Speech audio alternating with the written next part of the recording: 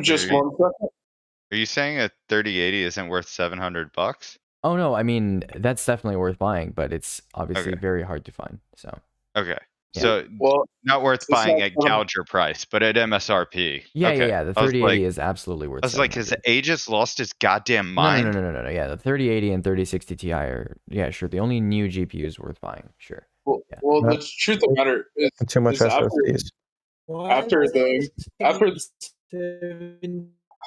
not worth it. Do people Uh, still live where DSL exist? I suppose they do. I mean, sometimes my voice well, sounds like that when my internet's having issues too, to be honest. Okay, well, okay. I am now streaming this voice call on Twitch and YouTube, so if you say something, just be aware you're being streamed as usual. Okay. I do not consent. hey, just Neither so do I. I do not Nice. consent Then you either. are free to leave. I Okay, do consent. Elite, let's look at your list here.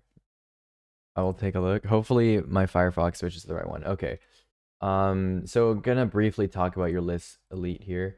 10400F good, B460 Pro 4. That's typically not a board worth buying, but that actually looks quite cheap for Australia B460, so that might be worth buying. The RAM, there might be something slightly cheaper, but that looks about right for Australian pricing. I would not get a WD Blue M.2 SATA. That's definitely not worth buying at that price. Hell no. 1660 Are Super. these Again, I would look for something used, like a used 580 for like maybe 150 to 200 Australian, and then sell that off later because it's not that different from a 1660 Super. It's like say like 30% off in terms of performance at like 4K. So yeah, I would probably go for like a used 580 or something because mid-range GPUs are just really in the shitter right now. these are Australian dollar prices, right? Yeah. 275 RA is like it's fine, but that's still a bit expensive. And Australia has good pricing on like Cooler Master cases. In Win PB, there are better units around that price in Australia. If you're gonna get a Wi-Fi adapter, get an AX adapter, or just get a Wi-Fi motherboard. There's definitely cheap B460 Wi-Fi boards. Monitor's Dude, cool. is a G502 seriously $80 fucking dollars? G502 Hero is definitely not a relevant recommendation anymore. Pebble 2, I don't really mind that much. And the rest of this is just, yeah, just filler. So, okay. Well, that's that. With the new pricing in the US, the 3060 Ti is 500, the 3070 Hey, 625, Vsauce, Michael here. and then the 3080 will be $900. Yo, my friend has a yellow light on his X570 motherboard and his RAM isn't working and he has no display. How do you fix this? You look at the light on your motherboard, you see what it says next to it, and you try troubleshooting whatever it says next to it. So if it's like your RAM, then you try one stick, you try the other stick, or you try a different kit. Same thing, troubleshooting, isolation, the usual stuff, you know? Nothing special. Do you think it's worth buying for my future build while the sale lasts or wait? This is a LEDX 3 Gold. Buy now, think later. Sure.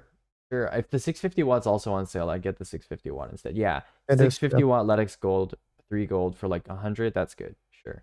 Oh yeah, how much is the 750 watt? Oh, 115. That's not that great. Yeah, I would either get the 850 or the 650 here. Once we go over $100, then we start getting into, okay, everything's $1 in between different Yeah, units. exactly. Which one do we pick? Exactly, dude. Just pick the one that has the nice aesthetic, dude. Dude, I like butterflies on mine. Butterfly power supply, that's the good stuff. Is this any good? All right, let's see. Somi, I got a 3080. Low key, the 3080 isn't that phenomenal as I thought it would be. Lol. I mean, if it isn't that phenomenal, nothing else is gonna blow you away because that's as good as it gets right now, dude. All right, let's see. Hold on, whose list is this? Somi, is this any good? Let's see. Okay. I don't know what this is for. You're gonna have to talk about what this is for. But just briefly here, I wouldn't get a 4x8 kit. I'd get 2x16 instead. X570 Tomahawk Wi-Fi is vastly overpriced. Yeah, you should probably be going B550. H150i Elite Capellix is like, there's definitely better AIOs, but if you're getting that for the aesthetic, then whatever. Rocket 4 is pretty cringe. Rocket Q is also pretty cringe. 3080, if you're getting that because it's white, then yeah, understandable. TD500 mesh white, that's fine. That's also fine. That's also fine. O minus pink is fine too. That's fine too. Yeah, peripherals are actually pretty well chosen, but everything else, SSDs, RAM, like everything in the first half of the list is not great. Is there any way to reset the motherboard without going into BIOS since he has no display? Yeah, CMOS reset. Google how to do a CMOS reset. That's how we've been doing it since the beginning of time. Hey, Aegis, I heard a Rip your Segotep battery colorful straight off the 600 board. watt is not appropriate for a 3070. Can you explain why? Okay. The Segotep unit's like decent, but if you can afford a 3070, you should probably be investing into a better unit. It's like a good, it's like great for its price. For like 50 bucks, there's nothing that beats the Segotep really.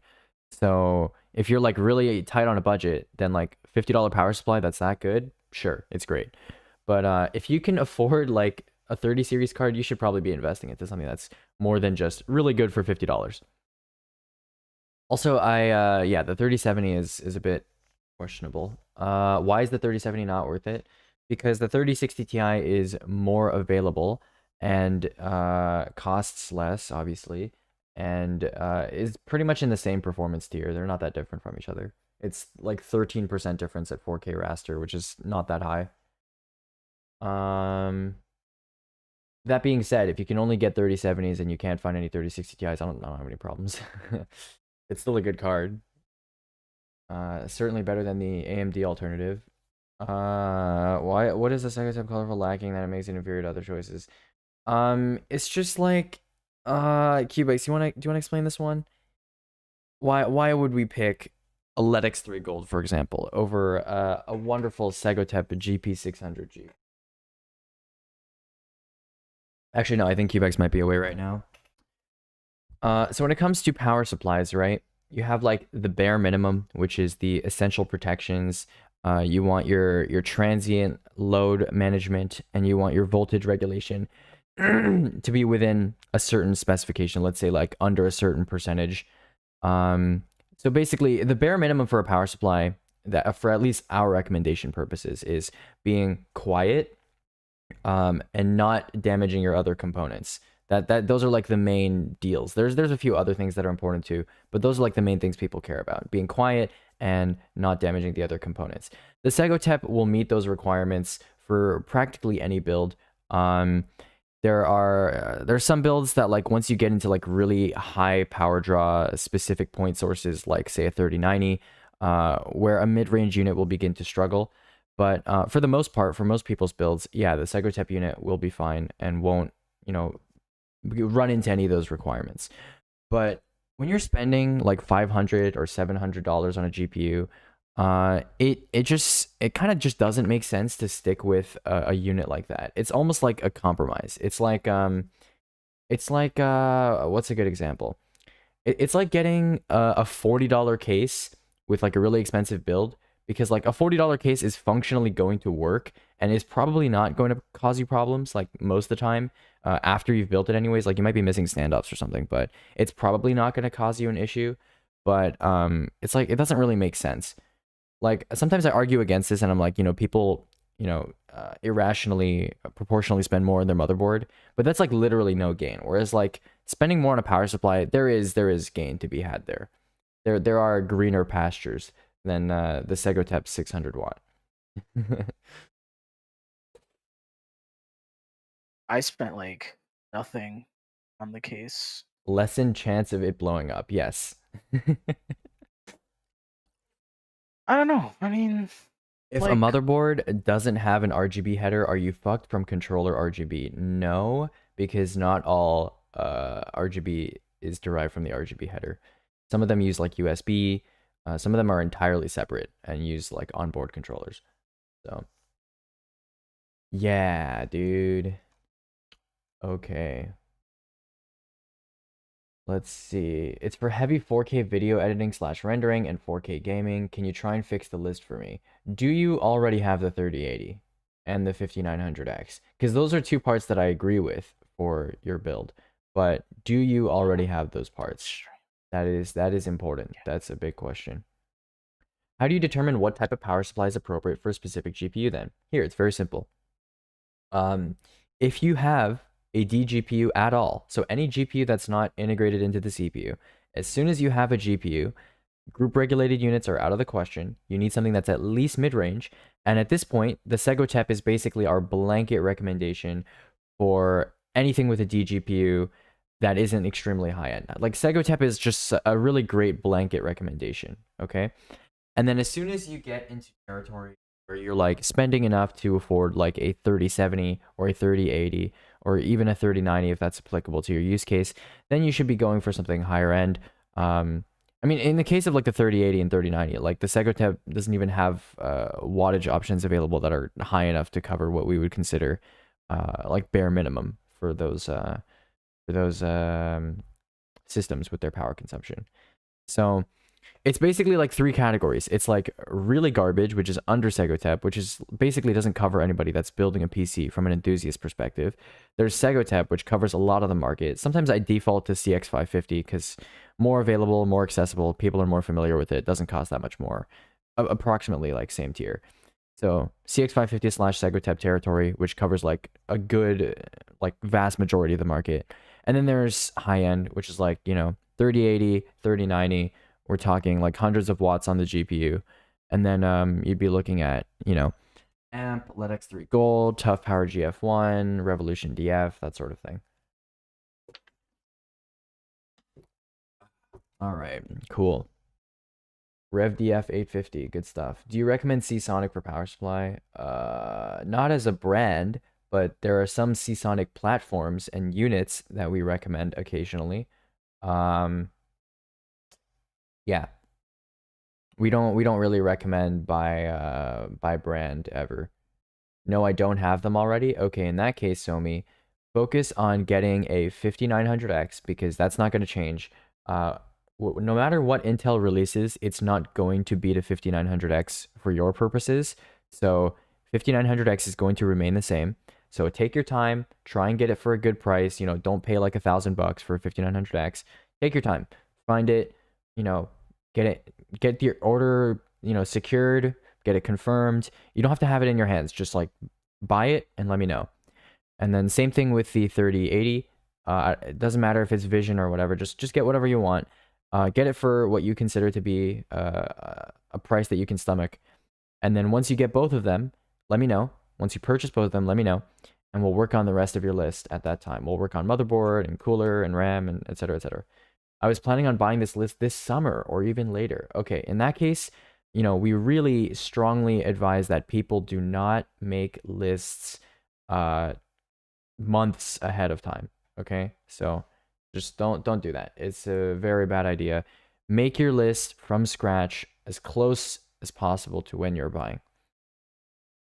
What is considered high-end? Like before Ampere, I remember people saying a 2070 Super is not high-end, but a 2080 and above is. That's a bit confusing because the 2070 Super and 2080 are practically like next to each other.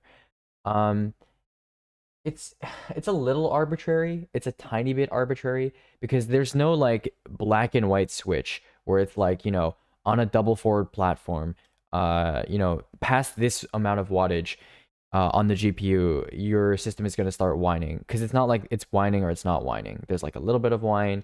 It's like a graduated scale. You can think of it like that. So it's kind of arbitrary. You can place it at different areas, but I tend to say that, when you're starting to spend like several $100s on a GPU and the rest of your build, $50 for the power supply is proportionally very small, I would say it's worth it. Like once you have, a sizable SSD, which is a significant upgrade. Once you have, a CPU that's more than just the 10400, or a GPU that's more than just like a 3060 Ti, which are like, value peaks right now, then I would say allocating more to your power supply is the logical next upgrade. Like a lot of the time with building a PC, it's about making the least amount of compromises that you can within a specific budget, and or making like the next logical step up. So let's say you have an $800 budget. And maybe your budget increases by $100 and you're thinking, what's the next logical upgrade? What's the thing that's I'm gonna notice the most, right? Like what's the thing that's gonna be most significant to me?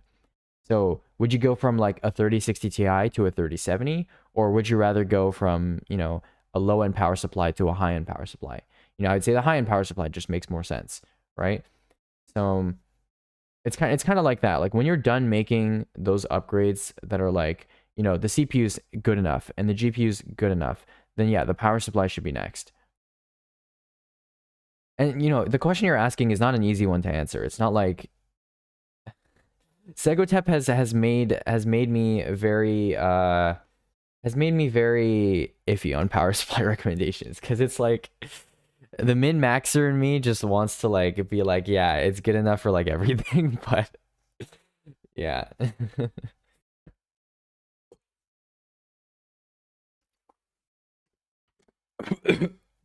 Oh god.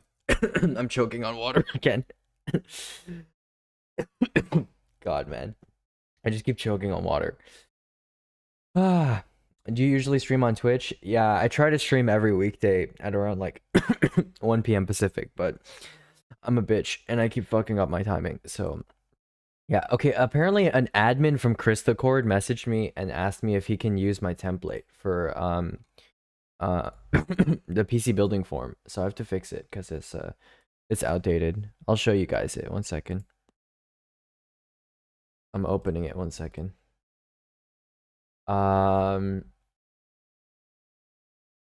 Should I try and find a 1600 AF for the build path or stick with the 10100? Those are both good CPUs, but I don't think you'll be able to find a 1600 AF for like a super good price right now. So, unfortunately, maybe you'll have to go with the 10100. Well, that's not that unfortunate, but yeah. I need to edit this text here.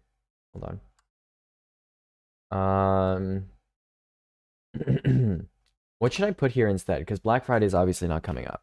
So, when are you buying? If not now, then fill this out on the day you plan to buy. Instead, things change fast. What should I write here? I don't want to put any like time sensitive information into the form, because then I have to like keep changing the I have to keep changing the form. So okay. Recommendations have the potential. Oh my god, Photoshop is so laggy on a 3400G. To change every day. So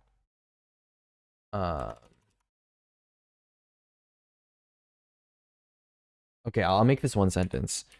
Since recommendations have the potential to change every day. I just want this to be filled up. There's some space here and I want to like fill it with words.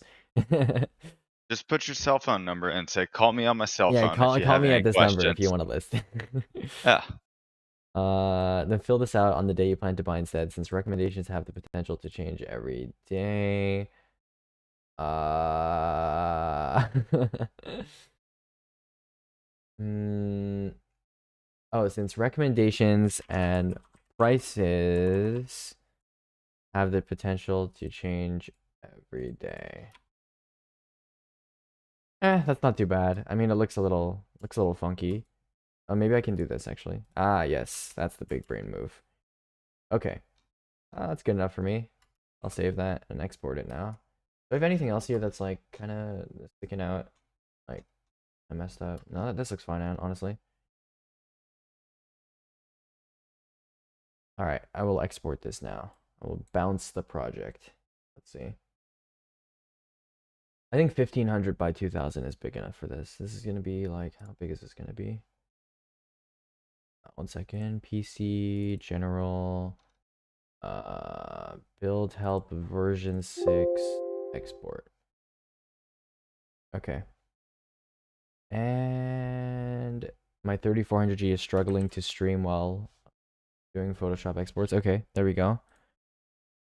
All right, and that's enough out of that. I will send the new form into voice chat text. Give me a second. PC general build help 6. There we go. 1 second. Give me a second here. Okay, and I'll just send it to this guy. Build help v6. Okay, there you go. There, I updated it. Okay, so this is the new form. I hope that's a render issue on my browser. Okay. Yeah. Okay. I will send this new form into chat. 1 second. Okay. There we go. Oh shit, I already sent it. My bad. Uh-oh. Cube is gonna yeet Danny. He's gonna do it. How trash is my build because people recommend me different stuff? Okay. Why not make a list months in advance? Good question. If you check build advice thread, let's check the pinned messages here. All right. There are 6 primary reasons why you don't plan early / buy over time. Prices in your list change. So if you have a list of like 7 parts, which most people have, your CPU might go up and down in price, and then it might not be worth buying at a certain price. So if you make a list months in advance, that can change. Competing part prices can go down.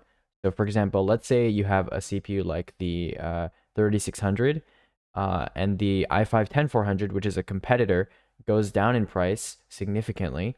You won't see that on your list directly, but that will subtly make the CPU in your list not worth buying anymore because the competitor is much cheaper. There are supply changes, so stuff in your list might go out of stock, or other parts that might have been worth buying at the time become in stock instead. So let's say there's a really nice power supply, but while you're buying, it's out of stock, or while you're planning, it's out of stock, and when you go to buy, it actually comes back in stock and you don't realize. Number 4, of course, new products release. So that's like me telling people not to buy the 5700 XT or 2070 right before the 3060 Ti came out, because obviously the 3060 Ti demolishes both of those GPUs and is at the same price.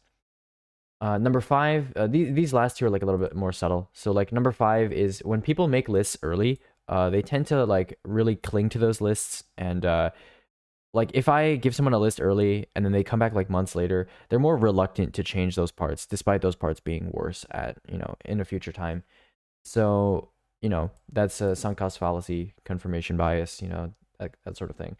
And then number 6, even if you make a list early, there are a lot of people who think that spending a lot of time in their list and making iteration after iteration over the course of months is going to give them a better result. A lot of the time, if you just come to me at the end of your purchasing period and you like have the money and things are available, you end up with the same result anyways, because I'm going to give you the same list. It's going to be, good at that time anyway. So don't spend months of your time making lists over and over and over again. Okay. Give me a second. Do you know about the Modus M2? No, I don't. Do you add people on Discord? I'll be watching you. All right, dude, sick. Where is Poggers' list? I gotta look at your list. 1 second, dude. Poggers, there it is. Okay, let's look at your list. By the way, the build showcase channels for completed lists, not for like PC part picker lists. But no, I know what you're doing. Okay, let's see. This list is not good, Poggers. This list is no bueno. We don't like you. Okay. 3600, $200, not worth buying. B450 Gaming Plus Max at that price, certainly not worth buying. SE234, I'm okay with that if you want an RGB cooler. I would also consider the 212 black RGB, given that the 234 is now like almost $50, where it used to be like 35. So yeah, I would consider the 212 black RGB as well. That being said, if you like how this looks, then that's cool too. I mean, they look pretty similar. RAM overpriced. P2 is not worth $100. 3070 GX Trio. I'm assuming you haven't actually bought that yet, in which case you should try to buy the GPU first before you buy anything else. So yeah, like I'm telling many people, get the GPU first. So because the GPU is easily the hardest part to get right now, get the 3070, 3060 Ti, 3080, whatever you're trying to get that for an acceptable price first, and that will determine when you buy, because everything else will come after. Everything else is actually available. CPU, besides Ryzen 5000, available. Cooler, motherboard, RAM, storage, case, power supply. All of those things are purchasable right now and are not insanely overpriced, okay? Whereas the GPU is easily the most difficult thing to find. So find the GPU first, and then everything else in your list will decide then. But no, that list is not good, and will likely not be good in the future too. Okay. Where is the other thing? Rat. Let's look at Rat's list. Good old Rat. Good old Rat. 1 second. Give me a second. I gotta scroll through this. All right, let's go to Mr. Rat's list here. So 5600X. Okay, well, first of all, did you buy all this stuff already? Rat? It's all bought? Okay. Well, I'm assuming you found the 5600X and 3080 for some reasonable prices, and I'm assuming you didn't spend $1,600 for 3080. Because that's the current price, that's the going price for it. You said you paid $100 under MSRP. That's great. Yeah. Then I'm assuming you spent like 800 or 900 or something like that on the FTW3U. So pretty good, pretty good. D15 is not a good choice for a 5600X.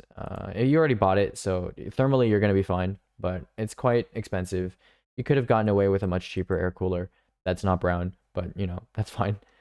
X570 Tomahawk Wi-Fi, again, an extremely overpriced board for what it gives to you as a consumer. So, I mean, like, the price is not something like I necessarily disagree with, but it's not going to give you anything useful. So, for a consumer, it's not a good price, yeah. Okay, quad rank, 232 gig sticks. If you're getting 64 gigs, I assume you know what you're doing, but like, yeah, I don't know. Most people that need 64 gigs of RAM would probably have gone for the 5900X instead, so I'm not really sure what your use case is. A little interesting. 970 Evo, certainly not worth buying.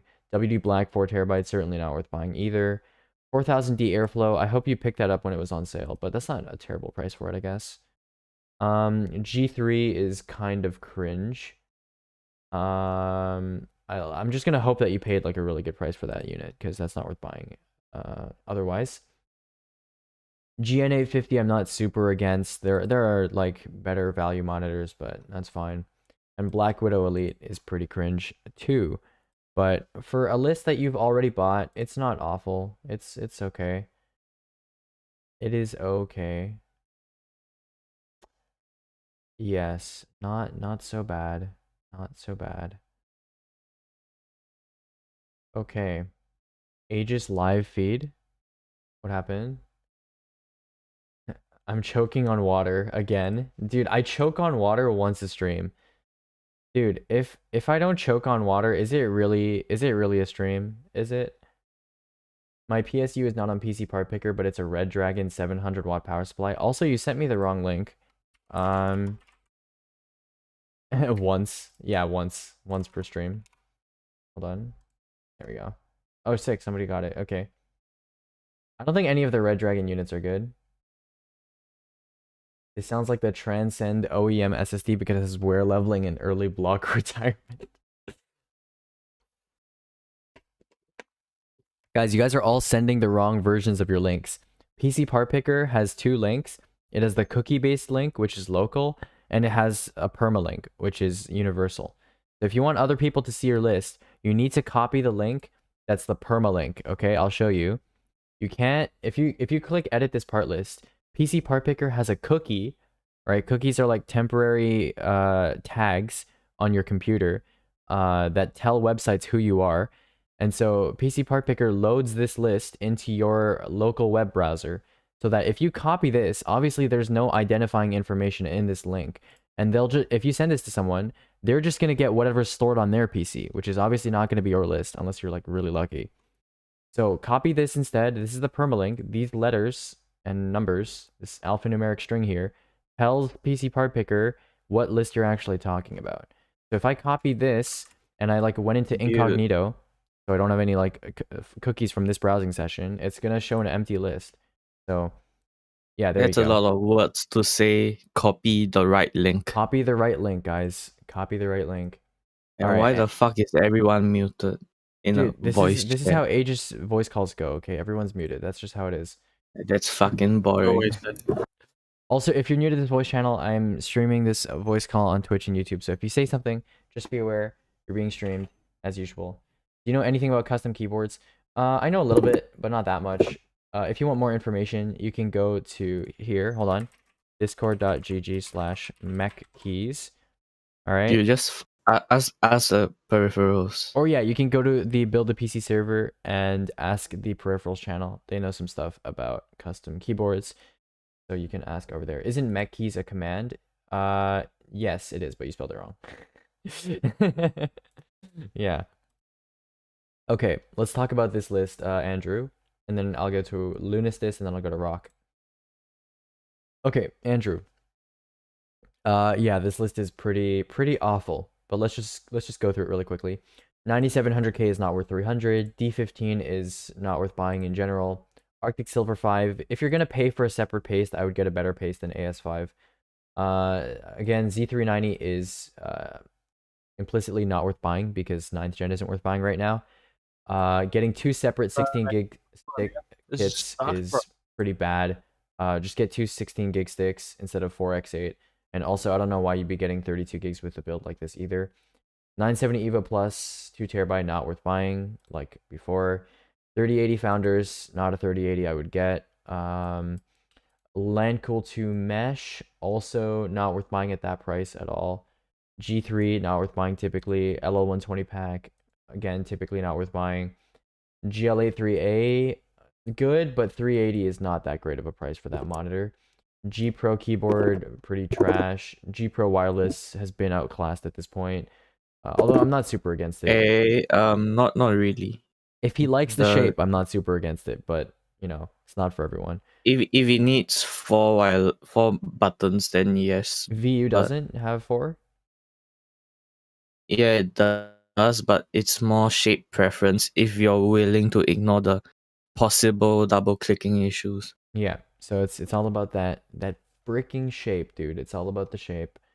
Arctis 7 is pretty cringe. Yeah, with this budget, you should certainly be going for a higher end audio setup. Yeah, it's definitely outclassed by the G Pro X if you don't need all of the side buttons. Yeah. And then external hard drive. If you're gonna get an external hard drive, get one that's like twice as big. Get a NAS quality drive, and it's like 1.5 times the cost. So that's a pretty cringe hard drive, I would say. All right, let's keep going. Next person. Let's go to Rock, and then Lunistis. I messed up the order there. Okay. Rock. Let's see here. Rock. Who is using speakers? What the fuck? That is cursed as hell. Yeah, please don't use speakers in a Discord voice call. I don't want to hear my cringe voice reflected back at me. DT880s are alright. They're the best bayers, but that's a low bar. Shut up, Crunky, you're not funny. Based.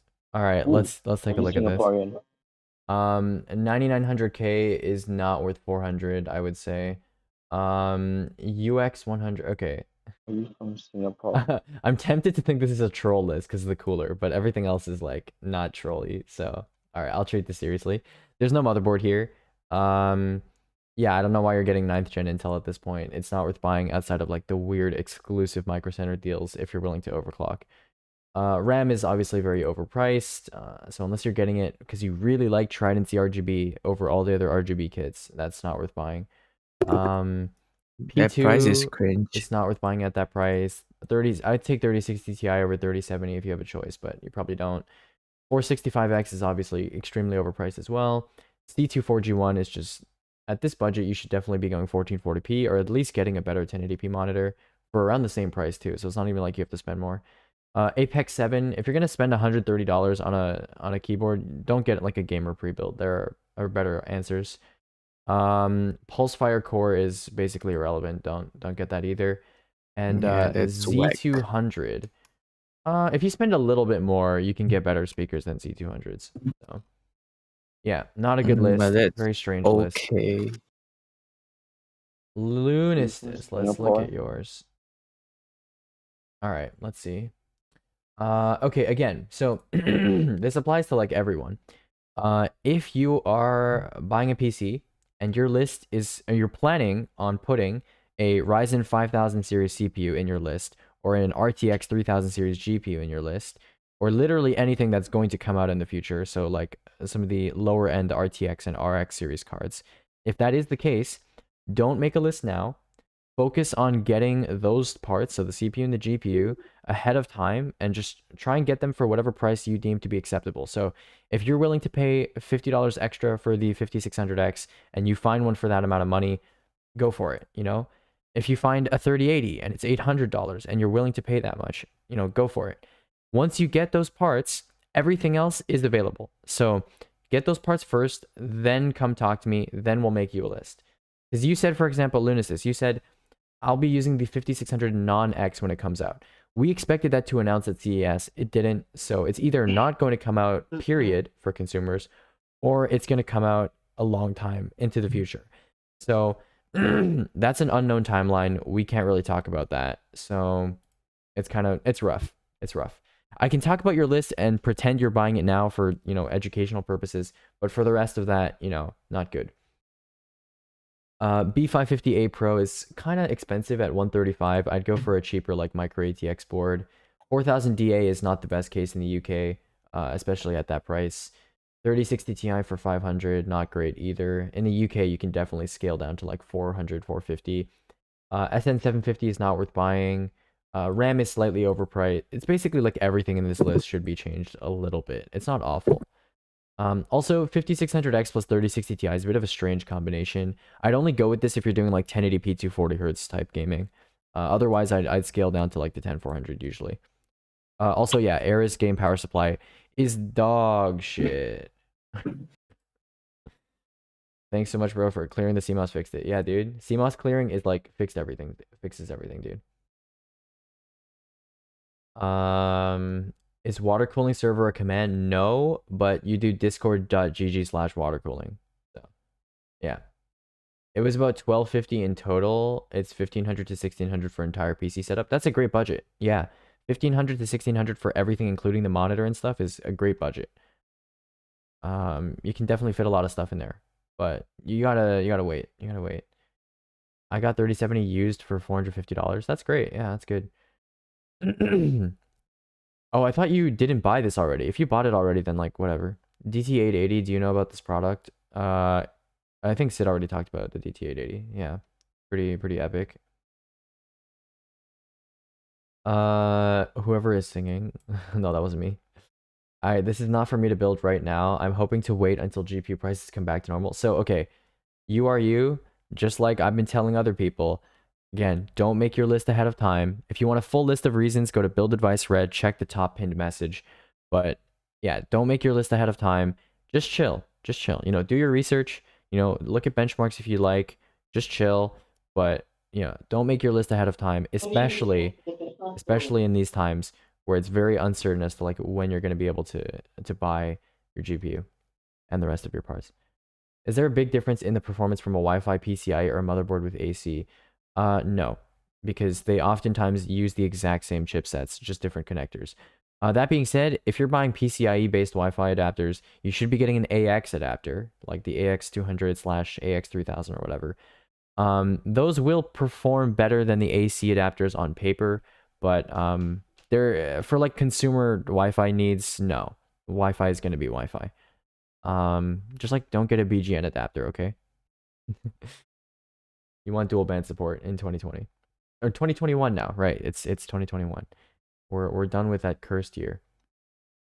Do you like grapes, by the way? Kind of off topic, sorry. Yeah, I think grapes are a pretty high tier fruit. Are they S tier? I'm gonna put them in like A tier. I don't think they're like top tier, like great. I don't think they're like a top tier fruit, but I think they're pretty good. Yeah. I think if grapes were like more versatile, like you could use them in more stuff, they'd be good. But like no one puts like grapes in like smoothies and shit. Like, you know what I'm saying? Like people put blueberries and like bananas in smoothies, but like grapes, not really.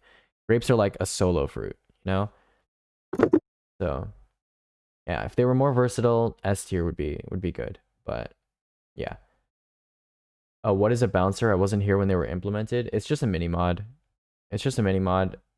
So yeah. Is banana top tier? When I was a kid, I used to hate bananas. I really hated the texture, and it was like I just didn't like thick fluids, like thick liquidy type shit. So like mashed potatoes, bananas, Greek yogurt. I used to hate that shit. I would like choke on that shit all the time. But now I'm like okay with bananas. I still think they're kind of dry and like not super great. I like my fruits juicy, you know what I'm saying? So like, bananas kind of dry. I'll put them like B or A tier. They're not that great. But in smoothies, pretty good. Smoothies, bananas are very top tier for banana bread, smoothies. You got a brown banana that's all mushy. You put that in that banana bread. Delicious, dude. That's the good shit. Rate this guy's drip 1 to 10. What the fuck? What the fuck is this? He's got the champion sweater.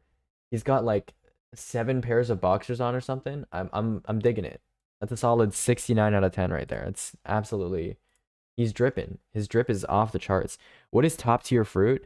I think golden kiwi is a top tier fruit. I know it's kind of weird because I don't think most people have tried golden kiwis. Golden kiwis are like green kiwis, except they're like not sour. And like that's all you could hate in a kiwi, Like, because like any reason why you would hate green kiwi is like the inner like rind part is like kind of chewy, so you just cut that out. And then like it's kind of sour. Like golden kiwis are like green kiwis, but they're just like sweet. They're like really good. They're just like infinitely better. What else is a top tier fruit? I would say I'd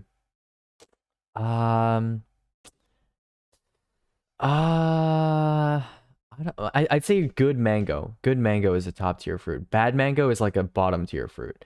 Mango can go from like anywhere from bottom to top tier. I'd also say pomegranate is like a top tier fruit. I know not everybody's a big fan of the pomegranate, Absolutely top tier pomegranates. Yeah, pomegranate though, to me, absolutely top tier. You eat that shit right out of the pomegranate. Eat those arils, just delicious. Now I want pomegranate, dude. I just want pomegranate now. If a friend offered me an old 1660 to use if I build the rest of a PC before I can get a 3060 Ti, would I be better off just still waiting and not doing that? No, if you can get a GPU. So I'm telling people, if you're desperate, you want a game, you want some gamer time, and you can find a used GPU that's not awfully priced, then sure, the rest of the build is like, other parts are not suffering that much. So yeah, you can make the rest of the build now. So like, let's say, your current PC is literally like breaking on you, or like you're really struggling in games and you really need something, then yes, building a PC is an option right now, but I'd really recommend getting a used GPU. Your friend, is giving you a GPU to use. 1660 is totally usable. In fact, that's better than a used 580. So yeah, go for it. I can make you a list then if you want. Yeah. The main problem is the GPU. Look, I wouldn't be telling people to wait if GPUs were available, okay? And if Ryzen 5000 was available, but no. COVID is like that. Can you help me put together a build? I filled out the form you posted. $550 to $600 build US dollars. Most likely buying everything online for PC gaming mainly.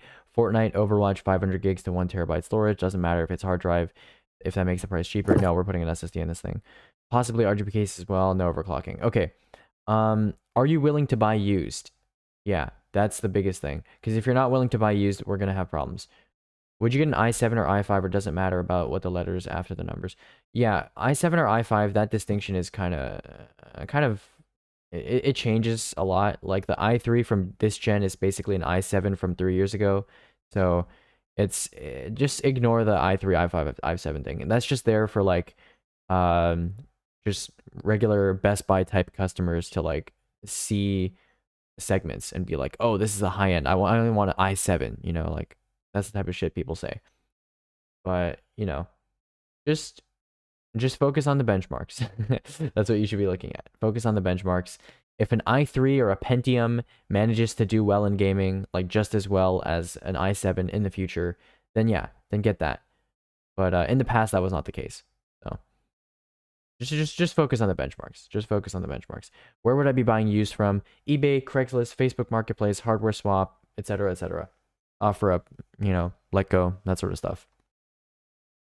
All right, am I missing anyone? Nat PC is not on the list anymore. Yeah, you forgot one thing. Top tier anime. Top tier anime. I don't really watch that much anime, so I cannot comment on that. Man. Okay, let's see. Should I go 10700K / 10850K or wait for 5000 series Ryzen? I have a GPU I can use for now. I just want to upgrade from my Ryzen 5 2600. The 2600 is decent, and I don't think it's really worth upgrading upgrading from. So I would keep the 2600 until DDR5 rolls out. And that's going to be at the end of this year or early next year. So I would definitely try your best to keep that 2600 until DDR5 comes out, because I don't think there's anything that's like a really big upgrade from the 2600 unless you're switching to like, you know, you're suddenly doing professional video editing and you need to change your CPU. But if you're not, and if you're just like gaming, keep the 2600. It's still like okay. I guess I'm cool with it. It's I for my want to do the wife that builds wants to get ASAP into if streaming. possible. I want to get into streaming. Use your GPU then. Yeah, if you're just getting into streaming, absolutely use your GPU. Use NVENC or VCN. That should definitely help with that. So you wouldn't even go 10th gen versus No, 5000? I would not. I would wait, what GPU do you have right now? Right now I have a 2060 Super. Yeah, But I 2060 want to Super get is Turing NVENC. Yeah, just use NVENC in OBS, and that will certainly give you a good streaming experience. Okay. I guess I'm cool with it. I want to do the build ASAP if possible. Okay, I will make you a list real fast here. Let's do it. So $550 to $600 US. Let's do that. By the way, do you live near a micro center? Because that will make my life easier. I think 10400 will fit in this list, but I might be wrong. Also, yeah, by the way, I no longer have a stream delay, so people should be able to answer questions faster, and I should be able to answer their questions faster. So that's pretty cool. That is, it's like 20 minutes away from me. Really? Okay, that's actually really great. That's actually superb. Which micro center is it? And we'll take a look at what they have in stock. That's actually really great for you, by the way. Having a micro center near you in the US with a low medium budget is just like, so good. Patterson? I don't actually know what that is. Patterson? Is it called Patterson here? Yeah, I don't see anything called Patterson. I've basically used all the micro centers here. So Patterson is in New Jersey. in New Jersey? Okay.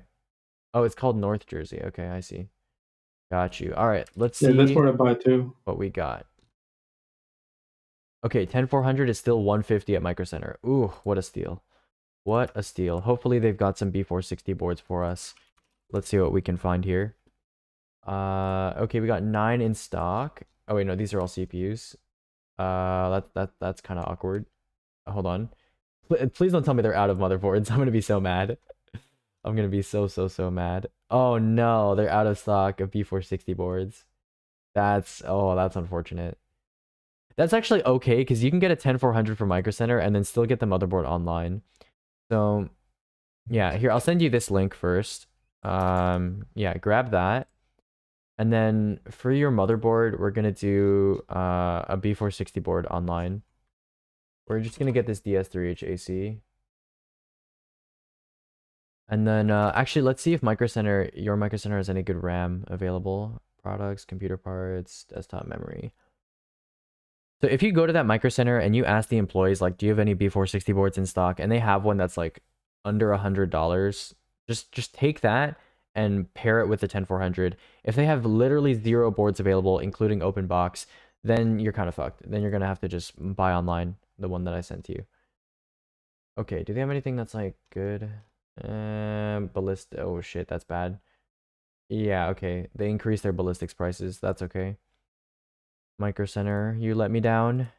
When the gamers needed you most, he disappeared. This is so sad. Alright, I guess we're just gonna get this Guile kit. This horrendously offensive Guile kit. Alright, and then we're gonna get a 1TB SSD. Actually, no, you're on a low budget. I keep forgetting. Kind of going off the rails here. Kind of unhinged. Alright, what SSDs do we have? We have P2, we have MP33, we have MX500. Oh, SX8200 Pro actually meta? Wait. Wait a second, what? Is this real? Best Buy selling SX8200 Pro for $55 for 500 gigs? That's not real, right? That can't be real. Wait, it's real. Oh my god, that's crazy. It is. I'm getting one. That's actually like that. Okay, all right. I haven't that SSD has not been meta in like a long time, so that's actually impressive. Okay, should we get? We have a lot of space left in your budget, actually. Wait, can you actually like post the link? Yeah, sure.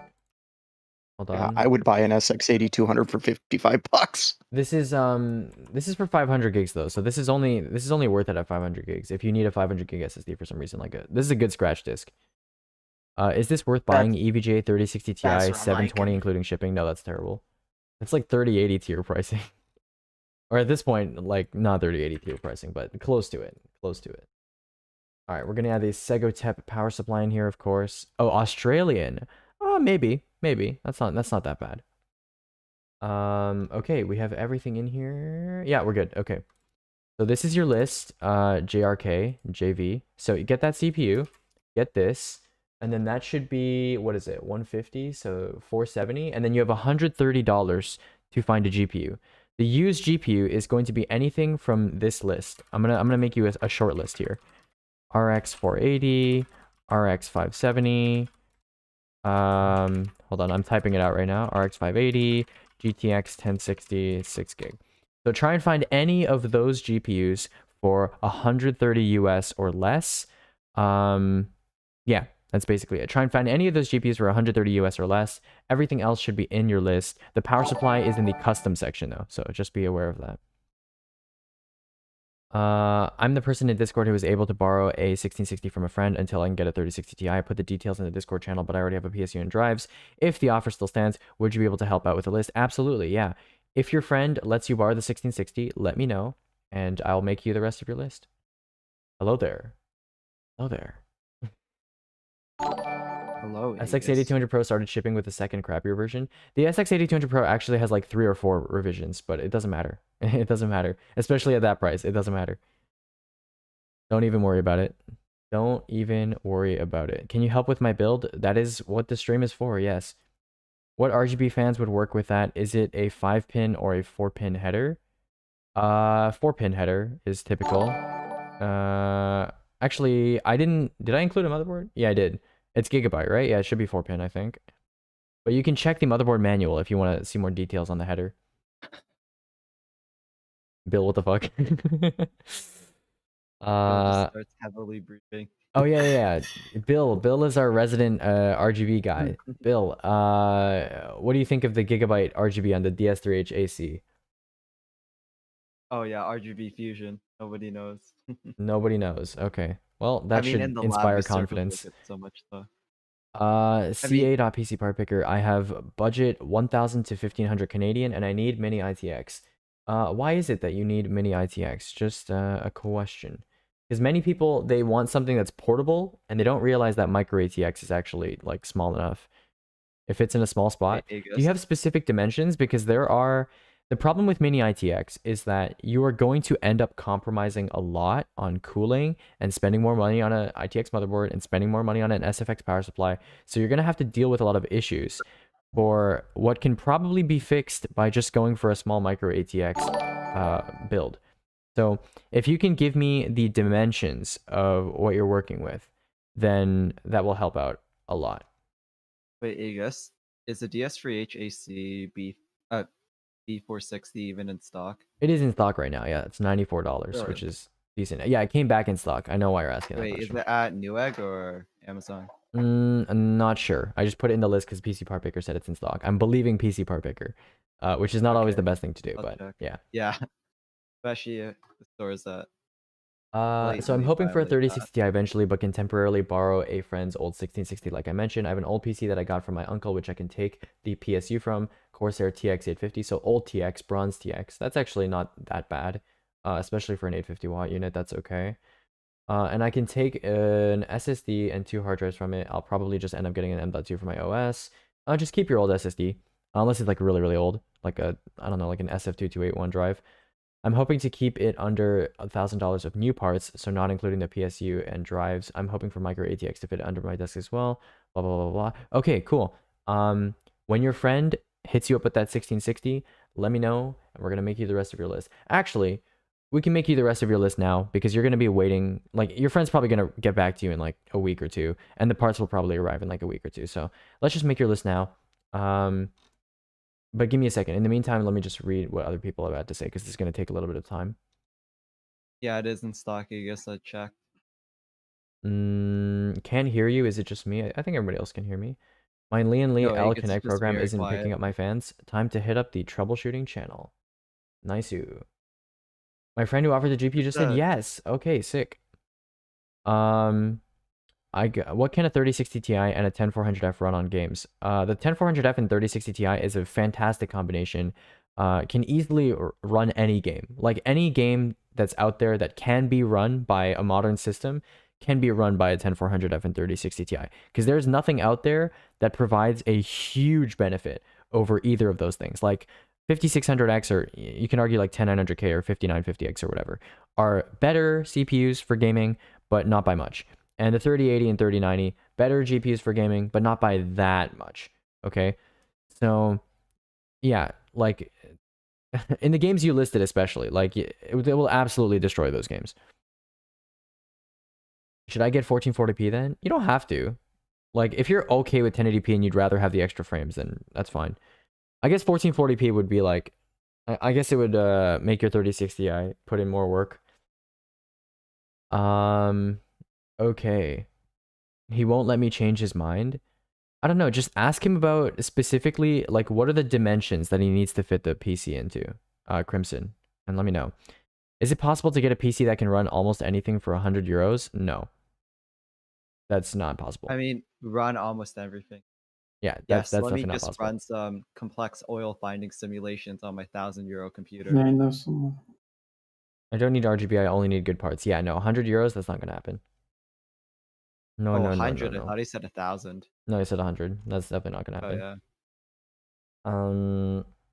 I don't know if you can even like build a like what people would consider to be like a modern PC in 100 euros without doing some really weird shit.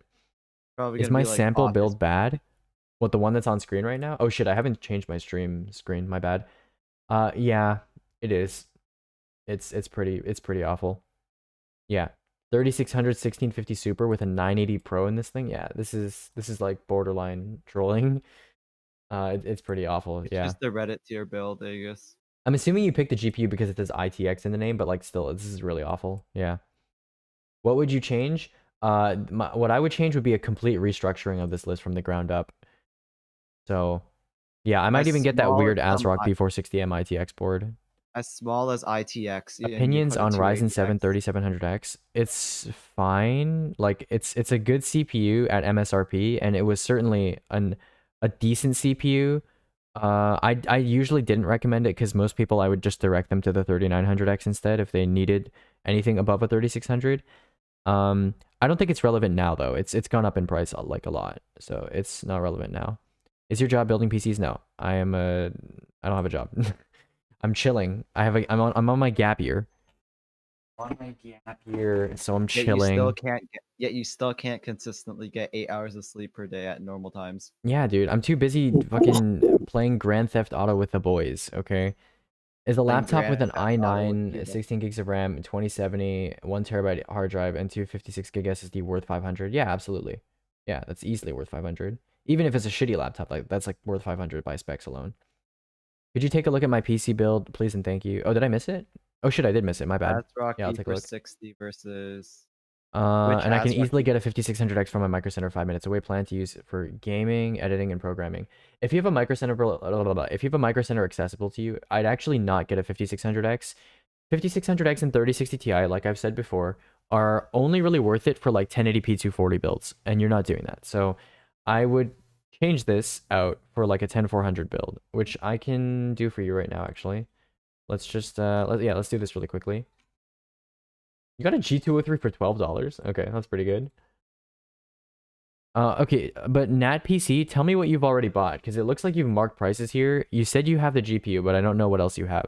So, yeah, tell me about that. By the way, I do have the Chicago Micro Center about 45 minutes from me. Yeah, I remember that. You did say that. So, Nat, in the meantime, case GPU mouse. Okay, I'll do Nat first, and then I'll do URU next, and then I'll check voice chat text for everyone else that I'm neglecting. Okay, so you have case, GPU, and mouse. In that case, I'll drop everything else here.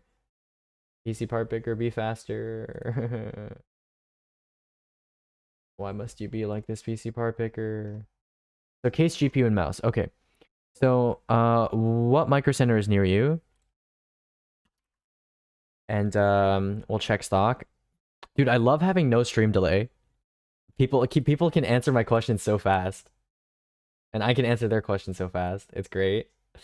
Okay. But what if people, you know? No, it's okay. I realize that it doesn't matter. Like, if someone comes in here and starts screaming the N-word, like, it's not on me. Like, Twitch doesn't, like, it's not on me. It's fine. I just mute them, and I remove them, and we move on. There's one B460 board in stock that's open box at Micro Center. That's so sad. It's $111, which is down to, like, what is it? Like $90 after the bundle? That's actually low-key worth buying. B460 Tomahawk is low-key worth buying for 110 if you bundle it and get it to like 90. No. Yeah, I'm about to go sicko mode on this.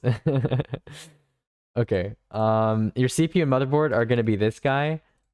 And as weird of a recommendation as this is, you're gonna get an open box B460 Tomahawk. Incomplete as is, remaining manufacturer warranty applies. That's not that bad. Yeah. If you're okay with open box, then you're gonna get that. If you're not okay with open box and you'd rather just get a new motherboard that isn't a little sketchy open box, which, you know, that's not to say Micro Center is like super sketchy or anything, but They'd take it back if it didn't work. Yeah, they still would, yeah. DS3HAC. Yeah, this is actually in stock. Okay, good. It's Newegg, by the way, the DS3HAC. So actually in stock. And then the rest of your build will make it. So I'll give you both options there. Nat PC. We'll do both of them. We'll get this horrendously ugly RAM over here. Very nice. We'll get a Ballin SSD. We're gonna get some spicy stuff. Let's see what we got. Okay. Helix L or 665p for the same price. 665p is better, but MP33 is also around the same price. What else do we have? Oh, SSD is hard today. SSD is giving me a headache today. We'll do 665p. 665p actually underrated. Thoughts on ID Cooling SE224XL? Is that a thing? Or do you mean to type XT? Hold on, let me Google this. ID Cooling SE224XL. Oh, I think you mean XT because I don't see an XL. Yeah, I'm assuming you mean XT. If you've been watching my stream, I shill that shit every day. So I think it is good. I think it is quite good. I've been shilling that ever since its first reviews came out. You know, we've been on this game. We've been part of the SE224 XT gang from day one. Oh, ST225 XT is a bigger version. Yeah, all of the coolers in the SE22X insert number here or SE234, like all of those coolers perform like essentially the same from the benchmarks that I've seen. So you can treat them the same.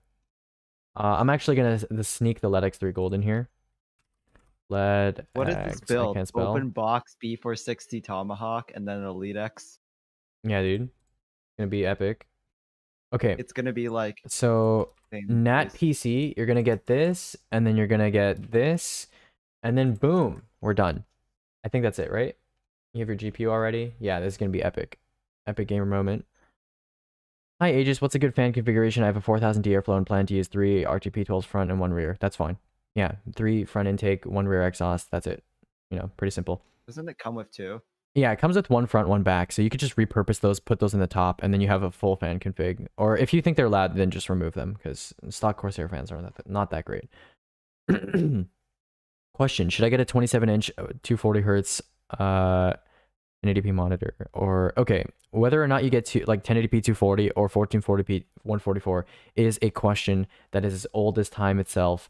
It depends on what games you play and what preferences you have.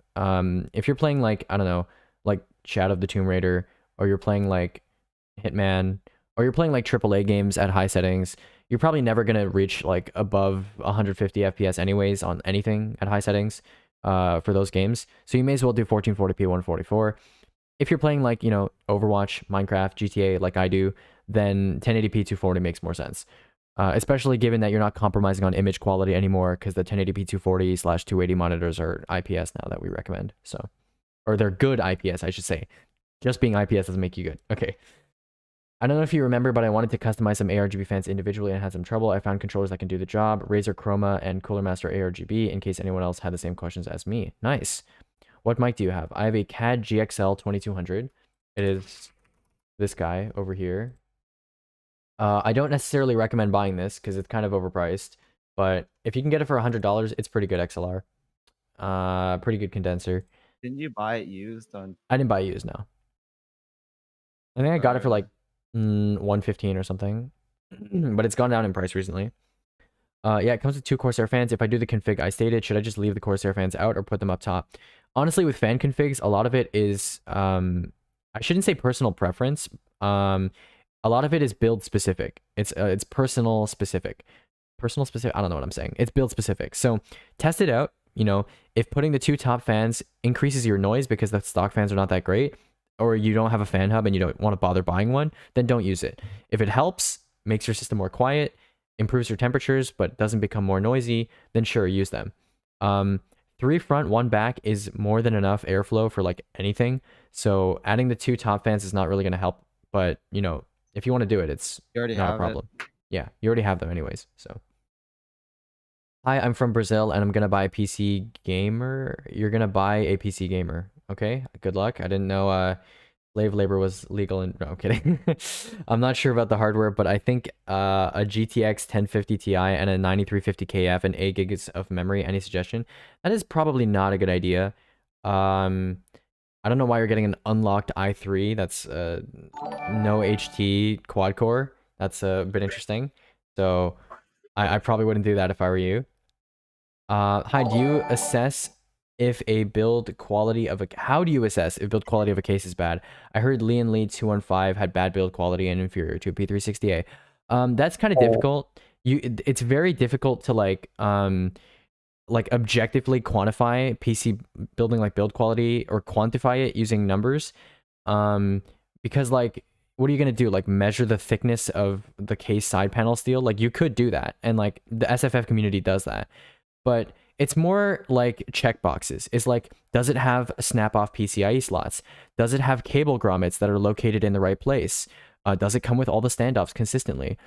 Is the front panel wiring fucked? You know, like there's a lot of different like questions that you can ask that are nice to haves, and those are things that I would consider in build quality. It's difficult to look for that kind of shit as a reviewer, and depending on what stuff you put in a build, like for example, let's say the drive cages in a certain build or in a certain case are not good. They're like substandard. They're bad quality. They're like made of plastic and easily snap.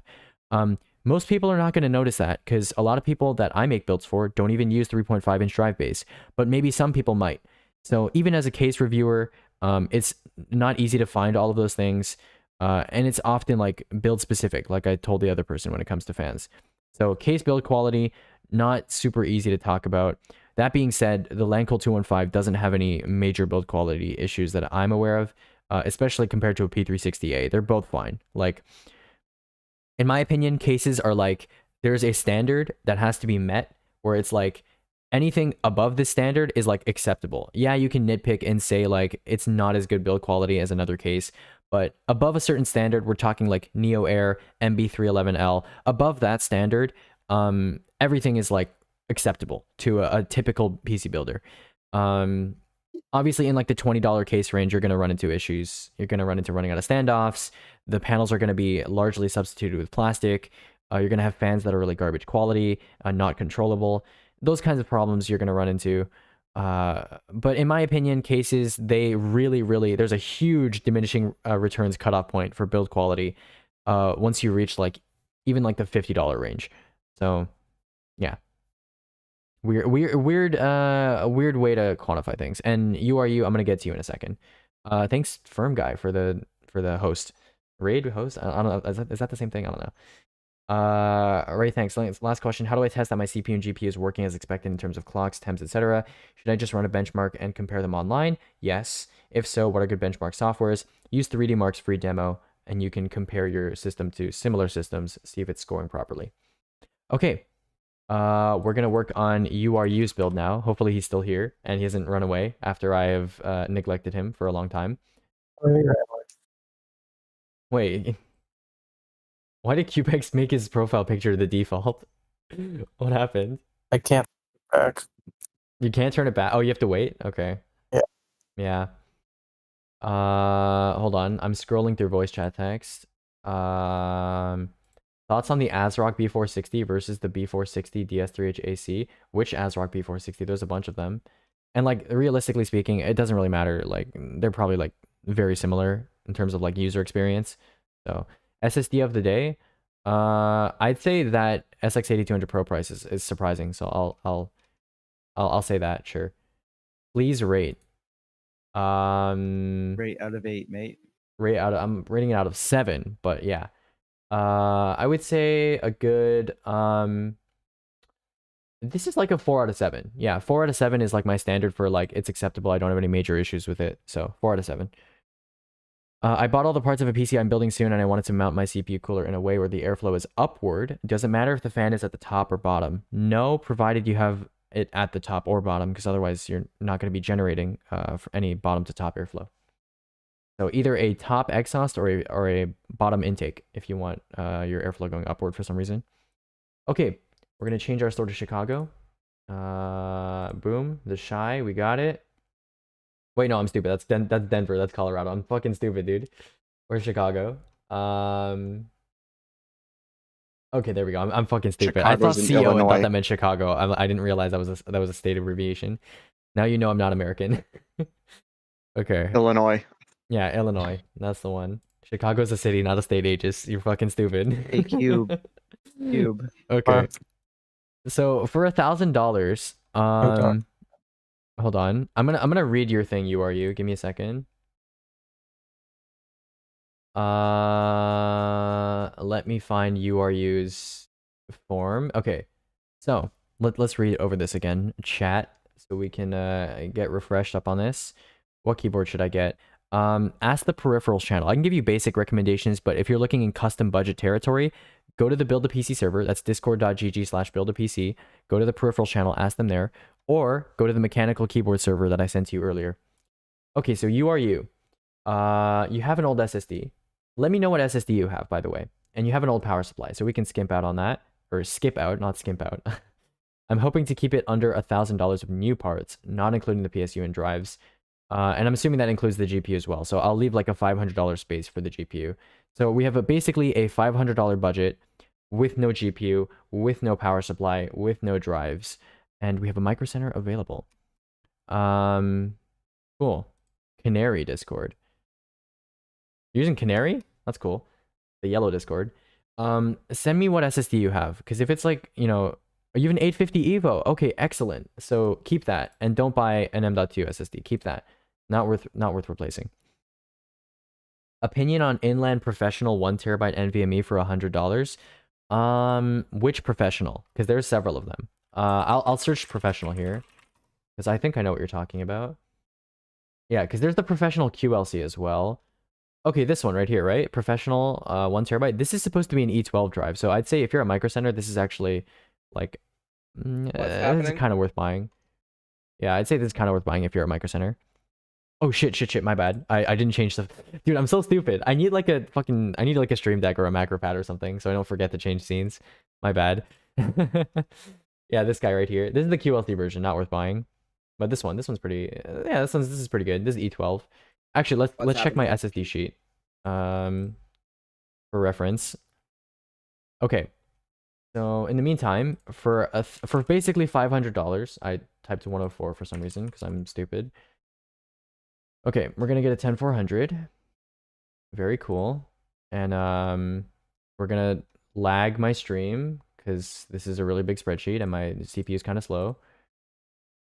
Computer parts. I know the Chicago Micro Center is pretty big, so hopefully they have B460 boards in stock. Please, please, please. Please, please, please, please, please. No. No. Everybody's doing the 10-400 builds. Yeah, especially I'm lost. especially since it's getting mainstream YouTuber coverage now. Everybody's doing them. We've been doing these for like What's months, happening? but yeah, the YouTubers they've caught on. They've caught on, dude. Then they're invading. Okay, Inland Professional NVMe. Oh shit! Wait a second. That's E8. That's not E12. Wait. There's okay. I must be confused. I must have put like the wrong controller here because there's no way it's actually E8. I must have put like also E12 on it. Hold on one sec. Come on, Google Sheets. I believe in you. Come on, Google Sheets. You can get there. Where is it? Professional NVMe E8. Huh? Where's the E12 drive? Oh, that's premium. Oh no. Okay. It's very strange that like I don't think the professional is still E8 because the E8's not a relevant platform anymore. I don't think they're still manufacturing it. So yeah, maybe the professional is not worth buying. I'm getting it mixed up with the premium. Premium is the E12 drive. Yeah, you don't want an E8 drive. That's pretty shit. So I would say no, not worth buying then. I'm in New York and there's 2 micro centers 20 minutes away from me and it makes me feel so cool. There's actually 3 micro centers 20 minutes away from you if you live anywhere in like mainland New York. There's Flushing, Brooklyn, and Westbury. And I used to live on Long Island in Great Neck, and all 3 of those micro centers were basically 20 minutes away from me, and it was amazing. Like living in New York is legit like the micro center dream. It's so fucking good. Anyway, so unfortunately for you, Mr.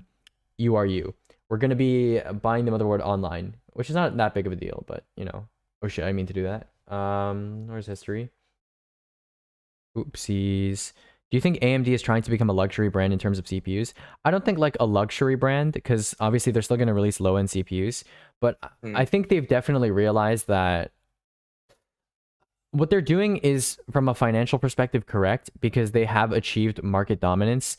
Like they have rightfully gotten the right, really, to advertise that they are like the best at everything. They're like the peak at everything. Whereas Intel used to be, you know, better but like more expensive. AMD kind of has that title now, but I wish they could have capitalized that on a little later once they have a larger lead, because getting a 6-core CPU for $300, like right when you've achieved that lead, and it's by a hair too, like the 5600X is, for example, sure, it's like the best realistic gaming CPU, but it's like it's such a slim margin that like I wish they didn't have to charge that much.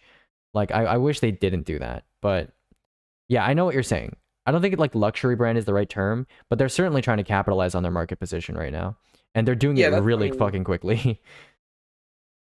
Yeah, I get that, but when is it acceptable to get a 5600X in a gaming build? Anytime in the past when you would have put a 10600K instead of a 10400 in a gaming build, that's when I would say it's acceptable to put a 5600X.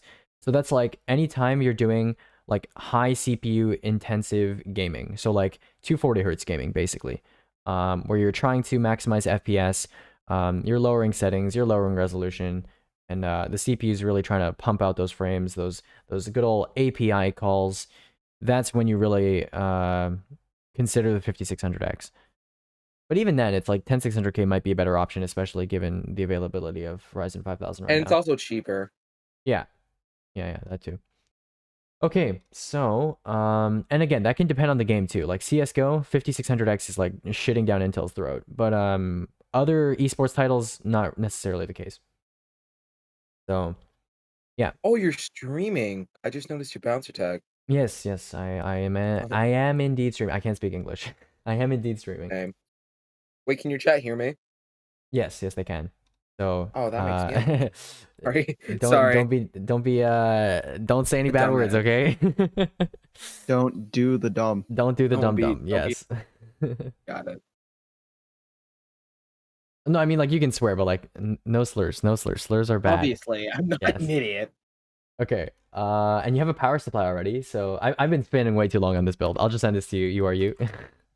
So 10400, you're gonna get that in store because you're not that far away from it. You said, I think, or yeah, I don't think you're that far away from it, and you save a decent amount of money. Plus, you get to go to Micro Center, so you know that's cool. It's like a nice little field trip. And yeah, motherboard online, RAM online, case online. This is from somebody else's list, so let me drop that. You have the storage, you have the GPU with the 1660, you have the power supply already. Boom. There you go. There we go. That's it. That is it. So yeah, good luck with finding your 3060 Ti. That's gonna be rough, I am certain. Yeah. All right, dude. Good luck. I've said AMD would do that for the past 3 years. People forget that the last Honestly, time if AMD you was ahead, they were charging $1,000 plus for Isn't single that core like every CPUs. single enthusiast Wait, brand what? though? Like OnePlus. Wait, what are we talking about? What time are we talking about? People were like, AMD would never do that. They're the consumer-friendly brand. Yeah, AMD is a company. They're a company at the end of the day. They're That's like every enthusiast brand, everyone with like Yeah, a I cult feel as following. if, like- Eventually they gotta.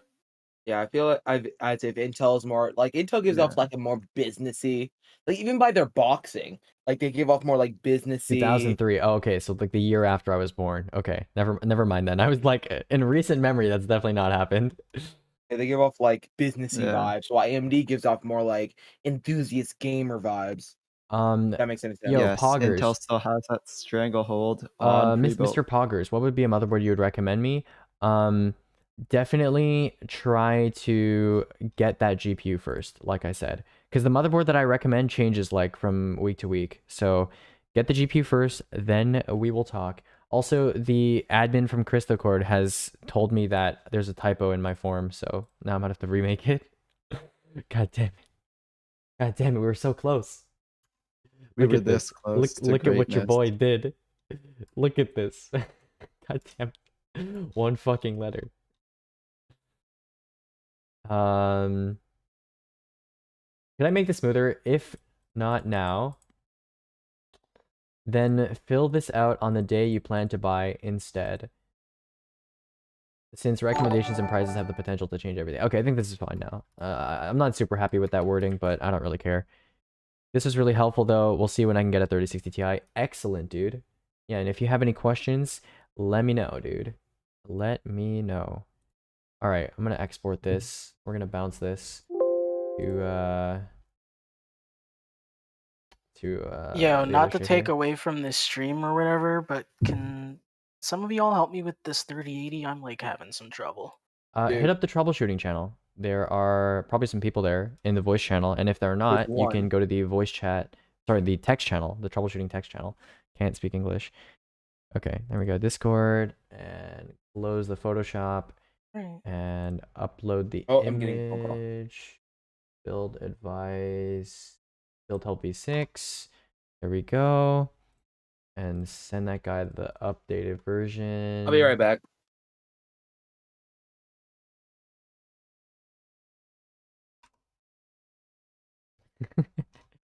Okay, there we go. We're good now. We're chilling. We're shilling.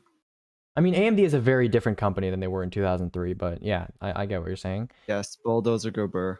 Bulldozer was not from 2003.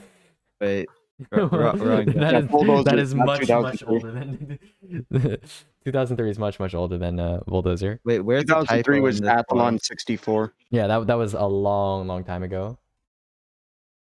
But no, they sold the FX51 was a bin 3200 plus that sold for $800, and then you had to buy a $400 motherboard and then ECC memory on top of it because it only worked with ECC memory.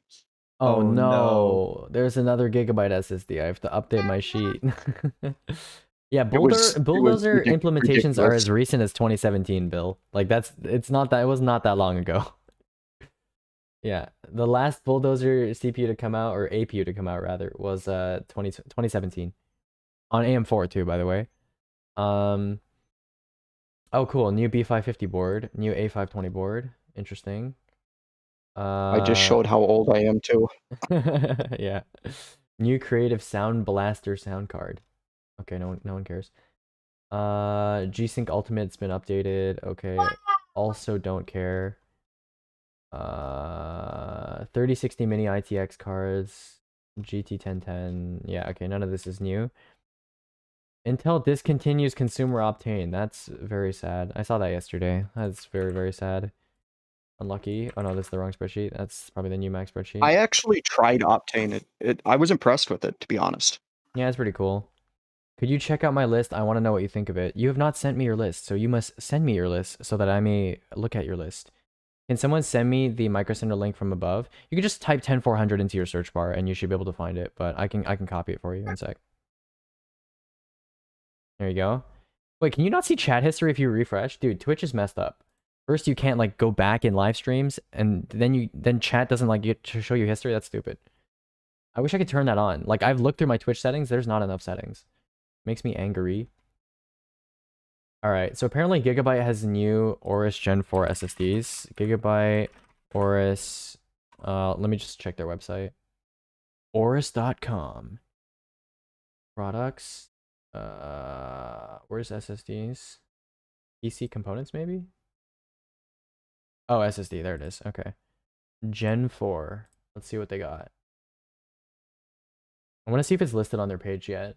Yes, it is. Yes, it is. And they only have 2, which is good for me because that saves my time.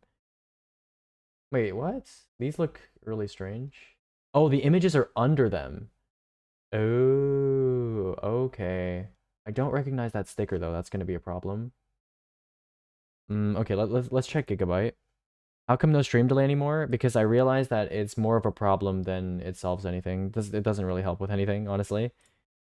And people don't come in here and like scream slurs that much, so it's not that bad. Sorry.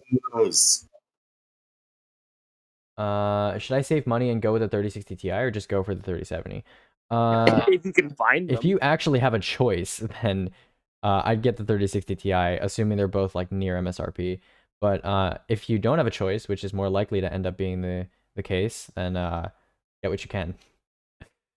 Get what you can. Basically. Because both of them are going to far outclass any of the last gen Well, GPUs you in have to terms of break into the NVIDIA price to headquarters and performance. steal them. Okay, I wonder if today this will support scrolling. Oh, yes it does. Look at that. Very cool. All right, do we have the proper Gigabyte Aorus NVMe thing here or no? Or does Gigabyte apparently have 2 new SSDs also that I haven't added? Wait, Okay, have apparently I've you missed guys out on ever these built as well. Have you guys ever built a PC before? I've Nope. replaced. I've No I've idea what a installed PC RAM is. and Oh. I've installed a fan before, so Yeah, I don't So you think I've never built a actually whole added PC? this SSD to my You never built a list. whole PC? no, not yet. If you install too many fans, it's painful to watch someone build a PC. I Really? installed Okay. one. Calm down. Alright. Yeah, it's just painful to watch someone build a PC. I was helping this kid out with he had a 3070. Right, I don't know how he got a 3070, but he got a 3070. And he was trying to jam the thing in. I was crying. Bryce, hold on. Forgive me, Father, for I have sinned and ordered 980 Pro 1 terabyte at 5:04 in the morning. That sounds like something someone would do on that server. Yes. I'm trying to build a budget PC for my friend for around $500, but it never worked around the price point. So Wait, is this just the non-heat synced version of the regular Aorus? I'm really confused. Oh, it is. It is just the non-heat synced version, isn't it? 5,000, 2,500, right? Yeah. Okay. I need to add a comment here. Add picture for non-heat synced version. Comment that here. And I didn't build this. It was someone from Discord. You trying to avoid the blame when I roast your list? No, okay. 1 second. I'll go why is there over 2 it. Aegiuses? Where's Gigabyte? How did you There it pronounce is. his name? Aegius? I just say Aegis. That's actually there's like a more official pronunciation, but I don't really care. Aegis. Yeah, what's up? Is that your name? I don't know how to pronounce I just say Aegis. You can say whatever you want. Oh god, Google Sheets is lagging. Cum slut. Yeah, that works. Wait, oh no, Google Sheets. No, I thought we were boys. That was so out of pocket. So I have a 775 watt PSU. It's White Plus certified. I think that is White Plus certified. It's just 80 plus. You just call that 80 plus. whatever Yeah. that's called. Yeah. It's the white one. Yeah. That means that How much just should means I 80 sell it plus. for? Yeah. How much That should I means that sell it's it for? probably bad. Yeah. So how much should I sell it for? Just like whatever you want. It's probably like, I don't know, 20, 30 bucks or something. It's probably What is someone will it? buy it. What is it? 770 watt, 80 plus. Yeah, I don't know. Just sell it for like 30 or 40 bucks on eBay or whatever, or Craigslist. Yo, It's Aegis, seven- can you hear the keyboard keyboard noise from me? No. I'm like typing. Just No. wondering. Now I can. Okay, I can hear it. Okay. Now I okay, can. That was good. me. Oh, that was someone else? Okay. What are you doing? I'm yeah, confused. I I'm know updating my SSD spreadsheet, but I'll look at your PC part picker list. 1 second. Some girls using Google Docs to build. Hey, her just are you PC single? part picker Yep. list. And planning on staying that way. Ooh. No, you gotta like move to Britain to be your reverie. No, that's a meme. That's a meme. Why is she like too old or something? No, me. I don't know Reverie that well. Okay, we're just homies on the internet. We're just chilling. Okay. Homies on the Minecraft server. You just Yeah, got called a we're cum just slut by chilling. one of them. We're just What? chilling. It was a random though, so it could be ass. Okay. Let's see. Yeah, this isn't that great. A2000 is not relevant at that price. They're probably just parroting that and not looking at pricing. Fuma 2 is a bit much for 5600X. I would go MATX B550 just to save more money and get Wi-Fi. And so you're not even like losing anything. You're just getting Wi-Fi, which is cool. I don't think Wi-Fi is worth it. RAM's to be honest. overpriced. If you're gonna go Ryzen 5000, okay, here's the hot take. Actually, no, this is not a hot take, but this is something that just logically makes sense. If you're going Ryzen 5000 for gaming, you're clearly, going past casual gaming. You're going into 240 hertz territory because otherwise a 10400 is basically like enough. And if you're gonna do that, you should be getting like decent RAM because if you're gonna go 240 hertz, you should get decent RAM. The 32 gigabytes, 3600. That's how we roll. That's how we roll. And then yeah, this power supply is just no. I don't know why people are still. So many parrots are doing EAG Pro recommendations now. It's like I don't understand. This is not relevant. Gold Pro. It wasn't relevant back when like we used to think it was like relevant, and like it's certainly not relevant now that its price has gone up, not down. Yeah, it's like 98. You can get like CXM or You can literally even get LeadX. not CXM. You can literally get the LED X3 Gold. Yeah, the LED X3 550. Gold. So this list, Or I'm feeling CXF if like a 2 out of 7, leaning 3. Can you build me a list for 3060 Ti? And that's assuming this is for 240 hertz gaming, by the way. For 3060 Ti, no. You need to get a 3060 Ti first. If you want me to make you a list, purchase a 3060 Ti first. Also, who is using speakers? Oh shit. When are you using speakers and it's open micing and I can hear myself? Ouchie, ouchie. I've got one shipping right now. Okay, sick. I can make you a list then. Just fill out this form. Hold on. I'll show the form on screen. V6. Wait, what's the most recent one? Is this the fixed one? Nope. V6. Build help V6. All right. What's the most recent one? I don't know. Is this the most recent one? No. Okay, just fill out this form basically. So, when are you buying? You can skip that. I'm assuming you're buying now. What's your budget? Is buying used okay? I'm assuming you're in the US, so do you have a Micro Center near you? What are you using the PC for? Kind of just try and be specific. How much storage do you need? Do you want like RGB stuff? You want a small form factor, etc. Are you willing to overclock? And any peripherals in your budget? And that's it. Pretty simple. Also, MSI is still bad for the 30 series, right? Not really. It's Ventus just that their direct is... contact isn't as good, but yeah. it's just okay. but you can't even find any in stock. So as long as you don't get the absolute garbage card, that's fine. Yeah, it's like MSI isn't a standout. Like Gaming X Trio is worse than the other like premium models that But Asus you and can't EVGA even are get selling. and you can't. You're not even at that point where you can choose. Yeah, it's not like you can it's pick and choose. So they're not Kinda like bad. They're just not ideal. Kind Which of is like the saying, fine. beggars can't be choosers. Like the Kinda thing like is, even that. if you get like a 3080, like I don't know, like the fucking Zotac Trinity or something, which is one of the worst Founders. ones, it's still a 3080. Just like I don't know, just undervolted. It's quirky. Wasn't there a fix for the founder's memory or not, Aegis? I Yeah, remember yeah. something The like founders that. got fixed You rather slapped- quickly, like within the first You month. slapped some thermal pads or whatever on Yeah, it. yeah, yeah. But it's still one of the worst 3080s. Like it still has some of the worst thermals, so it's still not great. I mean, sir, this is a founder's card. It is. I mean, like, look, the 3090 this is is like the one one of the with better the 3090s for founders, so it's like it's not like that's an excuse. Also, like super thick though, right? Three It's, yeah, slot. it's quite big, but like all of the 3090s are thick. Oh shit, I am. Yeah.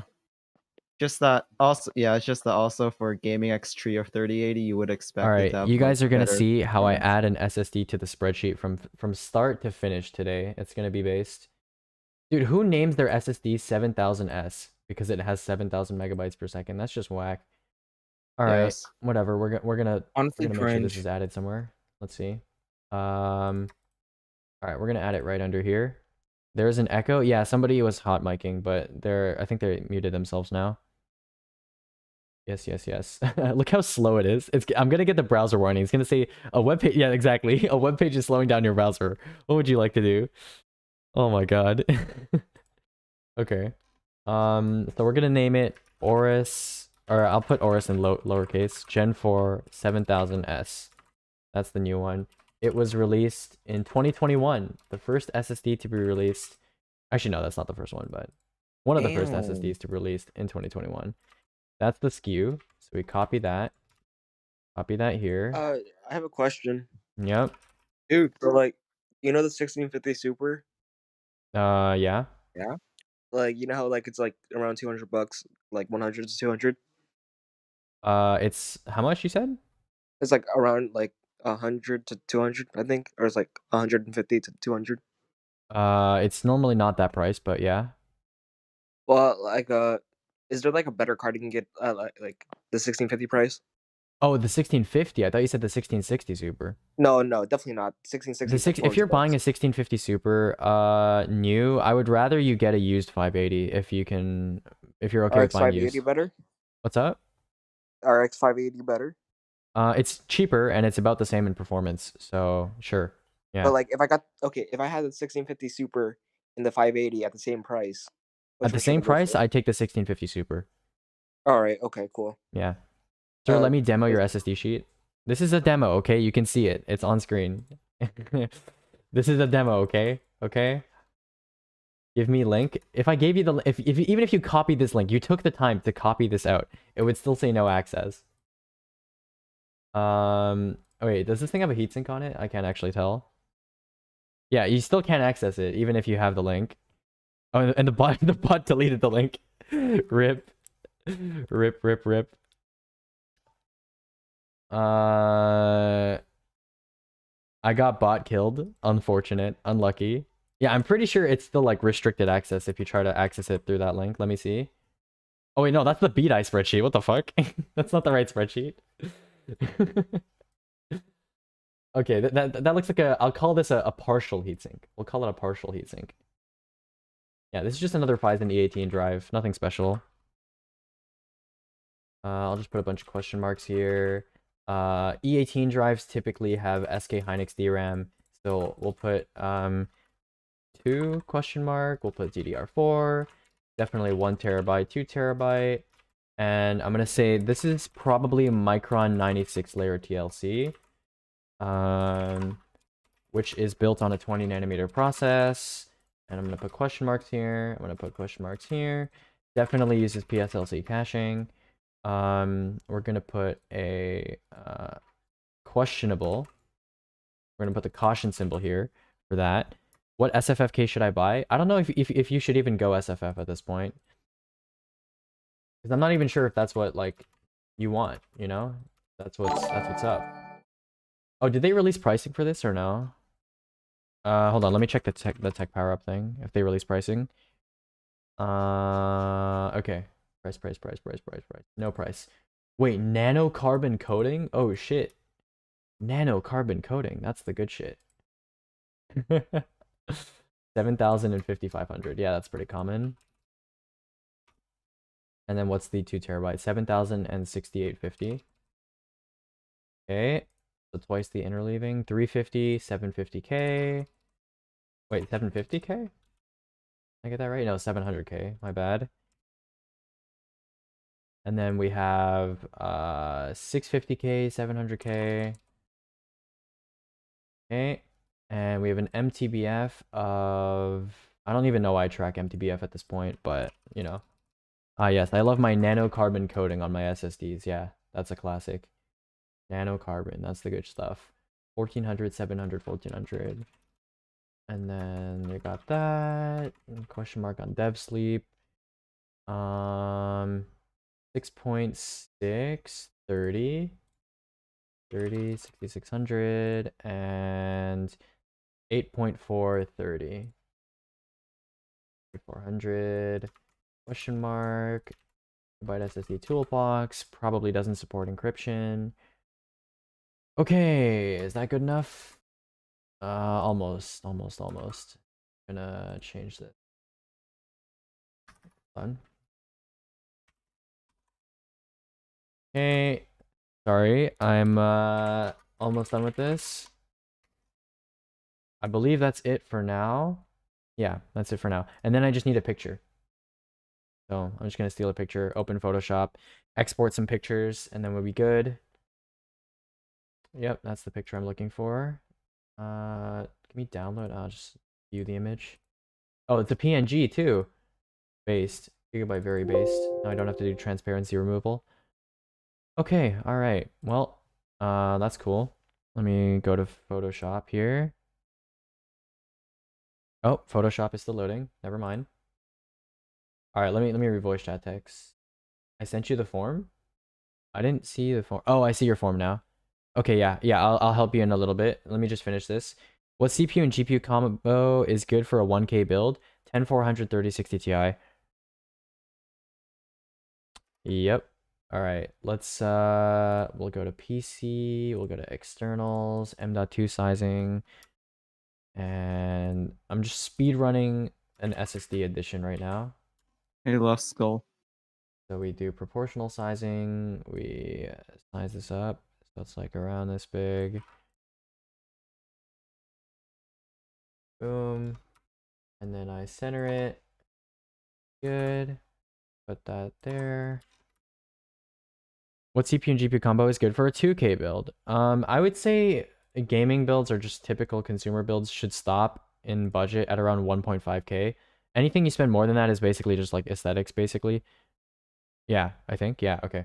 So that would be like 5600X 3080.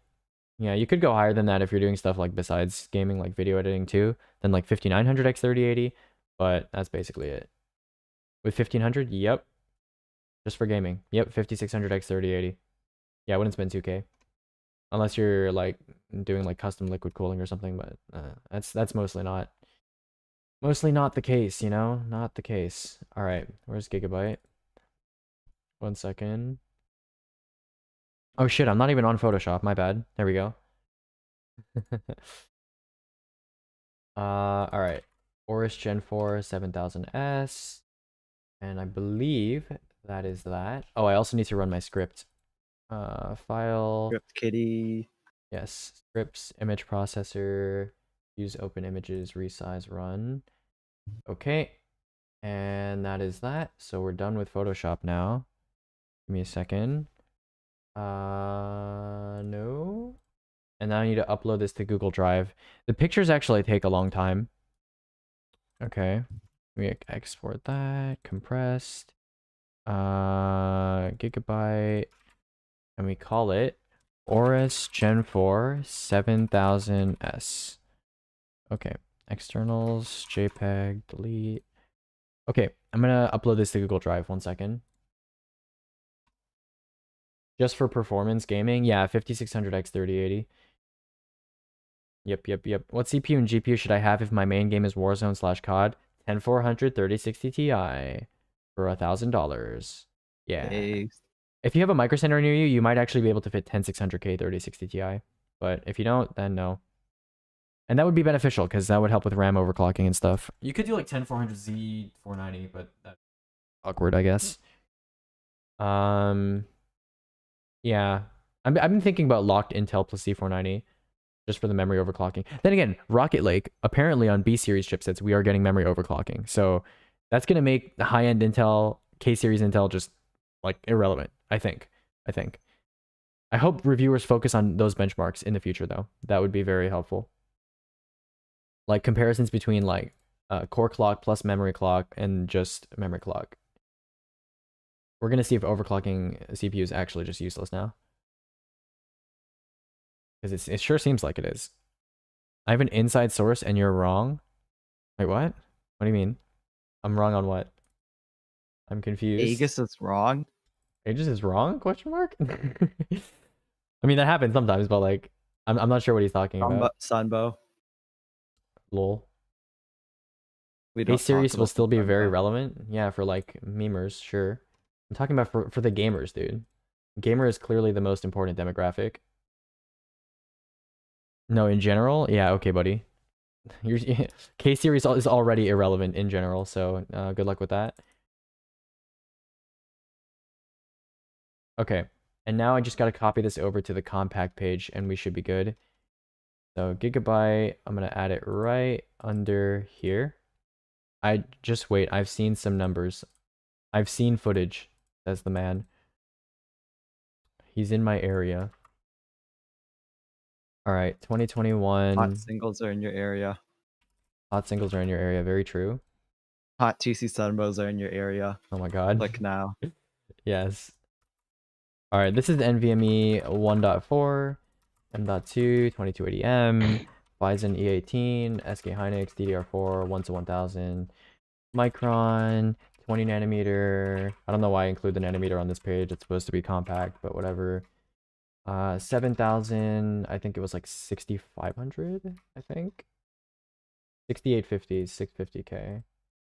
6850, oops, 6850, 650K, 700K, 1.6 million. I think it was like 1400, right? Yeah, 1400. 1400, copy, paste, 5-year. Bomb should be constant by now. And, or for now, I should say, not by now. And then you just move that here, and boom. And that's how long it takes to add a new SSD to the SSD spreadsheet. Oh shit, hold on. Wait, no, I need to add it here too. God damn it. Making a new SSD sheet? This isn't new. This is the same one. Why have I never seen anyone use this in a year? Use what in a year? This is the same sheet that I've been working on for like 1.5 years. Which is why it's so fucking big. It's huge. It's huge. Alright. Get to Oris. So Aegis, were you implying I should buy a gaming laptop instead of going SFF? No. I'm just like, those are your priorities, dude. I don't know what you prefer. So like, you know? I don't know, dude. Oris Gen 4 7000S. Okay. Alright, I'm just gonna copy some of this data here. Okay, 2021-01, 1024, 2048. Shit. Hold on. What's the E18 platform? It's PS12A, right? Yeah, PS12A. I'm gonna copy all of this. And oh shit. Apparently I don't have that either. First Gigabyte. Boom. Dude, I'm a genius. There we go. I'm actually a genius. Okay. Put that there. Put that there. That is not bordered properly, and I'm really hoping the conditional formatting didn't fuck up. Yes, it did. Okay. Nice. Alright, there we go. And then add a border over here. That's this size. And everything else should be blank. Right? Okay. And that should be copied over as well. Okay, cool. I'm done with the spreadsheet for now. I don't need to add anything else. We're good. Hopefully it's saved. What is the point of the spreadsheet? Being the biggest SSD spreadsheet in existence. That's the point of it. Also, it's because I have a huge case of sunk cost fallacy, and I probably should have stopped working on it or released it a year ago, but I'm a bitch, so I didn't do that. It's never been released then? Yeah, it's never been released. Never heard anyone talk about it, TBH? Yeah, because I just haven't released it, because I don't think it's good enough yet. It's not good enough yet. B550A Pro ATX good with the 5600X? Yeah, it's fine. If you need ATX for some reason, which most people don't, if they really ask themselves that, so... Yeah, most people don't. Especially not on... Wait, is this for like 10 per 100? 5600X. Oh yeah, a lot of people don't need it. And There's a reason 700F it's the leading. overkill for gaming? Yeah. Yeah, overkill for gaming. Some idiot at Micro Center put a 9400F in a $1,200 bill for my friend. That's pretty common. 9400F is like, it's like a pre-built wet dream. All the pre-built OEMs love 9400Fs. Bro, I have that in my 2014 pre-built. You have a 9400F in your 2014 pre-built? You were a time traveler like 7 years ago? Nice. Because the 9400F came out in, like, he's just 2019. pin modding the... He's just pin modding the like socket so it works, man. Yeah, dude. Did 1151 even exist back then? He broke into the Intel engineering sample factory. Can you make it? Yeah, I will make your list. We'll do it. 2.5k AUD. Were you the one that has a 3060 Ti on the way? Yeah, you do. Okay. All right, let's make you a list. Let's do it. Let's do it. Let's do it. Let's do it. Do it. Do it. Oh my god, that song. Oh my god, I can't believe I remember that song, dude. That song used to play at like skating rinks all the time. I don't know why skating rinks in particular, but they used to play that shit in skating rinks like all the fucking time when I went there. Before we were depressed. Yeah. Wait, Aegis knows how to skate? Yeah, I do know how to skate. I haven't skated in like years though. Just like I haven't gone skiing in years. Like I used to do both. It's just foot sliding. I was an Same active with- youth. Any good pre-built recommendations? I don't have any specifics because pre-builds change all the time. Like they Yeah, cycle pre-builds in and Genkuman. out of stock all the time, and they modify them all the time too. So Oh my gosh, what? the thing about pre-builds is that like if you want to find a good pre-built, you have to pay attention and actually know how hardware works and like know what you're getting and know what you're planning on changing. And if you have that knowledge, most of those people are not the type of people who are doing pre-builds. So it's kind of hard. That Venn diagram, that cross section where you have in the middle, where like people know what they're doing, but they also don't have time, so they need a pre-build, is really, really rare. So, you know, if you're looking for a pre-build and you don't have time to build a PC, then you also don't have time to wait for deals either. So you just have to settle for like mediocrity. It's kind of hard. Micro Center's power spec pre-builds are often pretty good value. I don't know but if that's still the case these days, but it was like a few months ago. So I don't know. They had a 10400F in stock and the idiot employee gave him a 9400F. That's unfortunate. Aegis, you were right. RTX 2060 laptops go for way less than 1K. Yippers. What Intel is good for gaming and having Windows opening during gaming running dual monitors? I mean, that's basically not intensive at all.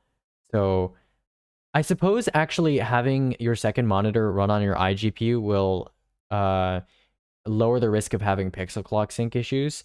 So I guess like a 10400. Yeah, 10400. Good for gaming, has the iGPU. If you're near Micro Center, even better because it's 150 there. So yeah, Tongfang has some for 800 bucks. I think yeah, I think they do. That's sort of me, lol. Can I put a link in chat and you look at it for a second or no? Yeah, sure, go for it. I actually love rating pre-builds because I don't know, it's more fun than rating builds most of the time because most of the builds I come across are like, you know, all the same. Also, I'll add you to the regulars list so the bot stops eating your links.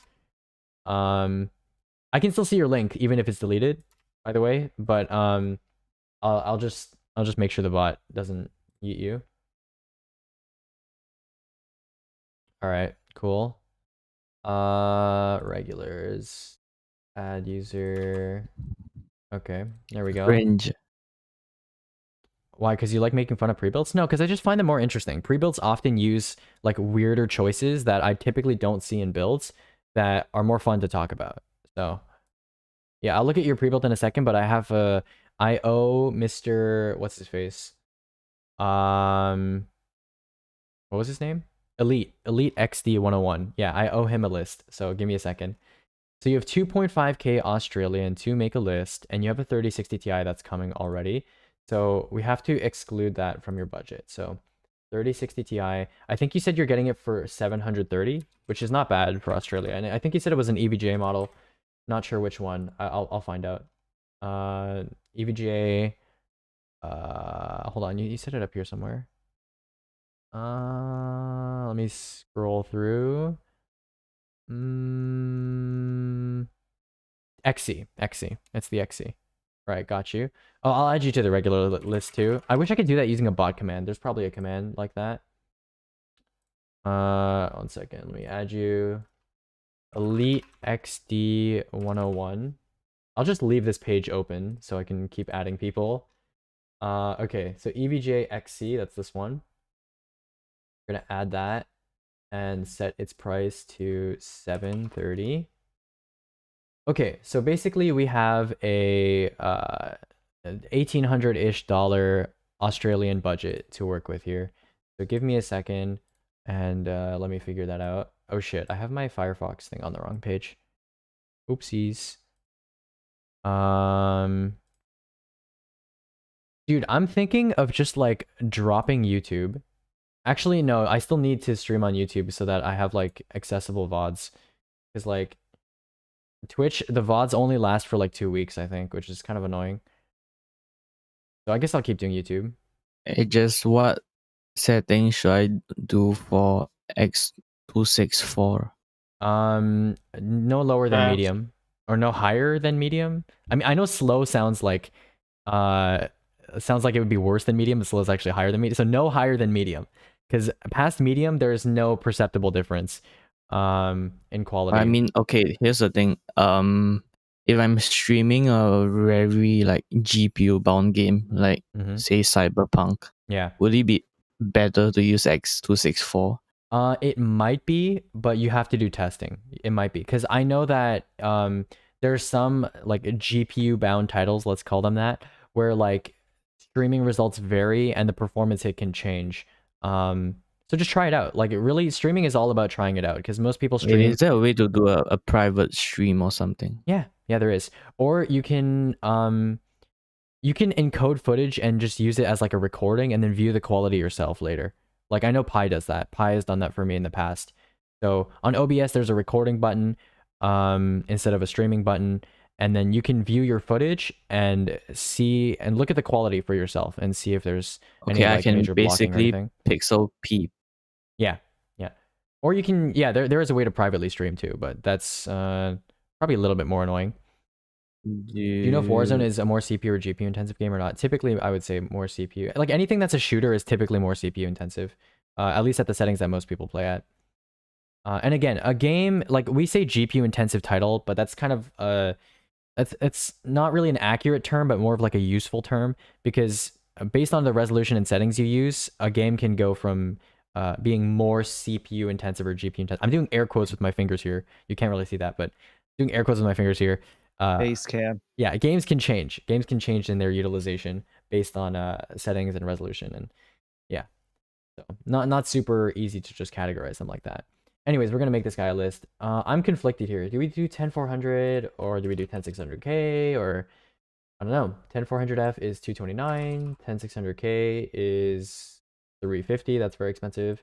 And 5600X is 545. Yep. So that's a no.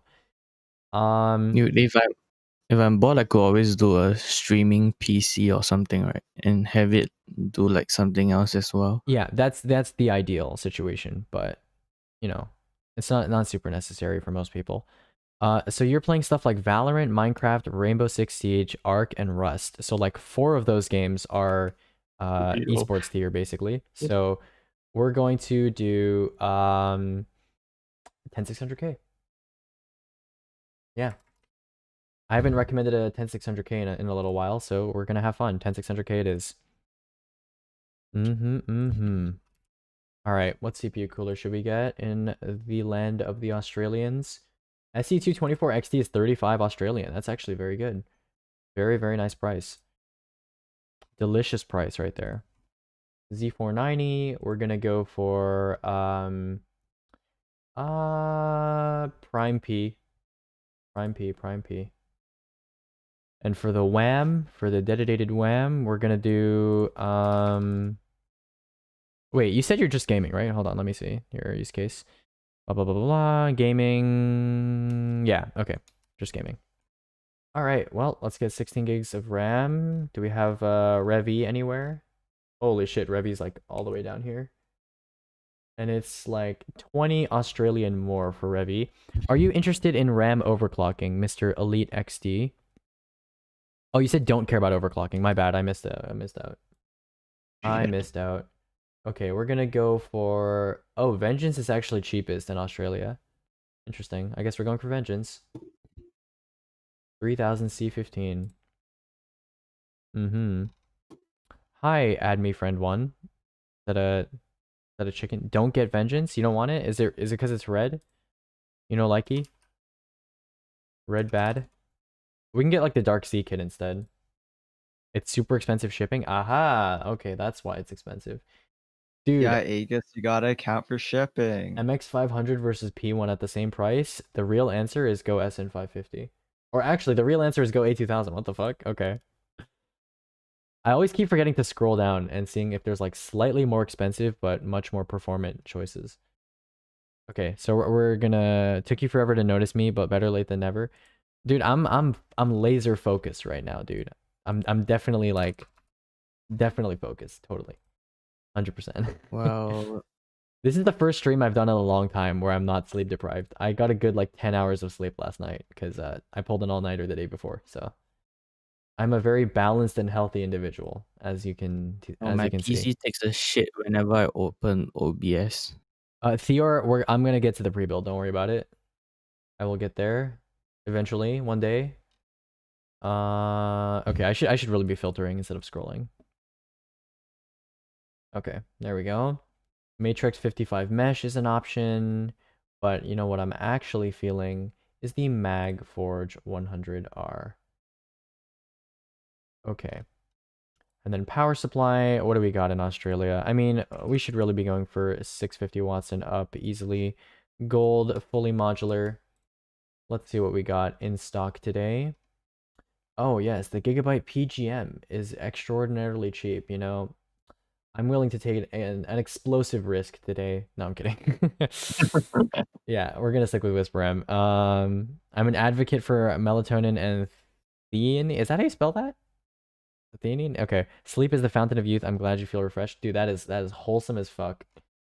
Yeah, my sleep schedule has been fucked for a while, so you know, hopefully I'm gonna sleep on time today too. And that would be nice. Maybe that's the way to get a good sleep schedule. Just pull an all-nighter and then you can have a good night's sleep. Yeah, I'm a big fan of that method. Or my body is not a fan of that method, but I have personally been using that method. Whenever I fuck up my sleep schedule and I'm like sleeping like really late in the morning and waking up really late, I just pull an all-nighter and then sleep properly the next day because I'm really tired. It's a very good idea. No, don't do that. That shit hurts. Yesterday I was hurting. And either 1 terabyte of SSD or 500 gig. Dude, Okay. I need to grind money later. In GTA, sure. Yeah, I can do buggy reruns with you. I don't mind. Reverie thinks they're really boring because she's probably done like 2,000 of them with someone, but I don't. So I'll Does do it with you. Cubex date Aegis? Cubex X Aegis sounds hot. If I buy a Hot. 3090, which I won't, what CPU should I buy? Which I won't. I'm definitely not gonna do it, guys. Yeah. Sure you won't. Hypothetically, theoretically, let's say I bought a 3090. Theoretically Let's say I speaking. know it's a bad decision, but let's say I did it. I slept in the work break room. Lol. Supervisor had to wake me up. Yeah, I might try melatonin. I kind of have sleep issues. Like even if I feel tired, sometimes I just can't go to sleep for like a few hours. I just toss and turn in bed. Well, that's like the time someone fell asleep. It's about conditioning yourself to not Yeah. use your fucking phone when you're on bed. Yes. Do not put your phone near your body when you sleep. It's so bad for you. Like, oh man, I don't follow my own advice. Me watching Overwatch YouTube videos at night for like 3 hours in my bed. Why would you do I definitely do that. Yeah. Why? Okay. Well, while we've been talking, I finished most of this list. Hold on. Are we missing anything here? The other peripherals like mouse and keyboard, I'm gonna ask that you go to our Discord server and ask in peripherals, because those will require some personal interview style questions like how big are I your can do hands, etc., mouse etc. right now. Yeah. How big are your Oh, he's hands, asking I guess? already? Okay, great. So, boom. Sid B, you gotta carry peripherals. Yeah, Chat. Sid can help you with mice. He's our rodent expert. You know, he knows all about mice. Okay, I think that's basically it. So this is I'll go over each of the parts here. So 10600K is a great high-end like 240 hertz style gaming CPU. In fact, if you wanted to go 1080p 240 here, that would make sense. So I'll actually add another monitor into this list in case you want to go 1080p 240. Because for the games you're playing, like Valorant CS, absolutely makes sense. In fact, I probably should have included that as the default, but I'm silly, so I didn't. Yeah, let's put the Y2525 in here. So I'll add both these monitors in here. You take your pick. Are you just building people lists for free? Yeah, that's the whole point of the stream. Have you not picked that up yet? Yeah, that's literally the entire point of the stream. So yeah, get either of these. In fact, they're like right next to each other in price. This is basically the same price in Australian. So these two are like great monitors. You know, in the games that you play, I'd probably go 1080p 240 hertz. So this is a great monitor. Yeah, so CPU is a good replacement instead of a 5600X for like Valorant CS type gaming. Cooler, just good enough. You're not overclocking, and even if you do, this will support a mild overclock. Should get this thing to 5 gig all core pretty easily. Z490p, standard Z490 board, nothing special about that. Yeah. In fact, you said you're not going to overclock, so maybe I should have gone 10400 here, but you know, you might in the future, and you certainly have the budget for it. So there's that. We got some RAM, nothing crazy there. In fact, Dark Sea probably has a better chance of being like non-shit die, so that's pretty good. A2000, nothing special there. 1 terabyte SSD, 3060 Ti already ordered. Forge 100R comes with 2 RGB fans and mesh front, tempered glass, PSU shroud, all the good stuff. Whisper M, good high-end, fully modular gold unit, pretty good stuff there. And monitors we already discussed. So that is that. Yeah. Okay, let me read through chat and see if I missed anyone. So Theor, you have a gaming PC here. Let's take a look. 10400F 1660 for $800. 10400F was a good start. 1660 is certainly not. This is pretty bad. So if we're comparing this to what you can get for 820 new, if you built the PC, you can actually fit a 10400 and a 3060 Ti into about $800 if you have a Micro Center near you. If you do not, it's going to be like $850 to $900, which is certainly not that much higher. And a 3060 Ti obviously beats the shit out of a 1660. So yeah, not good, not great. Okay. Wizzer, I want to make sure it's good. Yeah, I can look at your list. Let's see. Okay. I mean, you started with the right idea. I would only do 5600X 3060 Ti, like I've been saying, if you're doing 240 Hz gaming. If you're not, and you're doing like 1080p 144, 1440p 144, 10400 is likely a better option. I am for esports. Okay, great. Then 5600X is legit. The main problem with this list is that it's not awful. The RAM is probably like the biggest issue, and the power supply too. But it's not awful. Like I'd give this like, I don't know, like a 2 out of 7, sure, which is not bad. Not a bad rating for me, I guess. But it's not an awful list, but the main problem is that the CPU and GPU are obviously very difficult to find right now. So until you find the CPU and GPU, the rest of the list can't really come to fruition. So find the CPU and GPU first. You know, try your best. It might take you a month, might take you a few days, who knows. But try and find the CPU and GPU first. Once you get those, then we'll make the rest of your list. You don't have to get them in hand, just purchase them. Like find a listing and purchase them. Should I get a 3060 Ti, 3070, or 3080? 3060 Ti and 3080, I would say, are more viable than the 3070. 3080 is, if you're like really going for peak gaming performance, 4K 144, 1440p 144, very intensive games, high settings, 3080 is your guy. If you are going for just high value gaming, you know, good gaming PC, 3060 Ti is also very good. It's less about like which one you need and more about how high your budget is, because they're both very high-end graphics cards, to be honest. Like a 3060 Ti approximately equal to a 2080 Super, very, very high-end GPU as well. Don't make any mistake. It is certainly a very high-end GPU. Your internet just took 2 shits? Really? Oh no. Legitimate question. Z490 plus 10600 non-K plus 3080 for 4K Ultra? No. Why would you buy 10600 non-K? Yeah, why would you do that? That is true. Also, for 4K Ultra, you're like, that's like literally the least CPU intensive scenario possible. 6-core die? Is that actually true? Yeah. Also, like, who cares? Like, the whole like 6-core die thing only matters if like you're actually overclocking, because that's like the whole point of that. You know, it's like it doesn't help with anything else. I mean, I guess it like helps with like maybe interconnect latency, but that's like such a fringe thing. It's like it doesn't matter. Yeah, he's gonna pair it with his external radiator, liquid. Like Max 360. All right, I'll recommend it. Oh no, QPEX, no. No, the QPEX, whole point of Z490 would be memory overclocking, but you're at 4K Ultra, so it's like, bruh, frame stability at 4K Ultra. Lol. Okay, hold on. Okay. Let's see here. Bad QBEX. Oh no, the QBEX parrots. Oh no. I might have missed it, but what brand is best for the 3060 Ti? I think you said MSI is not that great. No, we were talking about 3080s when I was talking about that. But if you want to see 3060 Ti or results, 3060? it doesn't matter. They're all fine. But we're gonna. We need it, Aegis. You need to Tech make it. Power Up has a good compilation that you can check. So we go They don't to. include memory tabs. I which wish they is- did this like cooler comparison thing for like all of the 3060 Ti's, but and this is not like What do you mean? super helpful. But if we go to temperatures and fan noise, you can see in this table like which ones are the best. So Oh, yeah. It let's doesn't see include here. the memory though, which is kind of like. Who cares? Who cares? It's fine. Eh. Don't worry about it. But like if you see here, you know, like Strix is obviously very good. What else is a nice standout? It looks like FTW3 Ultra is not that great. You can try to like noise normalize here using your eyes. It's not the best method. Noise in the world. normalize using your eyes. Using your eyes, that's right. Right, No, it that's looks like going yeah, it looks into like Aegis Strix quotes. Strix is clearly very good. Gaming X Trio looks like it's pretty good as well. Founders looks to be decent. What else is there? Twin Edge looks to be garbage as usual. Yeah. But all of these are obviously all of these are like acceptable. They're obviously all fine. Okay, so it doesn't really matter that much. 3060 Ti is not that hot.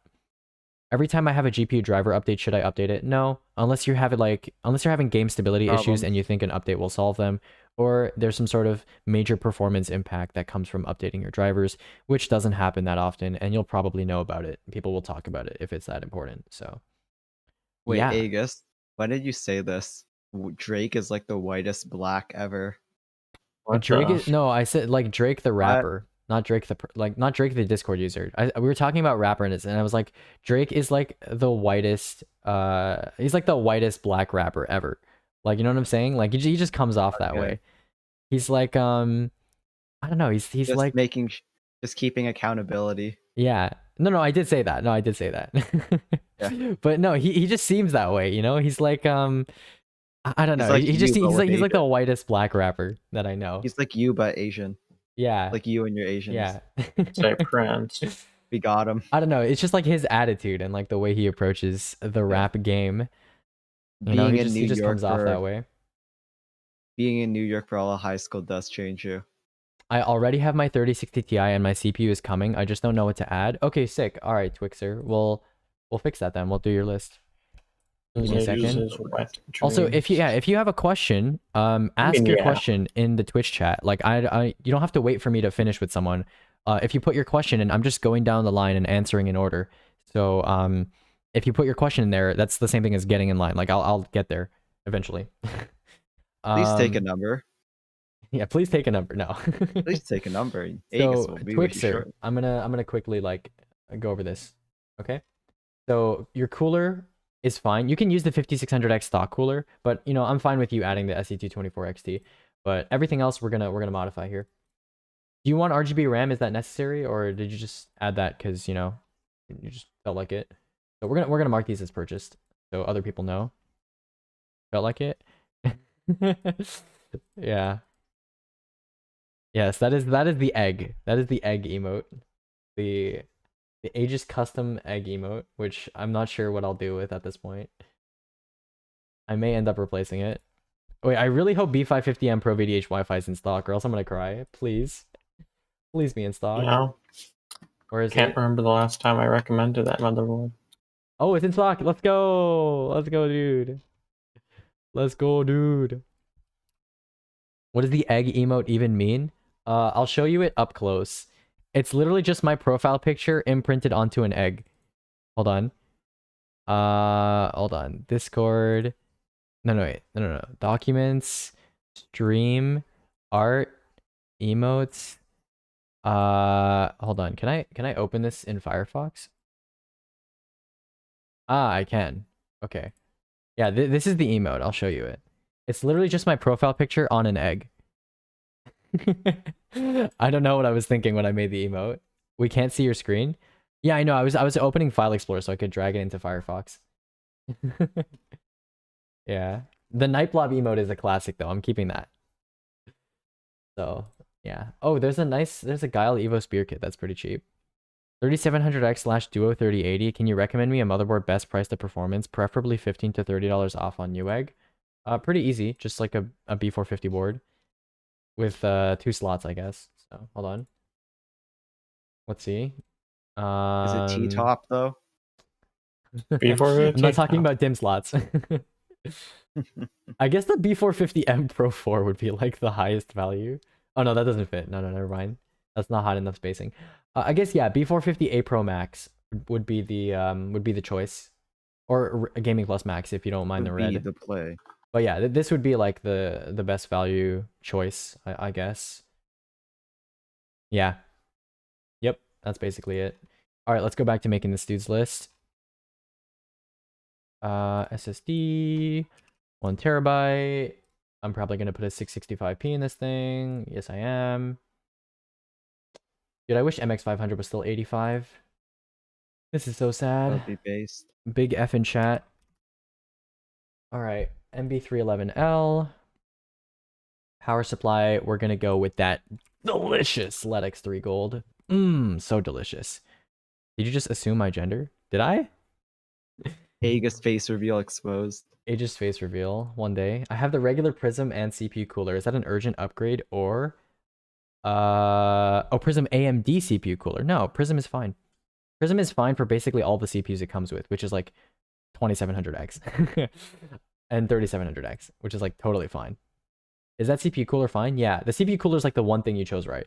So there's your list and there's the power supply. Yeah, you got it. Boom. We're chilling. We're vibing. It's Can you build coming me a up on PC 1 when it's month. my turn? I have max 1000 to spend and play mostly CSGO, Warzone, COD, and Minecraft. Get a 3060 Ti for $400 to $500. When you get one, or not like literally have one in your hand, but when you manage to buy one, let me know and I'll make you the rest of your list at that time. So, yeah. Or if you want, optionally, you know, I can make you a list now and then you can use the iGPU on the 10400 and then like, I don't know, then wait until you get a 3060 Ti, but whatever. Doesn't matter. Okay. Can you hear me? Yes, I can. Your mic is a little muffled, but I can hear you. Yeah. All right. Did I miss any other questions? By the way, yeah, if I missed your question in Twitch chat, type it again. Like, just send it again at the bottom because I'm at the bottom of Twitch chat. So if I missed your question, that means I haven't read it. Intel is better. If you like blue, Intel is indeed better. All right, boys. I'm gonna. we have a lot of people here, and we have a relatively empty voice chat. So I'm gonna start inviting more people for questions. Give me a second. Oh no. It's gonna be based. Yo, when are you gonna review the Stellas? I will one day, dude. Okay, I will when I can get them. Aegis don't steal Stylo. Stylo usually comes here by himself when he feels like it. Oh god, my CPU is lagging. AMD is for poor people. Ahaha. You know what? This stream is for poor people, so I'm for it. Actually, no. Intel is for poor people right now. What are you talking about? We used to say AMD is for poors, but now Intel is for poors. Thoughts on using a Ryzen 5 3600 and 2080 Ti? I mean, it's fine, but neither, like, I wouldn't buy those parts right now for obvious reasons, but if you already have those parts, that's fine. No reason to upgrade either of them right now.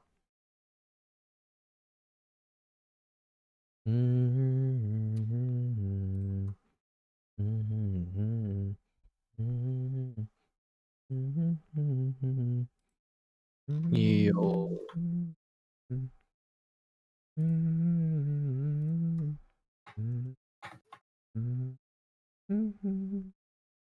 Okay. All right.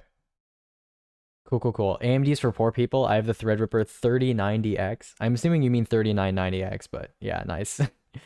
Can you build me a PC with a 4090 and a Ryzen 9 5600X? My budget is 10 grand. Ryzen 9 5600X. Nice. What's up, Aegis? What's up, Oni-chan, Neko-chan, Senpai? My boy. I just remember your name because it's just so special. So here's the thing. I was hoping to be able to at least use the PC I'm going to be building, thinking that the 5600X has integrated graphics, and I found out it does not. I've really been wanting to get to building it and all, but I don't want to regret being impatient. This is my current build list. Okay, good mentality. Let's look at your list. Give me a second. I'm going to put your list up on the stream. Okay, cool. Wondering if I should buy something different to lower the price, meaning I could get it faster, or just be patient and stick with this. Okay, so you could get your CPU to be different and be a 10400, which might be a better idea regardless, even if the 5600X was in stock. But the GPU is definitely going to take longer than the CPU, like regardless. So the GPU you're going to have to be waiting on anyways. Yeah, like yeah, okay, here's my advice. Regardless of whether you go for the 5600X or the 3070 or the 10400. My brain is malfunctioning right now. But regardless of if you get the 5600X or 10400 in the end, your GPU is going to take longer. So take your time, okay?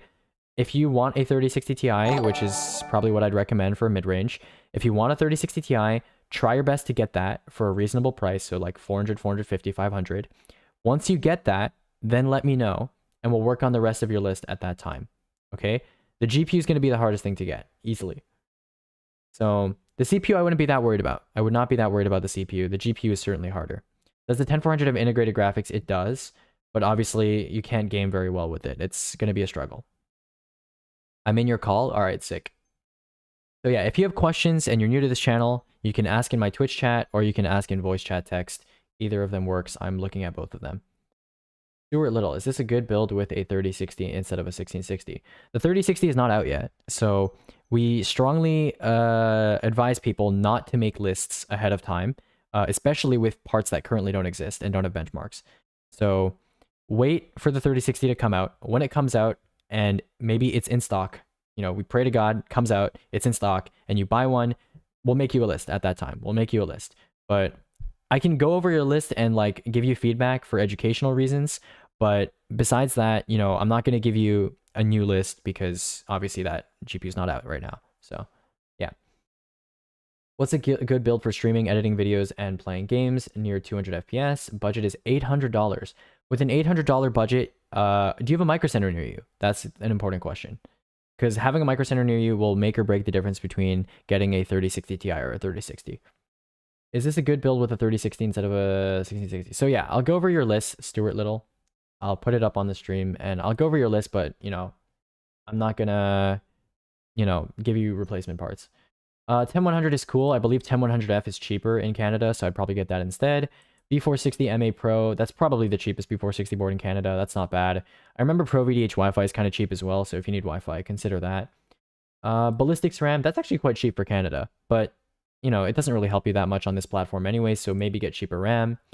SN550, that looks like an okay price for Canada. 1660 Super I would not get right now. Just not a good idea. I would wait for lower end GPUs to come out or get a used GPU instead.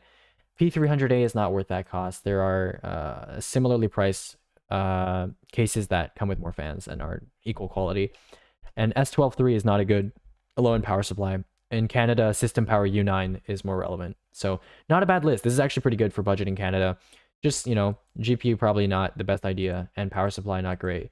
Other things are small optimizations. This is like a good like 3 out of 7. Not bad. What's a good $600 GPU? Nothing. There's nothing at $600 that's worth buying. Because you have 3070 below it, which is like and 3080 above it, which is good, but not 600.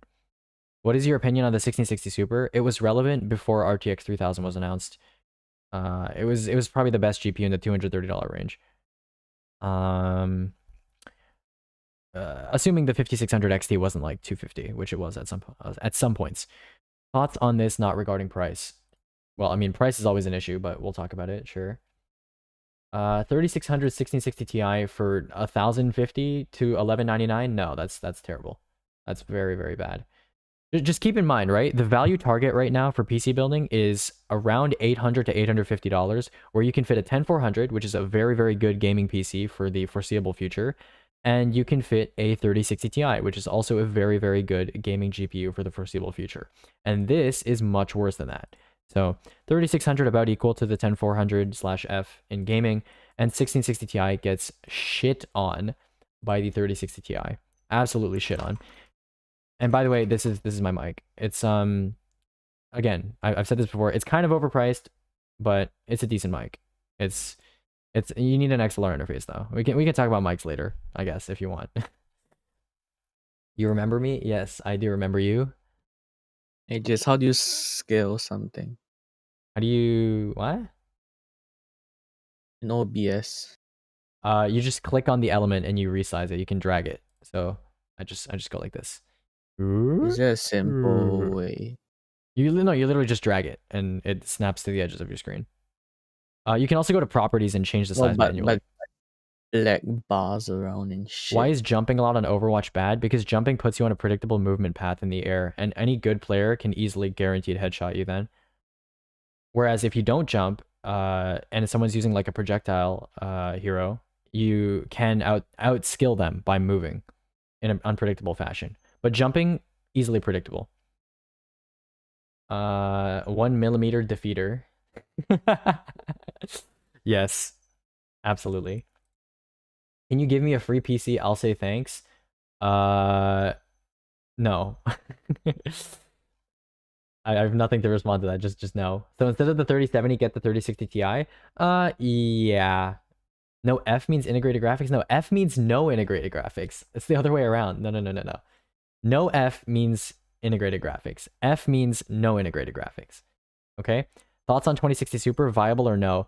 It was never viable. There was like a few weeks when it first came out that it was viable, and then everybody was like, "All right, we're gonna make the 2070 $400," and it just stayed at that price. So like, it's better. You know, you release a 2060 Super at 400, cool. 2070 drops to 400, and it's better, and it's irrelevant. And now it's certainly irrelevant because 3060 Ti is also 400. When you jump, you come down to the ground and get easier sniped. Yeah, it's just like predictable movement. Yeah, at a high rank, being unpredictable, especially as like a support player, is extremely important. Or like in DPS 1v1s. Yeah, that's like the difference between like diamond players and like high masters and low GM players. Like diamond players jump way too fucking much. Like they jump around like they're playing Minecraft or some shit, Like they're in Minecraft PvP, they're jumping around. Oh hey, Cloud Chaser. Oh, what's up, Cloud? Dude. Hey, question. Where are you getting these questions from? From voice chat text and also my Twitch chat. Oh, okay. You have to B-hop like it's Counter-Strike source. Yes, like it's CSS. Yes, B-hop. Yes. Out middle through wait. I don't know the fucking the copy pasta. Is it out middle through our connector like a speed demon through Ivy? I don't know the order. I fucking forgot. I haven't heard that shit in a long time. Through our connector. Through our connector, yeah. To be fair, Train is the worst map. Admin, he's doing it sideways. He's cheating. He's cheating. Like the Mo, he's cheating. I'm planning a crisp clean lock, boys. Did you remember that meme? Dude, Oh yeah, that's such a spicy fucking meme, dude. Crisp clean lock, boys. It's so obvious, boys. Crisp clean lock, boys. Ladies and gentlemen, we got him. He's on the gear. Oh my god. Chaser, I have something for you. Just get better, dude. Just get good, dude. Get Which good, do you dude. like more, 10100F or 3600? 10100F is more viable, but those don't even compete with each other. The 3600 is twice the cost. So I normally people ask me 3600 or 10400F because those actually do compete with each other. But Nah, 10100F is like $100 and 3600 is like 200. So in terms of viability, yeah, I'm much more likely to recommend a 10100F than a 3600 in general. Not for the same build, obviously, but yeah. Do you know an 8K 70-inch TV to get Johnny Sins crispy clean pepperoni? I didn't know that you ordered pepperoni pizza on your TV, but okay. Are you gonna watch Johnny Sins Firefighter Chronicles as well? You're gonna watch his police academy training? Bad Aegis. I'm sorry. Lamar Davis. I'm planning to buy this build today. My goal is to get a lot of FPS alongside good graphics quality. Good luck buying a build today if it contains a GPU that's worth buying. Yeah, you have a 3070 in your list, which means this is not going to be bought today at all, especially for 530 on the 3070. So, good luck. If you find a 3070 and you're actually able to buy it, let me know, and we'll deal with the rest of your list at that time. I'm buying it from a friend? Okay, in that case, we'll definitely deal with the rest of this list, because this list is not great. Yeah, we're definitely gonna deal with the rest of this list now. So give me a second. So once again, where could I buy a reliable GPU for a reasonable price in the US? Just use stock tracking. There's a bunch of discords out there that are stock tracking. So like ATR, Snail Monitor, stock drops, all that sort of shit. Just follow a stock drops Discord, and hopefully you can get one when it drops. But the best way to do it is just wait, because waiting guarantees you'll get a GPU eventually. Whereas putting yourself through the headache of stock tracking is maybe not worth it. Not the $300 Strix 1660 Ti. No, unfortunately. I'm buying it from a friend. Okay, do you recommend buying a used GPU or CPU? I recommend buying used parts for literally anything. But the thing about used market is that it's extremely circumstantial. So it's not always worth buying used, because sometimes you'll not have any used GPUs that are at good prices. But at a good price, like anything can be worth buying used. Like a used power supply is totally legitimate if it's at a good enough price. Same thing with hard drives, which are two components that a lot of people tell other people not to buy used, which is like, I don't see a problem with it if you get it at the right price. But yeah, the used market, you can't even say like, you know, I universally recommend used power supplies or not, because everybody's used market is different at any given time, much more so than the new market. So, you know, I think it's more dangerous for the people who buy used motherboards that don't come with processors already working inside them that are more dangerous than anything else you can buy. Because I bought 2 used Amazon return motherboards. I'd like to disagree. you know what you could have done? You could have put your chip inside there. You could have clicked on, and you could have set 12 volts directly to the CPU. Oh, 12 volts? That's like a big overclock, dude. I'm fine. Is integrated graphics good or bad? You can't fix a short. Integrated graphics serves a purpose. It's not necessarily good or bad on the whole. Did someone say Intel QuickSync? You haven't. Okay, no one cares about QuickSync anymore. But if you have whatchamacallit, if you, yeah, since you have not mentioned any specific integrated graphics implementation, you're just saying integrated graphics in general. That's just a concept, which is like, it has a purpose, and if you need that purpose, it's necessary, and if you don't, then it's unnecessary. It's good for like multi-monitor, so you can use your iGPU for like your second monitor, so that you don't have pixel clock issues. Or it's good for like troubleshooting, I suppose. Or it's good for like office PCs, because then you don't need a GPU, and then your power supply requirements also go down if you're not using a GPU. So yeah. That's what integrated graphics is good for. Intel has started creating this F series ever since 9th gen that saves them money and saves us money, theoretically. So yeah, because a lot of people don't need iGPUs on a desktop gaming system because you have a GPU. What was the processor you recommended earlier, like 10100 or something? 10400. 10400 is the most relevant processor for generic gaming builds right now. If I was doing a $1,000 with a guide with prices from like PCPP, how much could I save if I bought used parts? Again, hugely depends on your used market. Because I've met people who have found like really good power supplies for really low prices, but you're probably not going to find that. I've met people who have found like 2080 Ti's for like $300, and you're probably not going to find that. So it's all your luck. How much could you save? A lot. How much will you save? I do not know. It's only really worth checking because, again, it's time versus money. It's only worth spending your time checking the used market if you have A, a lot of time, B, not a lot of money, or C, both. So, yeah. Is the probability of motherboard dead on arrival rare? Yeah, it's relatively rare. Getting a motherboard that's dead on arrival is, I believe it's one of the lowest likelihood parts to come dead on arrival. It's more likely that it's other parts. Correct? Yeah. Like, I think Puget has like a DOA analysis where like SSD and motherboard are quite low likelihood of being DOA. RAM has a high likelihood. CPU has an extremely low likelihood. Hard drive has a decently high likelihood, if I remember correctly. GPU has a high likelihood. Cooler has, it depends on the type of cooler very heavily. And they don't have case. And then power supply also has a high likelihood. And when I say high, I don't mean like high in general, like 30% or something. I mean high compared to like the other parts. I did some like generic stat math, and I think on average, the likelihood of you having some problem, not necessarily DOA, but some problem, given that you didn't make a mistake, right? So it could be like a driver issues, for example. That's not your fault. But the likelihood of you having some sort of problem, given that you are a good user and you've troubleshooted and there's no way to fix it, on any given PC build is like about 10%, I think. Yeah, about 10% on average. that's very rough napkin math. I was just doing it based on Puget's results, just doing a bunch of combinatorics on probability. But yeah, it's about 10%, which does sound about right. You know, at least one component having one problem. That's the likelihood. Which again, that's very napkin math. Don't take that number super seriously. 3060 Ti. This is a bid though. This is definitely a bid, and it's definitely gonna go way higher. It's gonna go way higher than 450. So yeah, sure, it's worth it for 450, but it's gonna go way higher than that. Hard drive, SSD SATA or SSD M.2.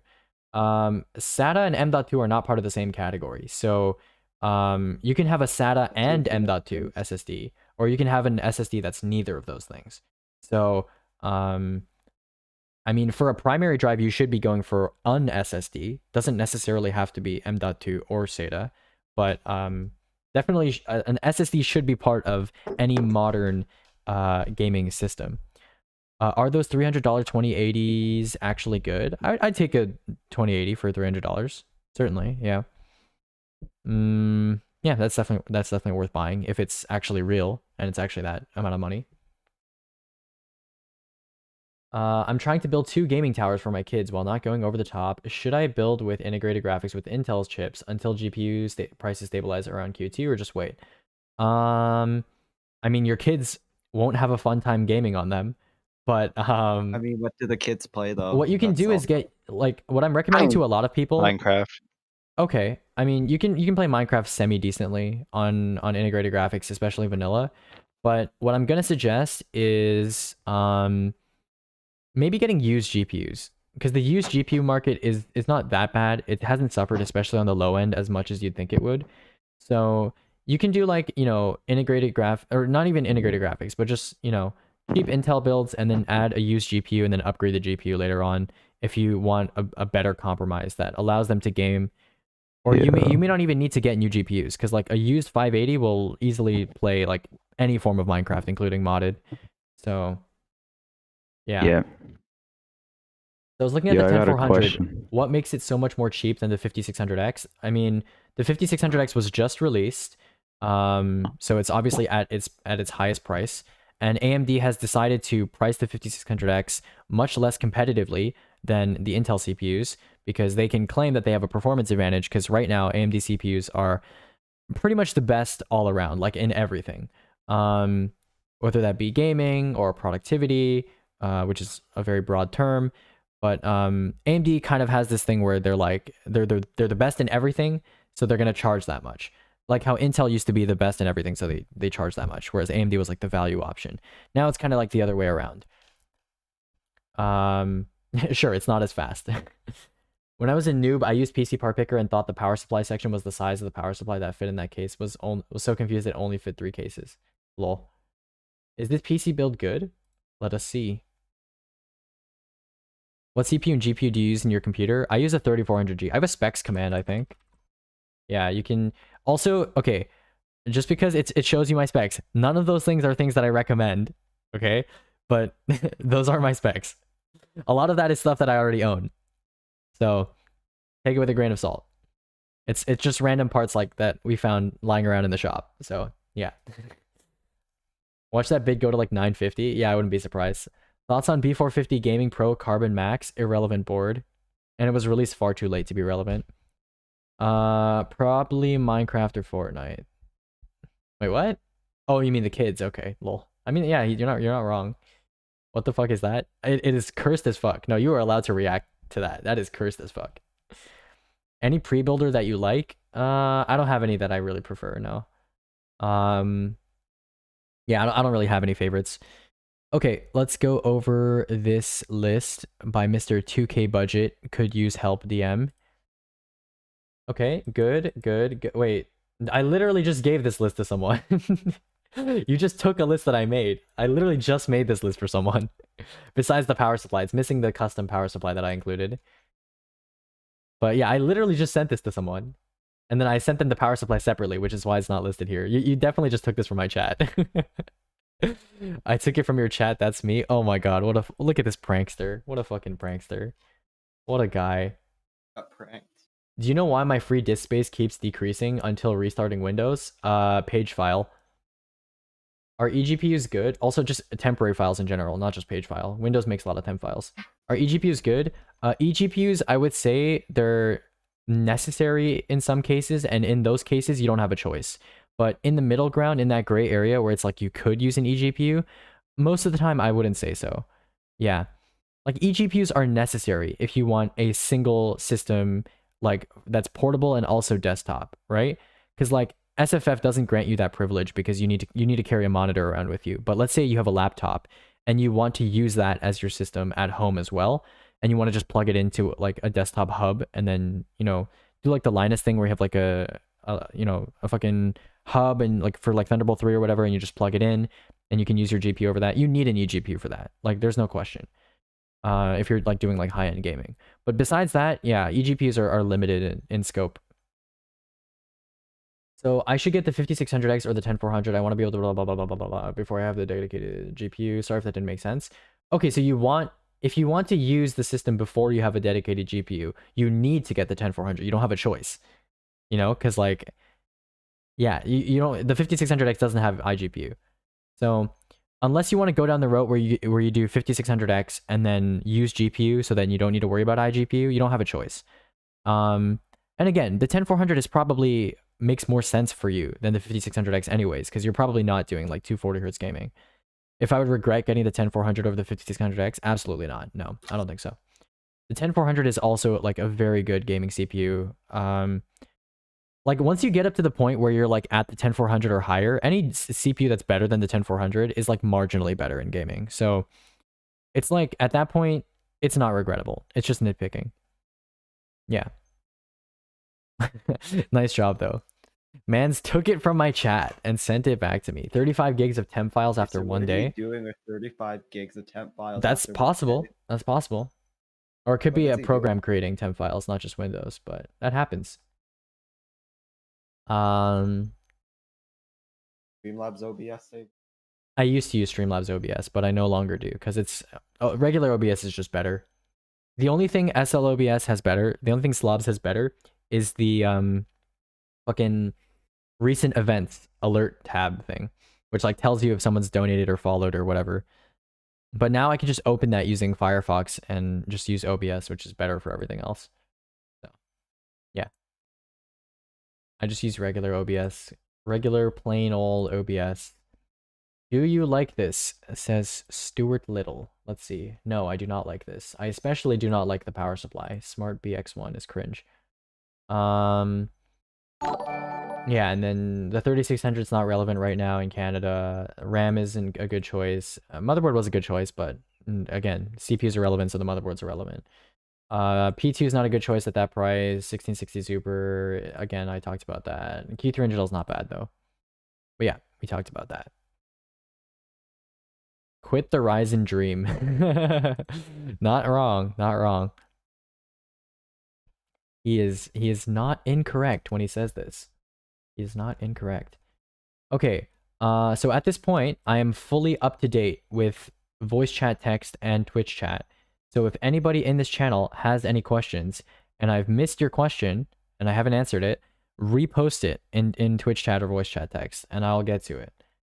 Because at this point, if you have not had your question answered, that means I have accidentally skipped over it. Can you build a school computer? Isn't the whole point of a school computer that your school has it and has built it already? Or you mean like using it for school? I mean, depends on what you're doing at school, really. Like if you're just making PowerPoints, then like literally anything will do that. Like an i3 and no GPU, just get a used business pre-built then. I want to play esports with it. Yeah, good luck playing esports with an i3 and no GPU. Do you think GPUs 4 years from now will need PCI 4.0? No idea. Hesitant about buying current Intel chipset for long-term build. I mean, ideally, you should be upgrading your CPU in 4 years anyways. You know, like... And even if they did, like... Upgradability, people, yeah. Like, even if they did, a current... Like, if the GPU performance improves so much that it actually requires PCI 4.0 by that time, like, I don't... Like, then your CPU would be an issue anyways. Like, you know what I'm saying? Like, your CPU would be like a bottleneck anyways. Do I need a cooler with the i5-10600KF? Yeah, it doesn't come with one. And if I made you a list, I assume I included a cooler for you. I think I put the SC224XT. Yeah, you were the guy that's Australian, right? I was like, yo, This is a good price for Australia. Yeah. Is a 1080 for 300 good? A year and a half ago it would have been, but a 1080 is definitely not worth 300 now. Yes, Aegis agrees with Aegis. Very true. Okay, Ray, let me look at your list here. I think mine comes with one / found one at Harvey Norman. Okay. No, the 10600KF definitely does. Any KCP doesn't come with a cooler. Like, look at the boxes online. You'll see that they're way too small to contain a cooler. There is 2 Aegis. The one with the profile picture is the real one. Okay, yeah, let's talk about this list. Stand Okay, 5600X, I'm pretty sure is not actually available at Canada Computers. It just says it is. I'm pretty sure it's actually out of stock. Yep, out of stock. Check other stores. Apparently there's 4 at Cambridge and nowhere else. So, yeah, 5600X out of stock. And I think 5600X 3070 is a weird combo. Unless you're doing like 240Hz gaming, I wouldn't go for something like this. And in Canada, 10600K is much more viable than 5600X. Only in the US is that really like a contention. And also, like, most places don't even have Ryzen 5000 available. The cooler is obviously very overpriced, so I wouldn't get that either. B550 Gaming Plus, also quite overpriced. RAM is really shit. 3600 C19 is pretty trash.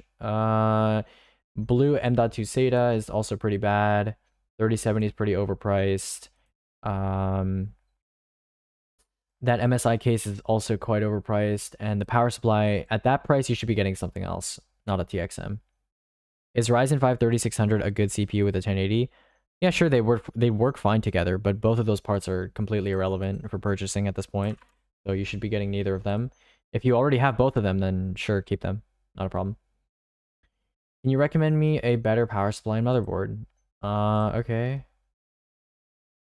Oh, right, you're the guy that is buying the 3070 from your friend, right? Yeah, I'll just remake your list. So, Lamar Davis, what kind of games are you playing? Are you playing like esports type games? Okay, AAA. Okay. Hyper 212 Evo, Cringe Emote, esports as well. Okay. We're gonna go 10400, honestly. We're gonna go 10400. I mean, you have a B460 board on here anyway, so it doesn't matter. You know what's even more cursed than 10400 and Z490? 10600K and B460. That's even more cursed. Oh my god, that is so cursed. Alright, we're gonna go 10400F. We're gonna go motherboard. We're gonna go B460. We're gonna go for that juicy DS3H AC, which is actually the cheapest B460 board right now. Look at that. Delicious. Nutritious. Turned off my ad block just for you. Wish I could unblock specific streams, but keep rest of stuff blocked.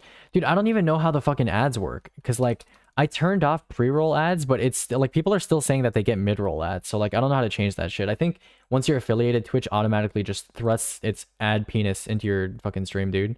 I think that's just how it works. Unfortunate. I mean, it's okay. Like, I don't mind you ad blocking on my stream. Because, like, I get literally nothing from ads anyways. I get, like, $2 from ads. It's great. It's actually fantastic. Oh, I'm about to SX 8200 Pro this guy, and I'm literally gonna single-handedly sell out Best Buy's SX 8200 Pro stock because it deserves to be gone in a good way.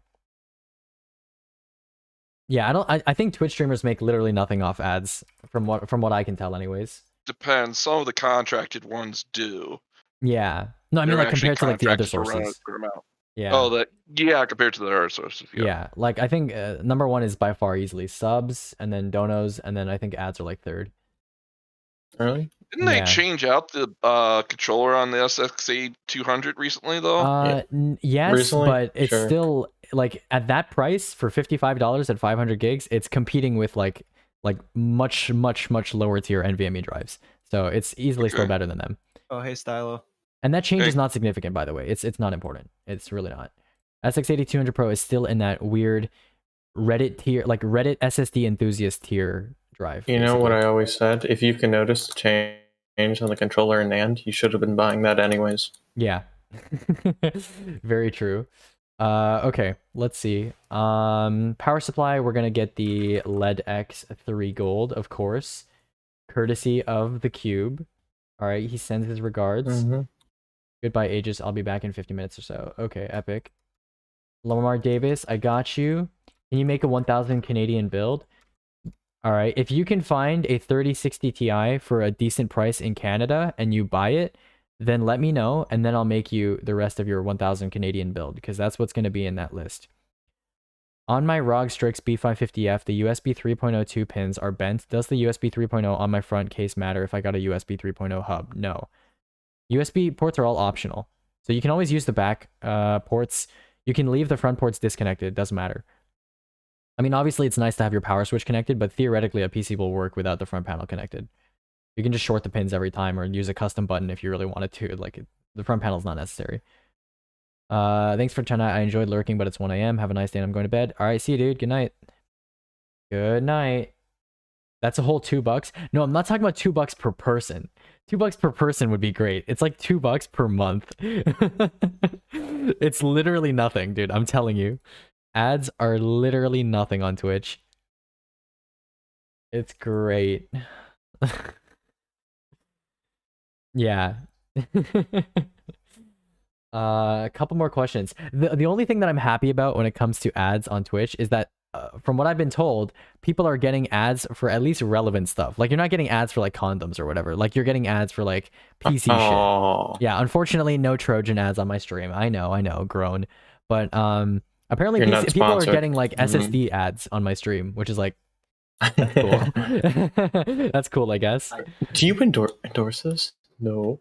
No, the products that people have told me that are on my stream that are getting advertised are actually products that I like. So, you know, I'm not unhappy. Will I have to worry about the BIOS update thing with the motherboard I'm getting? If you're getting a 10400, no, BIOS update shouldn't be an issue because there's literally only one socket / chipset set that is compatible with 10th gen, and it doesn't require a BIOS update. So 11th gen will have to worry about that, but 10th will not. So Laughs and Dell proprietary pinout. Lol. Do you have a shop? Dude, I should sell gutted SSDs. I should do that. Support Aegis by buying this MX500 at cost after he's gutted it open and taken pictures of the inside. You're very good at keeping your mouth going during a stream, lol. I wish I was. Sometimes I just like lack content, but like as long as I have a good flow of questions to answer, then yeah, I can keep talking. But sometimes, you know, we run out of questions and I'm just like, and I just end the stream. Aegis mouse pads, I'm telling you. Dude, the problem with that is that like if I were to make like a mouse pad or something, I would be very dissatisfied with its quality. Like a lot of the time when like big content creators make desk pads and shit, they're like garbage. And like I don't want that. I don't want to be part of a product that's like not good. So yeah. I mean, I'll certainly recommend a mouse pad to you, but like I don't think I could handle making a mouse pad. Yeah. Do you know a good build for streaming, editing videos, and playing games near 200 FPS? Yeah, you asked me this earlier. You were the one that had the $800 budget, right? So for you, you're going to be either waiting for the 3060 or trying to get a 3060 Ti for as close to 400 as possible. Yeah, you asked me this question earlier and I answered. If you have a micro center near you, you're going to be trying to get a 3060 Ti. If you don't have a micro center near you, that's going to increase your CPU cost. So that means you're going to try to get a 3060 when that comes out. Or you can increase your budget a little bit. It's up to you. But basically, you're trying to get a 3060 or 3060 Ti. Take your time. Yeah. Yep. You're trying to get either of those things.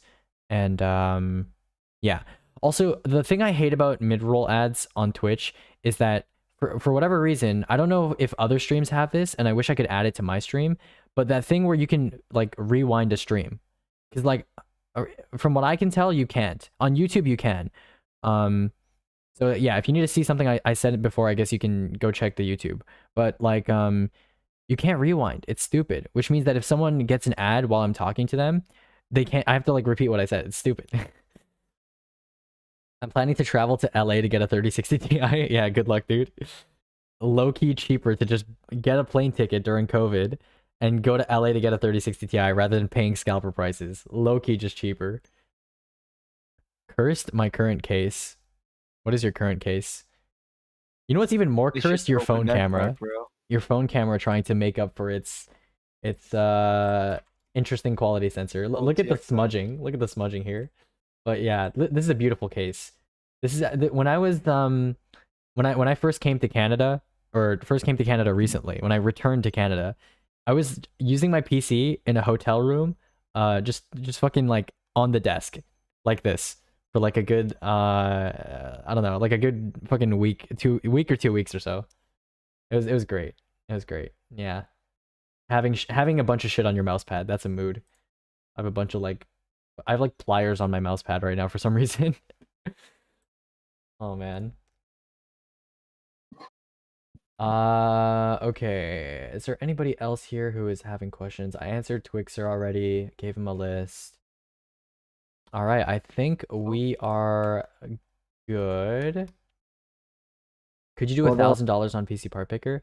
Yeah, okay, so anybody that's watching or anybody that's in this voice channel, why don't you add faster RAM on that build? Which build? Which one? Oh, this one? First of all, because a 3000 or 3200 megahertz is like everybody, bro. fine. I got 3090. I got two 3090s. But, on B460 and an i5 CPU, you're limited to 2666 anyways. So it really doesn't matter what RAM you get. You can tighten timings, but no one's gonna do that. So it doesn't matter. Yeah, like I give 3000 C16 to most people at this price. Yeah, definitely 3000 C16 to most people. If you see me giving 3200 megahertz to someone, it means that it just happened to be cheaper. Like it's not the number that does it for me. It just happens to be cheaper. That's all it is. COVID is coming clutch. Plane tickets are super cheap. Yeah, I flew from New York to Vancouver for like $150, I think. So pretty cheap. What airline? Air Canada. Yeah. Has to be. Yeah, it has to be Air Canada. Oh wait, yeah, into Canada. Whoa. Yeah. Okay, well, yeah, so anybody that's watching on Twitch or anybody that's in this voice channel, something important. Right now, it's basically not viable to make PC builds at all. It's like, even if you're willing to pay more, it's like not viable to make PC builds at all, even if you have a high budget. Unless you're willing to do use GPU, or you get extremely lucky in finding a 30 series card and you have a high budget, or you want to pay scalper prices, which I am obviously not a fan of. That's obviously your personal decision, but yeah. So let's see. Yeah, because here's the problem, right? Even if your budget is high, you're either getting a 3060 Ti or a 3080, and both of those GPUs are out of stock everywhere or extremely expensive. And if your budget cannot fit a 3060 Ti, like you have a budget that's like 800 or lower, then all of those GPUs that are relevant in that price range, so $300, $200 GPUs, are out of stock or overpriced. So you can't buy those either. And even if you have a very small budget and you're in like the $100 GPU range, those are all out of stock too. So unless you're willing to buy a used 580 or something, you're basically fucked. Like I'm waiting on my 3400 G2, dude. I've been waiting 6 months to replace this thing, and I've just been sitting here. I've been a sitting duck, and it's been real rough. Wait till 2022. It's not gonna take that long, but you know, it's rough. Last one, lol.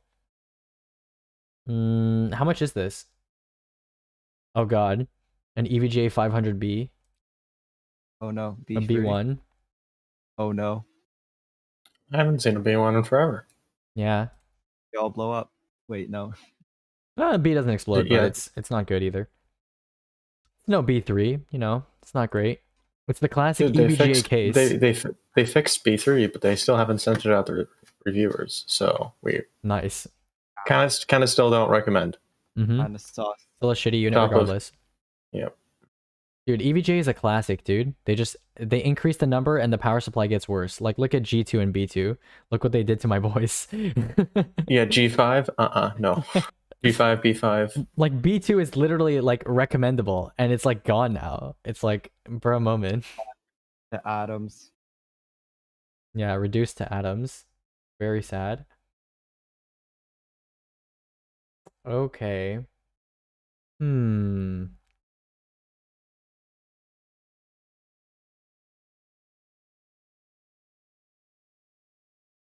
Okay. I'm gonna go for dinner now. See ya, Aegis. See ya, Cube. See you. Bye-o. I gotta do some more research on SSD encryption. Like, nobody cares about it, but that one dude, oh yeah, that RC Flyer dude, he's actually in the voice call. Yeah, he was asking me about it, and I kind of want to do more research because, like, in the consumer space, there's zero documentation on SSD encryption that's like significant in any way. So, but RC Flyer, you went to the right Discord. The Numax Discord is the one place you'll actually find details on something like that in the consumer space. And Numax can I kind of directed him towards that because he asked me about it. Okay, I was like, yeah, this guy was asking me questions yesterday, and I was like, I should probably invite him there. And then I see him in the Numax Discord. I was like, how did you find this place? Like, P31 doesn't have encryption. Wait, how's that gonna? How's it gonna affect a recommendation? Oh no. Oh no, the gamers can't encrypt their drives, so their homework folder contents will be private. Oh no, dude. Whatever will they do? Oh man. Okay. All right. We're in a bit of a lull right now, so we're gonna check the tech news today. See if there's any tech news. This is the tech news segment of the stream. All right. So tech power up. I already read this stuff. Military grade SSDs. How exciting. I already added that to the spreadsheet. Critical flaw in Windows 10 could corrupt your hard drive. Okay, I'm too lazy to read this. We're skipping that. Liquid Freezer 2, 240 and 420 review. That's from AnandTech. Nothing has changed. New Panther Canyon Nux. Oh, does he actually review this or no? Okay, no, this is just upcoming. Okay. Razer Black Widow Elite, Y2525. That's actually a really good price. Kingston at CES 2021. I think I've already added their weird fucking Ghost Tree drive. Yeah, codenamed Ghost Tree. Very cool. Let's see. r/hardware. G-Sync Ultimate change. No one cares because G-Sync Ultimate wasn't relevant to begin with. GT1010, M1 competitor, blah, blah, blah, blah. B550 ITX VRM thermal test. I think I saw this, but I didn't actually click on it. I want to see this. How to make a hard drive louder? Wait. Someone made a Reddit thread asking how to make hard drives louder. What the fuck? Wait. This guy literally made a Reddit post asking people how he can make his hard drive louder? Not quieter? Okay. Because he likes the sound of his hard drive? Okay, interesting. Alright, hold on. I'm gonna skip through this and look at the VRM thermals here. Test setup, ITX, Ryzen 9, 5950X. Okay, 3950X results. Let's see. Okay, B550M ITX is the worst, expected, and everything else is extremely cool. Okay, cool. 5950X, what are we looking at? Cool. Wait, I actually want to see how the loads differ on this. So the 3950X has the Aorus Pro AX at 67 degrees, and the 5950X has it at 64 degrees. I'm just looking, bro. Chill. Okay, so basically all of the ITX boards are like fine. Okay, this is expected. Yeah, based on, and it's either they have worse VRMs and add a heatsink, or not a heatsink, or actually heatsink or a chipset fan, or it's just good. One of the two. Yep. So we're chilling. Omega chair. Omega lol. Just wanted to double check. Best value motherboard for me is MSI B450A Pro Max. Yep. If you need 2 X16 slots or X16 shaped slots, and you need and you have a 3700X, yeah, B450A Pro Max is your guy. Now, if you need like higher bandwidth, like you need X8 mode on your motherboard, you need to find a motherboard that does that. I don't think the A Pro Max does. But if you don't mind X16, X4, which most people who are using dual GPU probably don't, yeah, that's fine. I'm assuming you're not using SLI, which is, yeah. Also, wait, 3080 doesn't even support SLI, so never mind. It's 1450, very overpriced. Yes, it is. We talked about how a 10400 and 3060 Ti costs 800 to 850, and how you're basically getting an equivalent PC, the one that you sent in chat, for 1500, which is literally twice the cost. So pre-builds are expensive, but that's pretty bad even for a pre-build. Is Superflower legit? I haven't really heard of them. Superflower is mostly an OEM and mostly has a presence as a consumer brand in Asia. So that's why you probably haven't heard of them. But they make a lot of your favorite power supplies. They make a lot of EVGA power supplies, the ones that are good anyways.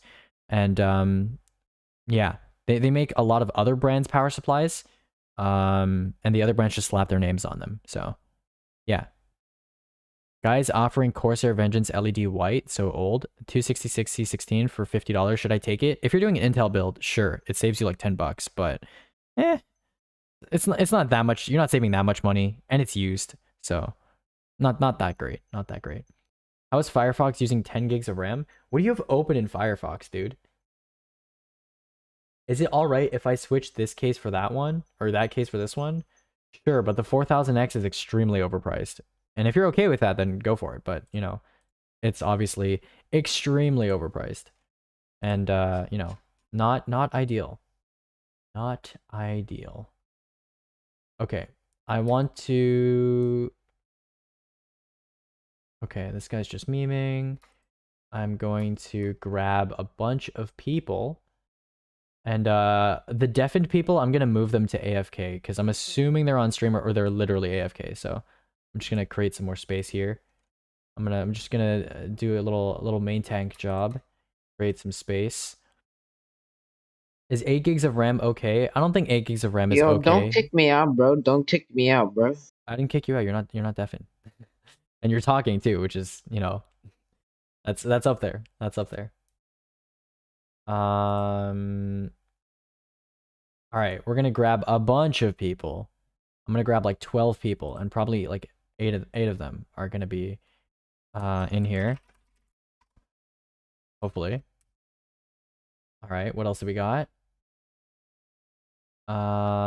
Chef. Wait, is that the chef from GD? There's no way. If that's the chef from GD, I wanna help that dude. What heroes do you play in SR and Overwatch? I'm mid gold on all roles in Overwatch. I'm low plat on OpenQ. What heroes do I play? On tank, I play Rhine, Ball, Hog, Sig. I can play the other tanks too, but I'm not very good at Diva or Orisa or Zarya. On support, I play Ana, Zen, Moira. I think that's it. Yeah, I'm not good enough to play Lucio. And I don't quite understand how to play Mercy, so I have to learn her. And then, how did you type so fast? It's a macro. And then for DPS, I play a ton of DPS. I play like Tracer, Hanzo, Soldier, McCree, Ashe, Pharah, Echo. I play like a lot of DPSs. I just don't play like the specialist ones like Doomfist and Symmetra. Is it weird that I only play Hog? No, there are tons of players that are really good at just Hog. Like, oh, I want to plug another streamer who definitely doesn't need a plug because they have a large audience. But if you want a good streamer that is good at like Hog, I will send you. This guy is like a sort of Hog one trick, but he's really great at Hog. Six? Yeah, Six. Our boy Six. Yeah, he's fantastic. What's Hog? Roadhog. He's a thick boy. He's also known as Ult Battery. Yeah, when I play him at least, he's Ult Battery.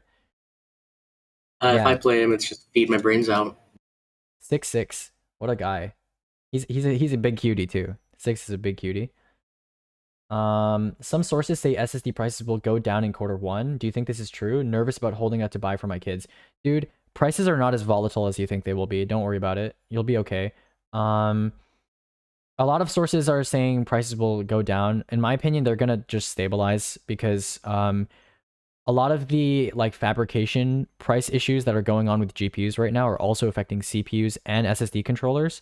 So while those prices are going up, NAND oversupply is continuing into this quarter, which means that will continue to go down, which means I like based on what we're seeing right now, prices seem like they're stabilizing, which means, and they have been for like the last 6 months. So I don't think prices will go down. I think they'll just stay the same. What's your experience with server SaaS HBAs? I have no experience with SaaS HBAs. I'm strictly consumer. I was being real about the hard drive, by the way. That's you? Wait, what? That's you in Reddit? That's you on the fucking Reddit thread? There's no way. We can't allow people like that here. Wait. There's no way a dude from r/hardware is like randomly watching my stream. What the fuck? Okay. Oh, okay. I'm going to leave and try to find good prices on some parts. Thanks for the list on the PC build I'll be seeing later. See you later, dude. Wait, which Reddit thread? Who? What? There's a thread on r/hardware right now where a guy is asking how to make hard drives louder because he likes the sound of his hard drive. He wants to make it louder. He wants the scream. You just get more. You just get lots of them. Yeah, or get a Velociraptor. I had this $800 build, the first one I made on PC Part Picker. I know it's not good, but I just wanted some advice. My advice right now is basically, if your budget is 800 or higher, wait for the 3060 or try and get a 3060 Ti or 3080, whatever fits your budget, and then everything else comes after. So yeah, this is okay. Yeah, this is not great. All right, CPU, you have the right idea. It should be the 10100F though. Yeah, but like this is not great. Oh, you have an 800 Canadian budget. That's even worse. Yeah, there's a lot of things here I would change, but the GPU you should be aiming for used, like a used 580 for like 130 to 150. That's what you should be aiming for.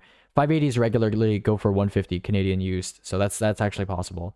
But yeah, everything else should be changed ideally. But yeah, you don't really have much space to work with here. 800 peso budget, Keck W. Yeah, lol. My dad works at Microsoft. Sick. Did you say 8 gigs was or not recommended? It's not recommended. Just buy a broken hard drive that already makes the noise and plug it in as a secondary drive. Set something up to back up data to a partition that basically gets written away later. True. Very true. Or just write your own firmware that has it spinning at max speed at all times. That's all you gotta do. How good is G-Sync? G-Sync is good. I'm not quite understanding your question. Yeah, I saw your question earlier. I'm not understanding what you mean by how good is G-Sync. Like, by what standard? Like, is it necessary? I mean, G-Sync is basically an irrelevant standard these days because hardware G-Sync isn't really something we recommend because it's a lot more expensive than just using like FreeSync derivatives. So it's good. I mean, like variable sync technologies in general are good and basically necessary at this point because they're cheap. But G-Sync in particular is not necessary. How do I make a hard drive louder? I don't know, smack it a couple times. It might not work after that, but, you know, smack it a couple times. Do you know about peripherals? I do know enough about peripherals to make generic recommendations, but if you want, like, really high quality help, you can go to the peripherals channel in our Discord server here, Build a PC, and ask there, because you'll get more specialized help that way. Adaptive sync is okay when you're playing very high graphic stuff that you want super smooth stuff on. If you want responsiveness and high frames, yeah. If you're consistently getting above your refresh rate, then yeah, using adaptive sync is not necessary / actually worse. So you either use both or you use you don't use adaptive sync. So I'm struggling to get Haswell single core performance out of my 3600 with 3000 C16. Okay. Pretty sure my CPU is basically a dud. Barely hit 3.8 single core with low temps, never surpassing 60 degrees Celsius. Pretty sure I'm just going to grab a 5900X whenever they're in stock, since I have a use for the cores and threads, or could I be doing something wrong? It shouldn't be Haswell. Yeah, it shouldn't be Haswell level single core performance. Also, the 3600 has higher single threaded performance in certain applications than like Skylake, and has worse in other applications. So it depends on what you're doing when you're calculating single core performance. I don't know what you're looking at. But if you're saying like it has worse gaming performance than Skylake, then I get it. But like, I don't know what you're looking at when you talk about single core performance. 380 R20. Okay, well let me go look at what's typical for R20 on a 3600. 1 second. Wait, oh, I don't actually. I could run it if I can download it. Don't worry, I have a database of R20 scores. Okay. So a 3600 on R20 is supposed to get about 474 to 500, like 475 to 500 on CBR20, and that's at stock. Pretty sure it's like 480. Yeah, so clearly you're doing something wrong. Yeah. So it doesn't make sense that your CPU is a dud, because if your CPU is just like limiting its clock speed for whatever reason, then there's some sort of other like artificial limit that's being imposed. So maybe your AGIS is like messed up, or like your motherboard BIOS is causing an issue. Could be like any of those things. Predictions on Overwatch 2, like when it's going to come out or what it's going to include, because we basically already know what it's going to include. It's just like PvE Overwatch with like purchased / like cosmetic stuff move over, maybe like a new mode, maybe like a new hero. Come out? No idea. I have no idea. We thought it would come out last year, and now it's just dead. Prediction on SSD prices in the next 6 to 9 months: lower or higher? I think lower overall, but probably like mostly the same. Is EVGA 500 watt B okay? No. Is TechWar Phantom worth it? if you want a 10 keyless keyboard for a very low price, like Red Dragon tier pricing, then yes. If you have a decent amount of money to spend on a mechanical keyboard, I would get something that's hot swap. And from what I'm aware, I don't think the TechWare Phantom is. Is 3060 Ti good to combo with a 3600, or would it be worth a better CPU? 3600 is irrelevant right now, so I probably wouldn't get a 3600. If you already have a 3600 and your current GPU is like a 1060 or something and you want to upgrade to a 3060 Ti, yeah, sure. Go for it. I haven't really seen SSD prices change much. There are usually like 5 to decent SSD options for fair prices for the past few months. IMO. Yeah, they haven't changed much since... lowest SSD pricing hasn't changed since January of 2018, if I'm being honest. Or sorry, January of 2019, if I'm being honest. And like overall market hasn't really moved in the last in the last 6 months, I should say. Is the TechWare Phantom worth it? I answered that question. Sorry, I'm late on Twitch chat. What are your thoughts on my i3 540 CPU? Incredible. Very gamer. I plan on Switch and I don't want to buy it again on PC, so I'm waiting for Overwatch 2. Lol. Overwatch 1's like really cheap though, you know? It's like $10 or something. And it was free to own like a month ago or something. Keychron C1, would you look at it real quick? Do you want me to just like look at it? Like, I'm not super good at mechanical keyboards, dude. You should just ask our peripherals channel if you want like advice on whether it's good.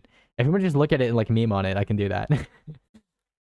Looks like it has switches. It has switches. Linears. Cool. It's good to go. Yeah, it's good to go, boys. Let's go. All right, Keychron C1. Let's see. Keychron.com. I think you were talking about this before. Oh, here's the funny thing. Oh, it's $45? What the fuck? Hello? Oh, that's kind of cracked. Yeah, that is. Detachable cable. Looks pretty good.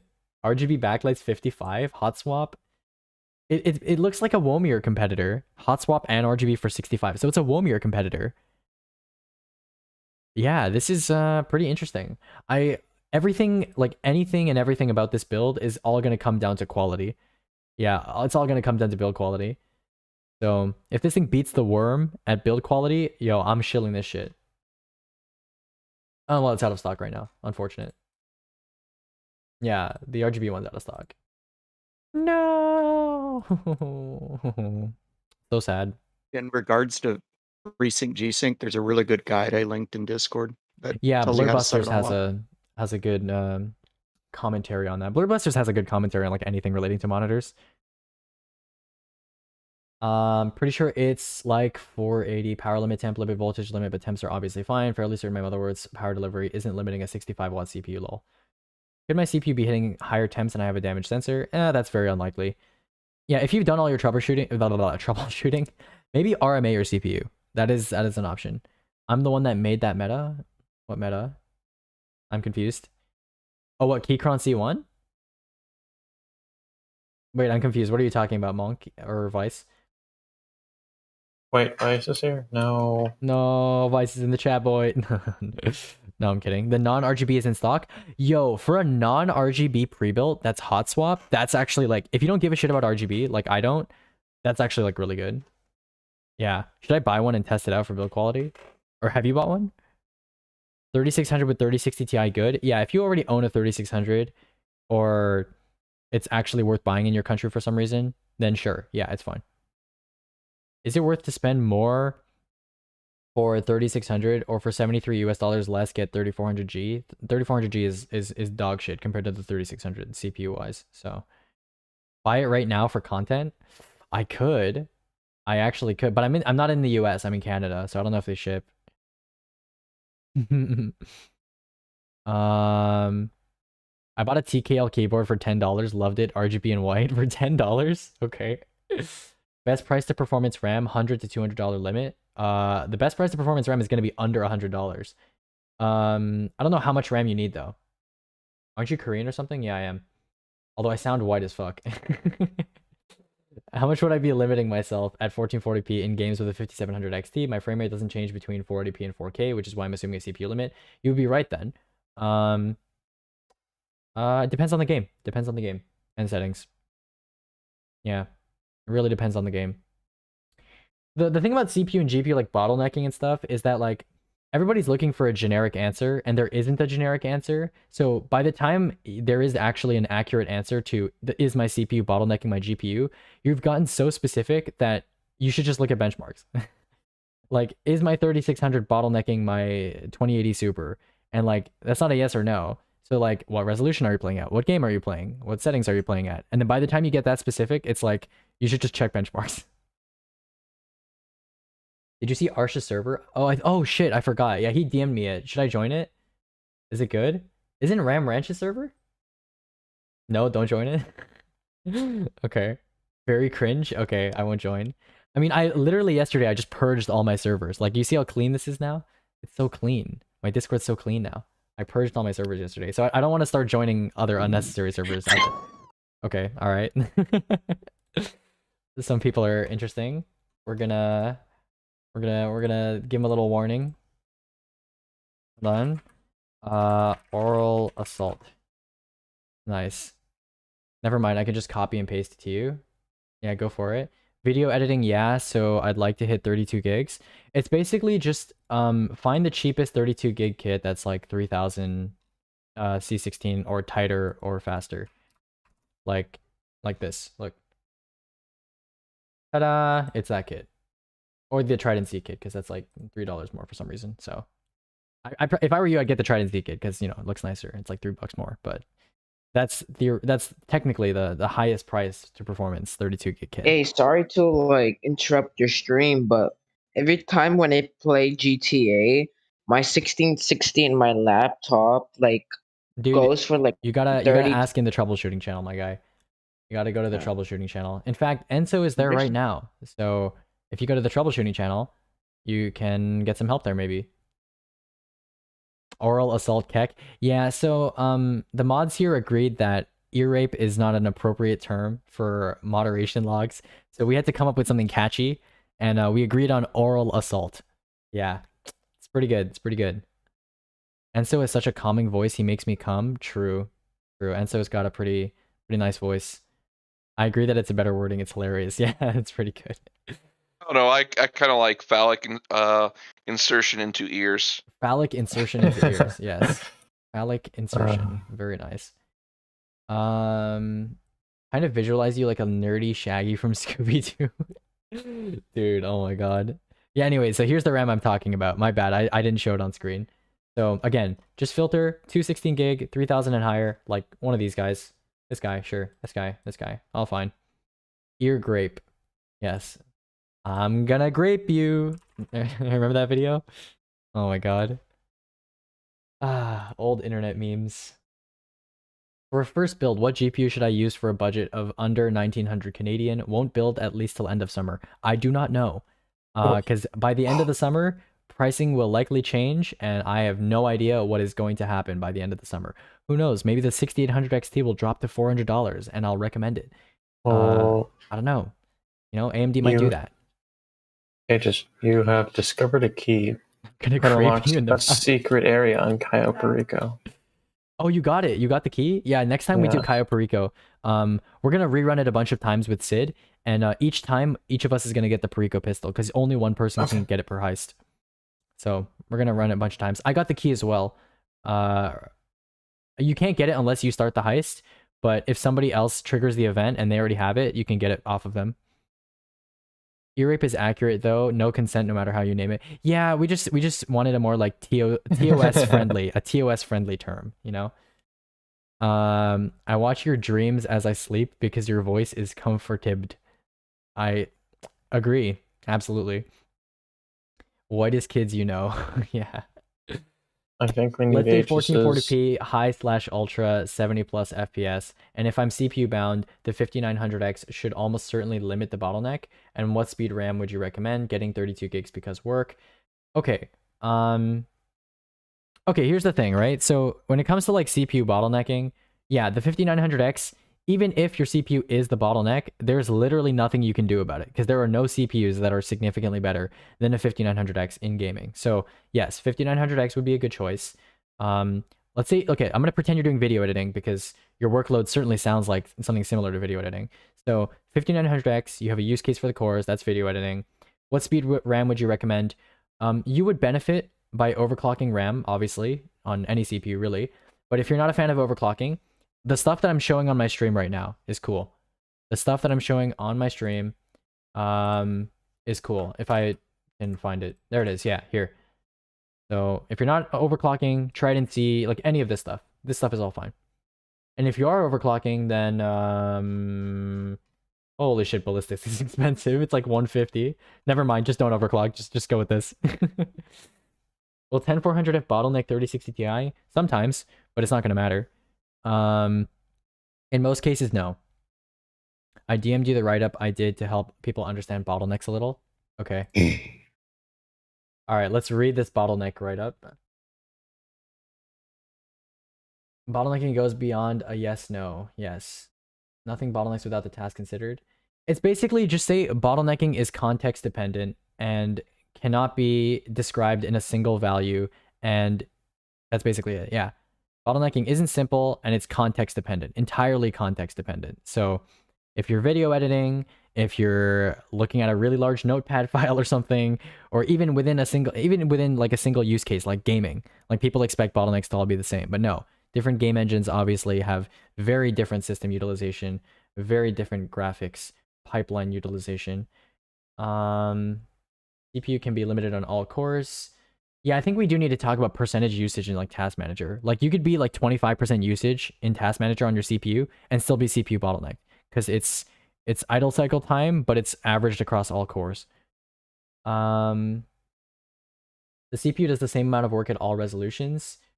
There are some cases where like draw distance changes when you change resolution in games, but that's hidden from the user. That's abstracted away. So I guess you don't have to mention that. And that's such a stupid detail that like you don't have to talk about it. Yeah. Oh yeah, the interesting thing is that CPU work actually changes based on aspect ratio. So if you have an ultra wide, despite it being like the same number of pixels, for example, your aspect ratio can actually change your viewport culling angle, and that can change how much work the CPU is doing. So that's kind of interesting, yeah. Like you could be playing at 16K and then theoretically your CPU work doesn't change, but if you play at 16K ultra wide, yes, your CPU work will change. Heavier graphic demand like ultra instead of low, fewer frames, fewer things the CPU needs to do. Yeah. Blah blah blah blah blah blah blah. James vary in demand significantly. Yeah, this is all good stuff. Good write up. Good stuff. Innocent cauliflower. Aegis, I wrote some lyrics with a friend. Oh my god, you made a fucking cum zone parody based on build advice? What the fuck? What is this? What the fuck is this? Welcome to the cringe zone. Only cringe on Samsung Evos. Dual 3090s, double sticks of 30. Dude, what the fuck is this? What is this? That sounds like something that Whoopity would do. Yeah, this seems like something Whoopity would do. Oh my god, dude. Thank you. This is extremely... What the fuck? I can't believe you spent your time on this, but then again, I can't really criticize people for wasting time on things. I made it with states. Dude, this is actually fucking sad. This is fucking cursed as fuck, dude. Oh my god. It's pathetic. What the fuck? What is the CPU bang for your buck for streaming? Best bang for your buck for streaming is using your GPU. That's just the answer. Why is it so hard to get GPUs like the 3000 series? Because supply is being limited by manufacturing issues, which are caused by COVID, and demand is being impacted because of COVID. So you have stresses on both sides of the equation. I get a lot of stutter on my streams, just really low FPS. Yeah, use your GPU. Use GPU encoding. The most likely cause of that is encoding overload, usually on CPU. There's a lot of, yeah. Either use special flags on X264 if you have a CPU that's supposedly good enough for streaming, and if you don't, it's time for GPU encoding. Very base. I only overclock the GPU because easy Lamau RAM is tedious as fuck, too lazy to mess with timings. But the thing is, RAM might be the most tedious, but GPU overclocks are typically borderline unnoticeable when it comes to performance. Same thing with CPU, at least on average, most of the time. Whereas RAM overclocking is probably the most impactful out of everything, at least this generation. RAM, when shopping at say 3000 megahertz because it's cheap right now, is there any fine print to watch out for? Like what CL is considered too slow and other things? If you're not overclocking your RAM manually and you're just running it at XMP, there isn't really a caveat. Just do 3000 C16, 16, 18, 18, 38 or tighter. Your standard kit is going to be like 3000, 16, 18, 18, 38, 1.35 volts. That's like the standard XMP for 3000 C16 that you're going to find. Anything that's looser than that, so has higher timings than that, is not ideal. Still probably acceptable. I know there's like No. 16, 19, No, 19, no, 3000 stop it. kits. It's okay. But yeah, 16, 18, 18, 38 is what you're typically looking Say at. 3200 CL16 to say it. Yeah. Sure. 3200 is also fine. What happened? Oh no, this guy just DM'd me his parody of Welcome to the Cum Zone, but with like PC parts in it. Can I send the lyrics without getting warned? You're not gonna get warned, but the bot's definitely gonna delete it because of too many line breaks. Yeah, GPU encoding is usually so much better anyway, especially if you don't split core affinity. In gaming, the lightest X264 preset default flags cause worse 1% FPS lows than Turing NVENC and New NVENC. Yeah. What do you mean New NVENC? Ampere NVENC? That's just Turing NVENC, so whatever. Should I get 3600 C16 then, or like what? No. Get 3200 C16. I sent you, are you watching stream? Or I can just send you a kit. Hold on. Here, just look at this page, basically. Or get this. Get this Trident Z kit. It's Trident Z non-RGB, but it looks better than the PNY kit, in my opinion. So, you know, it's also like $3 more. You know what I didn't note it? Or it was interesting to find out that like the 3200s, or inherently between the 3200 and the 3600 ballistics kits aren't that much different. Yo, guys, what power supply should I get? Depends on your budget. Corsair AX 1600X. Yes. Is computer. Wait, let me speak. I have my PC for like a month now, and I got EVGA like a dumbass I am. Oh, and you it's mean NVENC new, like the option in OBS that says like NVENC bracket like new or NVENC space new, like that one? No. Okay, look, I bought a Ah, I see. Okay. What? Because you said and new NVENC, so I was like, is he just talking about Ampere NVENC? Okay, that's what you meant. What is CL on RAM? CL is CAS latency. It's column access strobe latency. It's basically like your CPU is like, yo, RAM, I need some shit from you, and your RAM's like, okay, and then it like waits X number of cycles, and that X is CAS latency in clock cycles, and then when the RAM is like starts responding like, ayo CPU, I got your shit. That's CL. So all the timings in RAM basically describe how long an event takes to occur. And in this case, the event is literally the accessing of a column and the beginning the feeding of bits from that column. That's what CL is. That's what CL is, guys. How it works. Wait, who are you talking to? I'm talking to someone in my Twitch chat. I mean, Talking RGB doesn't to matter everyone. to me since my PC is literally behind a wall. Lol. Great. I mean, the Trident Z kit's practically the same price, and you know, looks cooler. You know, feels nicer. It's $3, whatever. Just got 479 single core on R20 with my 3700X running like 4.15. Nice-oo. Nice-oo. How much viewers you got? I have no idea. I will check in a second.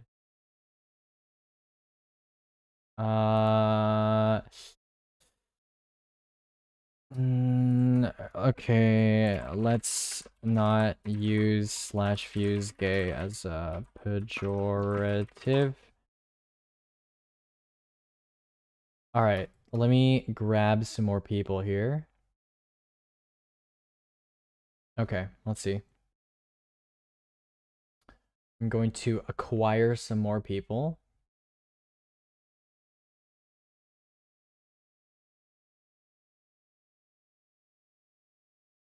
Okay. PD. Cool.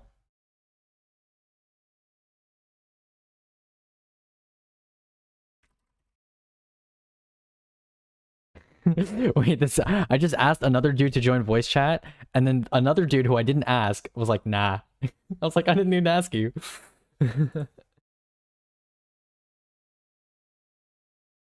Alright, cool.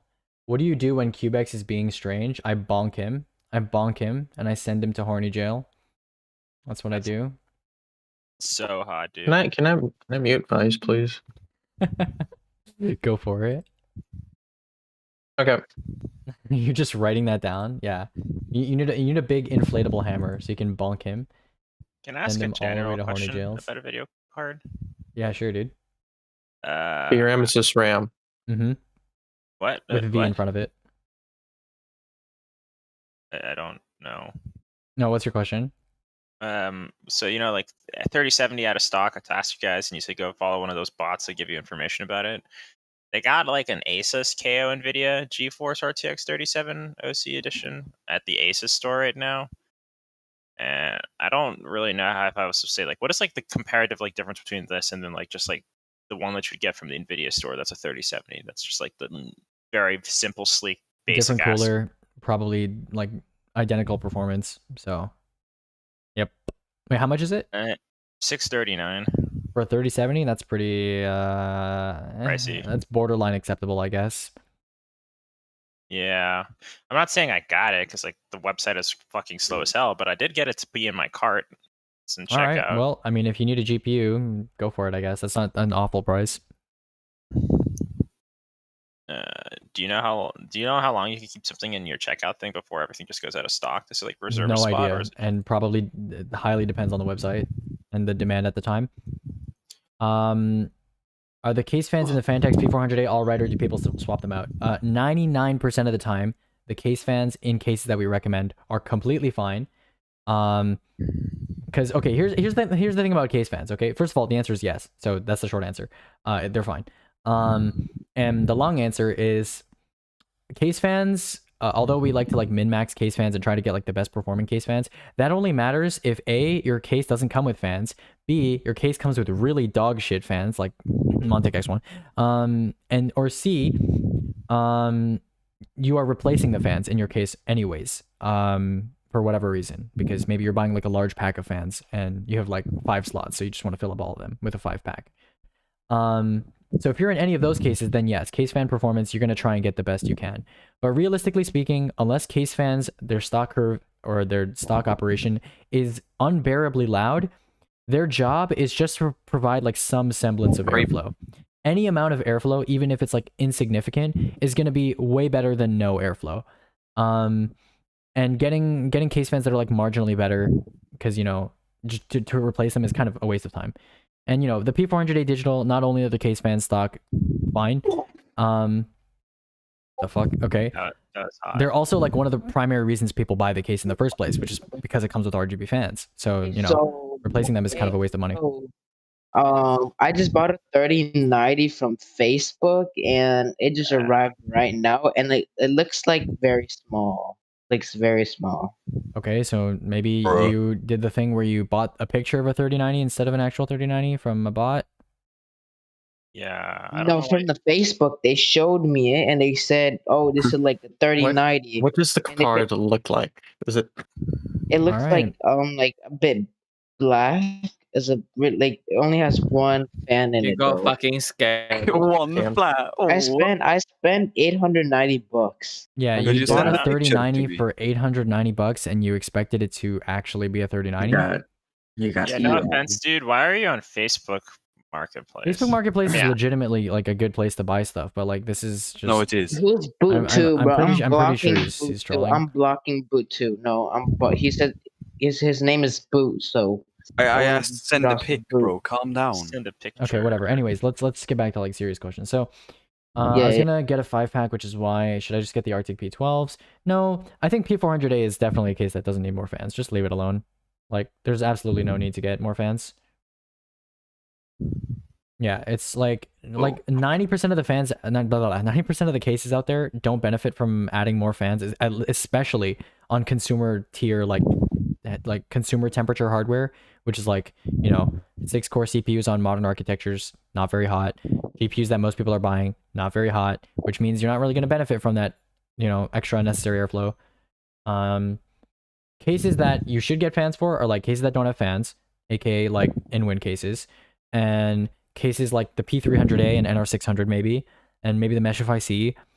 But like, yeah, that's basically it. And even the Meshify C is fine stock. I shouldn't have said that. Yeah, Meshify C is fine stock. The only reason why it's fine is because it's so small. Yeah. I have a question, honest. Or it's packed. Packed. Not necessarily small, it's just like packed. No, it's small. Okay, nerd, whatever you say. I have an RX 5500 8 gig and I'm looking to upgrade. What do you recommend? Nothing right now, unless you're able to get a 3060 Ti or 3080. I can, but it's overpriced. Yeah, so nothing then. Just keep it. It's definitely usable. You're in a much better situation than most people, as in like you have a GPU that's not terrible and definitely usable for most games, and you're definitely able to wait. So I would wait. I'm so I was annoyed, thinking man. of a 1080 Ti. Good luck with finding one that's not at a garbage price. Good point. Yeah, 1080 Ti's at this point are probably worth like I'm gonna say 250. Yeah. Ooh. Yeah. 250. Maybe a little higher. Maybe a little higher, but it is used. Impossible. People are selling them for 450. Yeah. That's a low point here in the UK. Yeah, I know. Used GPUs, especially at the mid to high range, people have no idea what their cards are actually worth.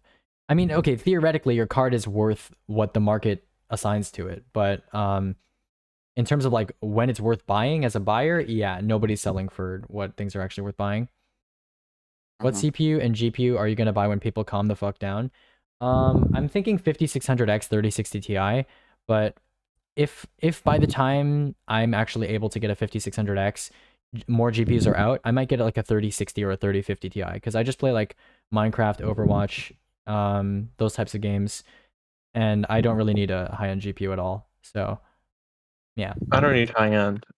Just a MSRP $400 card. Well, okay. The only reason why I was considering a 3060 Ti to begin with was because there's literally no new GPUs under that are worth buying. So I have a question. What is the maximum graphics card you want for a GTA 5?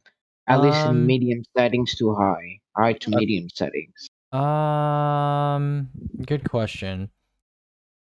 Because I have a there's two 60 answers here, because Ti. like I guess a 3080, but like I don't know. Yeah, I guess a 3060 Ti.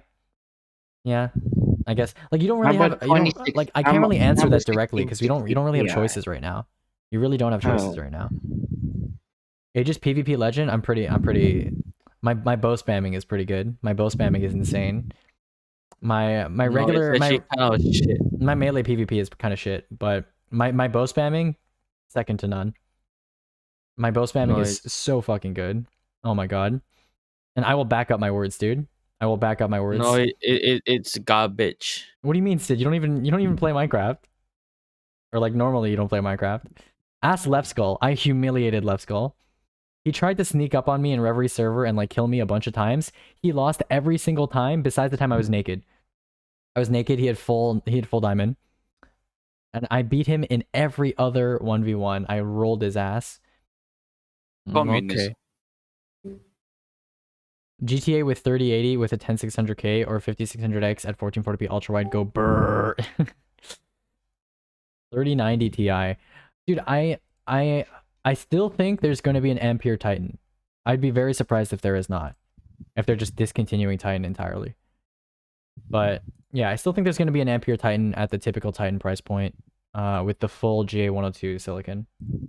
GA102 GM200 or whatever it is. Oh boy. And it's so boring trying to get this fucking thing to buy. Yeah, dude, look. Take it from me, my stream content literally depends on me building PCs for other people, and I have had nothing because I'm literally just telling people to come back later because PC building is in a dog shit place right now, dude. If I had done it during December, would have been any better or no? It's so bad. No. The 3090 is the Titan? No. 3090 is not the Titan. All right. You know what? We have to talk about this. All right. I made a brief summary as to why the 3090 is strictly not the Titan, okay? And we're going to talk about this. We're going to talk about why. I'm going to open Photoshop here, okay? We're going to bring up Linus Tech Tips. No, not Linus Tech Tips. That's silly. Linus Tech Tips doesn't go over all the points. All right, so is the best. The 3090 is interesting, and I think NVIDIA shelving the 3080 Ti was a good idea because market segment wise, the 3080 Ti would have made the 3090 completely irrelevant, absolutely irrelevant. So hold on, let's go to GPU database here. I'm gonna go to the 2080 Ti, right? And we're gonna like just outline some things here, okay? So RTX Titan, there we go. All right, so let's go over here. So I just put my list in Discord. Okay, we'll talk about that in a second. Let me make a new Photoshop document. That's 1920 by 1080. Okay. So I guess we're using we're using this font now. Okay, so XX80 Ti slash X90. I don't know why it's left aligned right now, but okay. I mean right aligned. So okay, we have this, we have XX80 Ti and XX90, and we have Titan. Okay, so the reason why I think the 3090 is essentially a 3080 Ti, or that's what it is that here are the characteristics that make up a Titan, okay? Or in the past anyways. High VRAM, okay?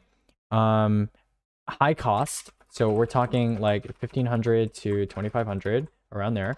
Not 250, 2500. And another thing that makes Titan is Quadro optimizations. Another thing that makes is unlocked mixed compute. And another thing that makes a Titan is highest XX102 silicon revision. These are the characteristics that make up a Titan, okay? Now let's look at XX80 Ti 90. So let's say mid-high VRAM, okay? Mid-high cost, okay? I'm not going to include a price range there. No optimizations. I can't fucking spell. Optimizations. Hello, Photoshop? Are we dead? Okay, there we go. No optimizations. Locked compute. And second highest ... Okay? So this is the difference between the 80 Ti and the 90, right? The only difference this time around is that when I get my fucking Photoshop layer out, okay? The only difference this time is that the XX90 has high VRAM and high cost. That's the only difference this time. So in my opinion, the XX90 is actually not an 80 Ti. What I think Nvidia did is that there's like XX80 normally, right? And there's XX80 Ti, right? And this is normally where consumer would stop, right? You would have like a bunch of other cards up here, right? And this is consumer, so right, cons, dot. And then normally after that, you would have like other cards like the Titan and stuff like that. I think this time around, Nvidia has extended their segment. So it now includes an XX90. This is a new segment. It's not a replacement for anything. I think it's a new segment. And basically what this new segment is it takes these aspects of the Titan and ignores these, right? Because the 3090 is GA102 dash hold on, let me check what the 3090 is. I forgot. Give me a second. Give me about 15 seconds while I check this. Okay. I don't think they'll have an Ampere 80 Ti card. Sorry, yeah, GA102-300, right? And I believe there is a GA102-200. I believe that's been confirmed. And I think that's what they're reserving for the Titan. So the 3090 actually doesn't have the highest GA102 silicon, whereas the TU102 silicon on the Titan RTX is the highest TU102 silicon. The same thing that like the RTX 8000 uses, for example, the Quadro series highest end card. So the XX90, the 3090 is not a Titan, right? These features are required. Every other Titan has included these features in some way. And so it's a new segment. It's for basically, it's for like, hobbyist content creators. It's for like the creative types. NVIDIA wants it to be for gamers. I think that's the only manipulative part of their launch. Realistically speaking, it's for lorem ipsum. Yes, it's for lorem ipsum. I'll just draw it out. It's for people that want 24 gigs of, okay, well, I should say want 10 gigs of VRAM, right? But they don't want to spend $2,500. So this is basically for people that want 10 gigs of VRAM, don't want $2,500, don't care about these things, right? And if you don't care about these things, then this is basically a $1,000 discount, right? It's really nice. It's a $1,000 discount. So I think the 3090 is actually a great product for those people. But everybody's complaining, the 3090 is not good value for gaming. And I think that's a valid criticism because NVIDIA actually does market it for gaming, which is really stupid. But let's say NVIDIA said, hey, you content creators, you guys who use a lot of VRAM, more than 10 gigs, and you wanted the card to be cheaper, this is for you, okay? Like I know some people who do a lot of like media content creation work. They use like Lightroom, Photoshop, Premiere, Resolve, that sort of thing. And some of them do use a lot more than 10 gigs of VRAM. They use like 20 plus gigs of VRAM. And those people had to buy the Titan RTX last generation. Well, now guess what? Now you can save $1,000 and buy a 3090 instead. Yeah, that's basically. Thanks for coming to my TED Talk. So again, these are the most important things. These are also Titan features that do not come with a 3090, which I guess you could make an argument and say NVIDIA artificially segments the 3090 and could have included these features, and then it would have been a Titan. But this is certainly an improvement over not having it, right? Would you rather not have a 3090 and then have people have to pay $2,500? No, it's just a nicer option. It's further segmentation. It's a nicer option. That's all it is. Okay. Cyberpunk at 4K Ultra wants to use more than 10 gigs of VRAM, lol. Okay, so here's the thing, right?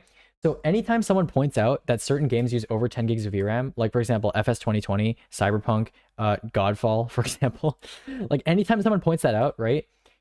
What is the theoretical impact of running out of VRAM, right? It's a performance impact, so stuttering, lower FPS in general, or LOD. As far as I'm concerned, nobody has recorded any significant issues in LOD reduction between a 3090 and 3080 in any of the games that people complain about the VRAM requirements in, so that's not an issue. Frame-wise, Cyberpunk doesn't suffer more on the 3080 than it does typically in other games, so the difference is still about 10%. In fact, I think it's even less than that on average. So that's not an issue either. And frame time stability, as far as I've seen, the 3080 doesn't have any issues that the 3090 doesn't already have. So, you know, here's the thing, right? So you seeing high VRAM usage and games having high VRAM usage, that is a problem, right? And having a card with a lot of VRAM, that is a good thing. Allocation. Right? First of all, yes, allocation and usage are still different things. And in Afterburner, a lot of people think that the new beta Afterburner feature that shows allocation, it doesn't actually show allocation. It shows per process usage, which is still not allocation.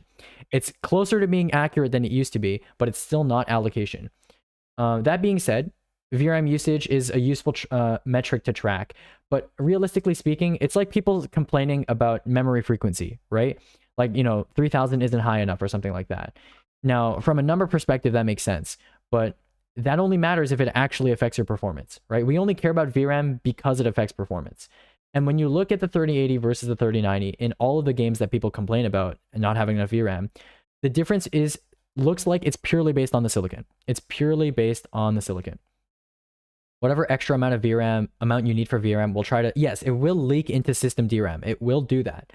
However, game engines can dynamically scale so that you don't leak into system DRAM, right? So they can scale so they can use less textures, decrease LOD, so it fits into like a 4 gig card instead of an 8 gig card, so you don't run into stuttering. Because if games are not properly optimized and your game textures start leaking into system DRAM, that incurs a huge latency penalty, and that's why we talked about stuttering, right?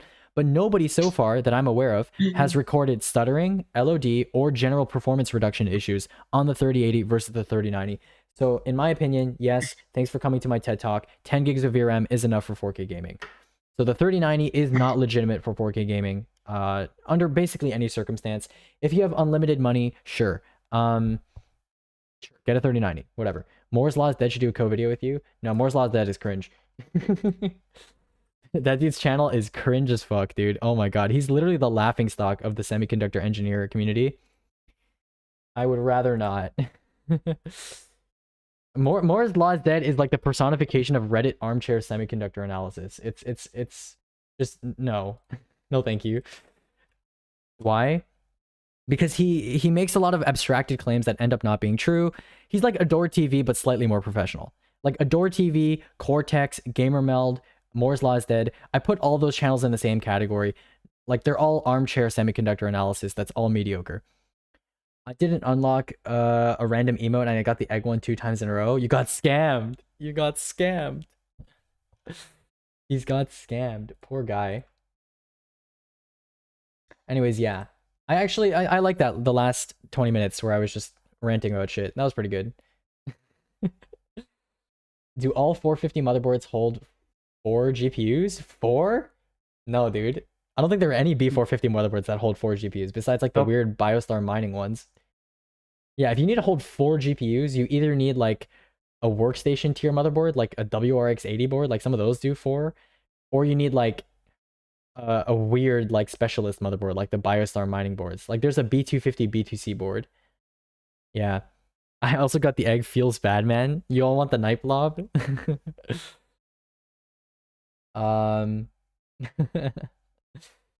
Okay, wait. Who is the? Do you use a graphics tablet? No, but I'm just so used to writing font with my mouse that it comes out pretty neat. I'm pretty proud of it. It's one of my big flexing skills. I do have a graphics tablet that I have with me, but I'm too lazy to get it out, and the writing doesn't even end up looking that great. So, you know. To confirm, you think SSD prices won't continue to go down in the next 2 months? It's not a continuation because they're not already going down. SSD prices have been stable for like the last 6 months. And if you want proof, I'll explain. So like, let's look. SSD. I have to have my 3080s mining Bitcoin 24/7. Yeah, have fun with that. I see you're an OSU player. No, I just have low DPI because I play FPS games. So, you know, and I have a big mouse pad. So, yeah. Well, it's not that big, but you know. So SSD prices right now for a decent SSD that I would consider for like a primary system, it's like 95 per terabyte, right? And like, I don't know if you knew this, but the Intel 660p was like $80 per terabyte in January of 2019. So the lowest price SSD hasn't changed much in like 2 years, basically. Or yeah, 2 years. 2 years. Yeah, 2 years. Wow, fuck, it's been 2 years. So it hasn't changed in like 2 years. And the average SSD, so like some of the SSDs like up here, like 100 per terabyte, hasn't moved much really since like 6 months ago. Like 6 months ago, you could easily find an SSD for 100 per terabyte that's like decent. So this is not a change. In fact, this is not even a good time to buy SSDs. Like 95 per terabyte is pretty bad. Yeah. So yep, I don't see SSDs like significantly dropping in the next while or so, and they're at a pretty good place anyways right now. Anyways, I don't mind if they don't drop. So yeah, dude. Yeah. My SSD list that I gave somebody today.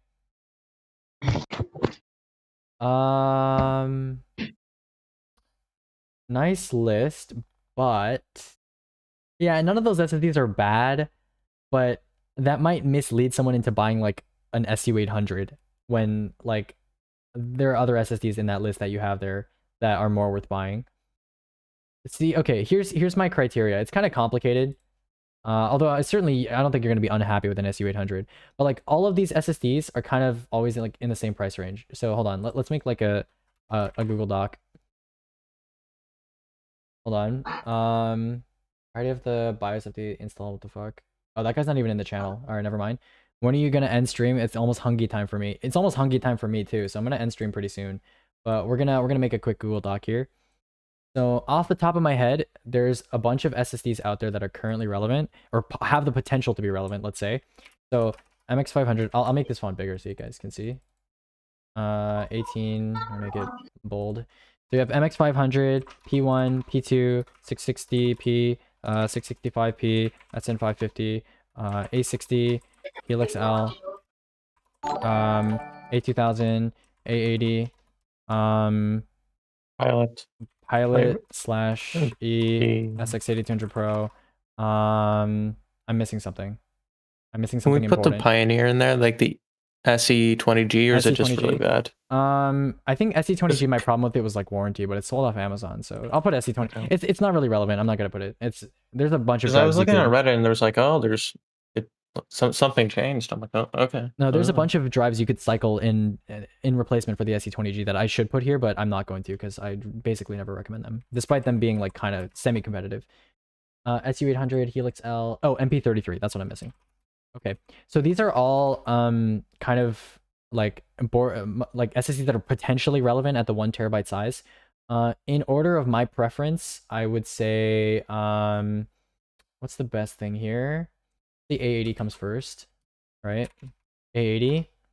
A2000 is like somewhere over here. SX8200 Pro. So that goes there. Sorry, that goes there. That goes there. That goes there. MP33 goes there. I should put MP33 and P2 in the same tier if I'm being honest with myself. So, but whatever, doesn't matter. And then E1 is like, this is not final, by the way. The top part is final, but the bottom part's not. Yeah, you know what? I'll put these like same tier. These are like same tier. 660p versus MX500 is like really contentious. I usually do 660p instead, but like 665p is like there somewhere. A60 is also like in this tier. Helix L is like the same thing as A60, so also in this tier. Hold on. Pilot E is up here. That's like way above everything else. L5 Lite 3D is over here. And then SU800 is on the bottom. Okay? So I hope this makes this pretty clear. Now, let's go over like reasoning. So A80 is E12/SM2262EN, and it's stable. I would consider it to be stable. Actually, no, I should put a slash here, right? Stable and available, that's the first tier. We have SM2262/EN. I would call this compromised, because you have a chance of getting the third revision, which is like Samsung NAND, which is really not optimized well for that controller. Yeah, they both have SM2258, but I have my reasons, don't worry. A2000 is SM2263EN, best possible configuration. SN550 is WD custom, plus good DRAM-less implementation. So like good SN550 is like the quintessential good consumer drive that doesn't have DRAM. SM2263N plus new QLC, and it's well firmware optimized as well. And then MP33, good firmware results with E13T, but also has SM2263XT variant, which would put it okay, so I'll say MP33-1v1 here, and we'll put MP33 v2 here. So it has like a potential for like both. Oh shit, I should put E13T here. E13T, good firmware results, stable. That's what I should put there. And then I shouldn't put 665 here. I should put this. Okay. Okay, good. So E13T, and then we have E13T mediocre firmware results, which is P2. Possibly inconsistent. And then we have SM2263XT with variable TLC, or SM2263AN with bad firmware. I should say mediocre firmware, but bad firmware plus QLC. And then we have or SM2258 good TLC. And then we have SM2258 good TLC plus variable plus odd firmware over SM2258 old TLC low warranty. So this is kind of my reasoning for all of this. Now, realistically speaking, we can kind of separate this into like a couple big categories. So I would say this is like the first big category. This is like the second big category. This is like the third big category. I would say that's like another category. E13T. I'm gonna say like that's another big category. And then I would say this is another big category. So I'm gonna separate it all by line breaks. Yeah. So these are like semi-major groupings. So you have E12 SM2262N or compromised, stable or compromised. That's like these drives, right? And then you have the A2000, which I think is worse than the SM2262 drives for like consumer-centric stuff, especially in benchmarks. But obviously, you know, the difference between all of these is basically not going to be noticeable for consumer. Among some SM2258, yeah, I would say so. But when I say big groupings, I just mean like in my head. Like, reasonably speaking, all of these are going to perform the same for consumers, like for the most part, outside of like file transfers or whatever. Like these are all going to be relatively similar. But in my opinion, like when it comes to distinguishing between all of them, yeah, this is a big grouping. I think A2000, yeah, it is worse than these for like consumer centric in some regard. I could put this into the highest tier. Like it's also really great. SN550 is no doubt worse. And I would say 665p with like new QLC is kind of like similarly in that category. Not as good as A2000, obviously. E13T with good firmware results. This is like with the good static SLC that you see like on the MP33, very stable results. And then you have P2, right, which might switch to QLC in the future, and P2 has pretty bad, has mediocre firmware results at least. And then you have SM2263XT, which is like every Chinese NVMe drive ever fits in this category. SM2263N, so 660p and P1, so first gen QLC drives also fit in this category, and SM2258. So there was a big debate over like whether 660p or like MX500 or L5 Lite 3D were like the right choice way back like 2 years ago, back when we were comparing like QLC when it first came out. And I think my take has settled on, yeah, 660p and MX500 are kind of interchangeable. It's like whatever. They have like weird trade-offs, but it's like I'd consider them like maybe same grouping. I might put SATA lower. I might put this good TLC thing lower.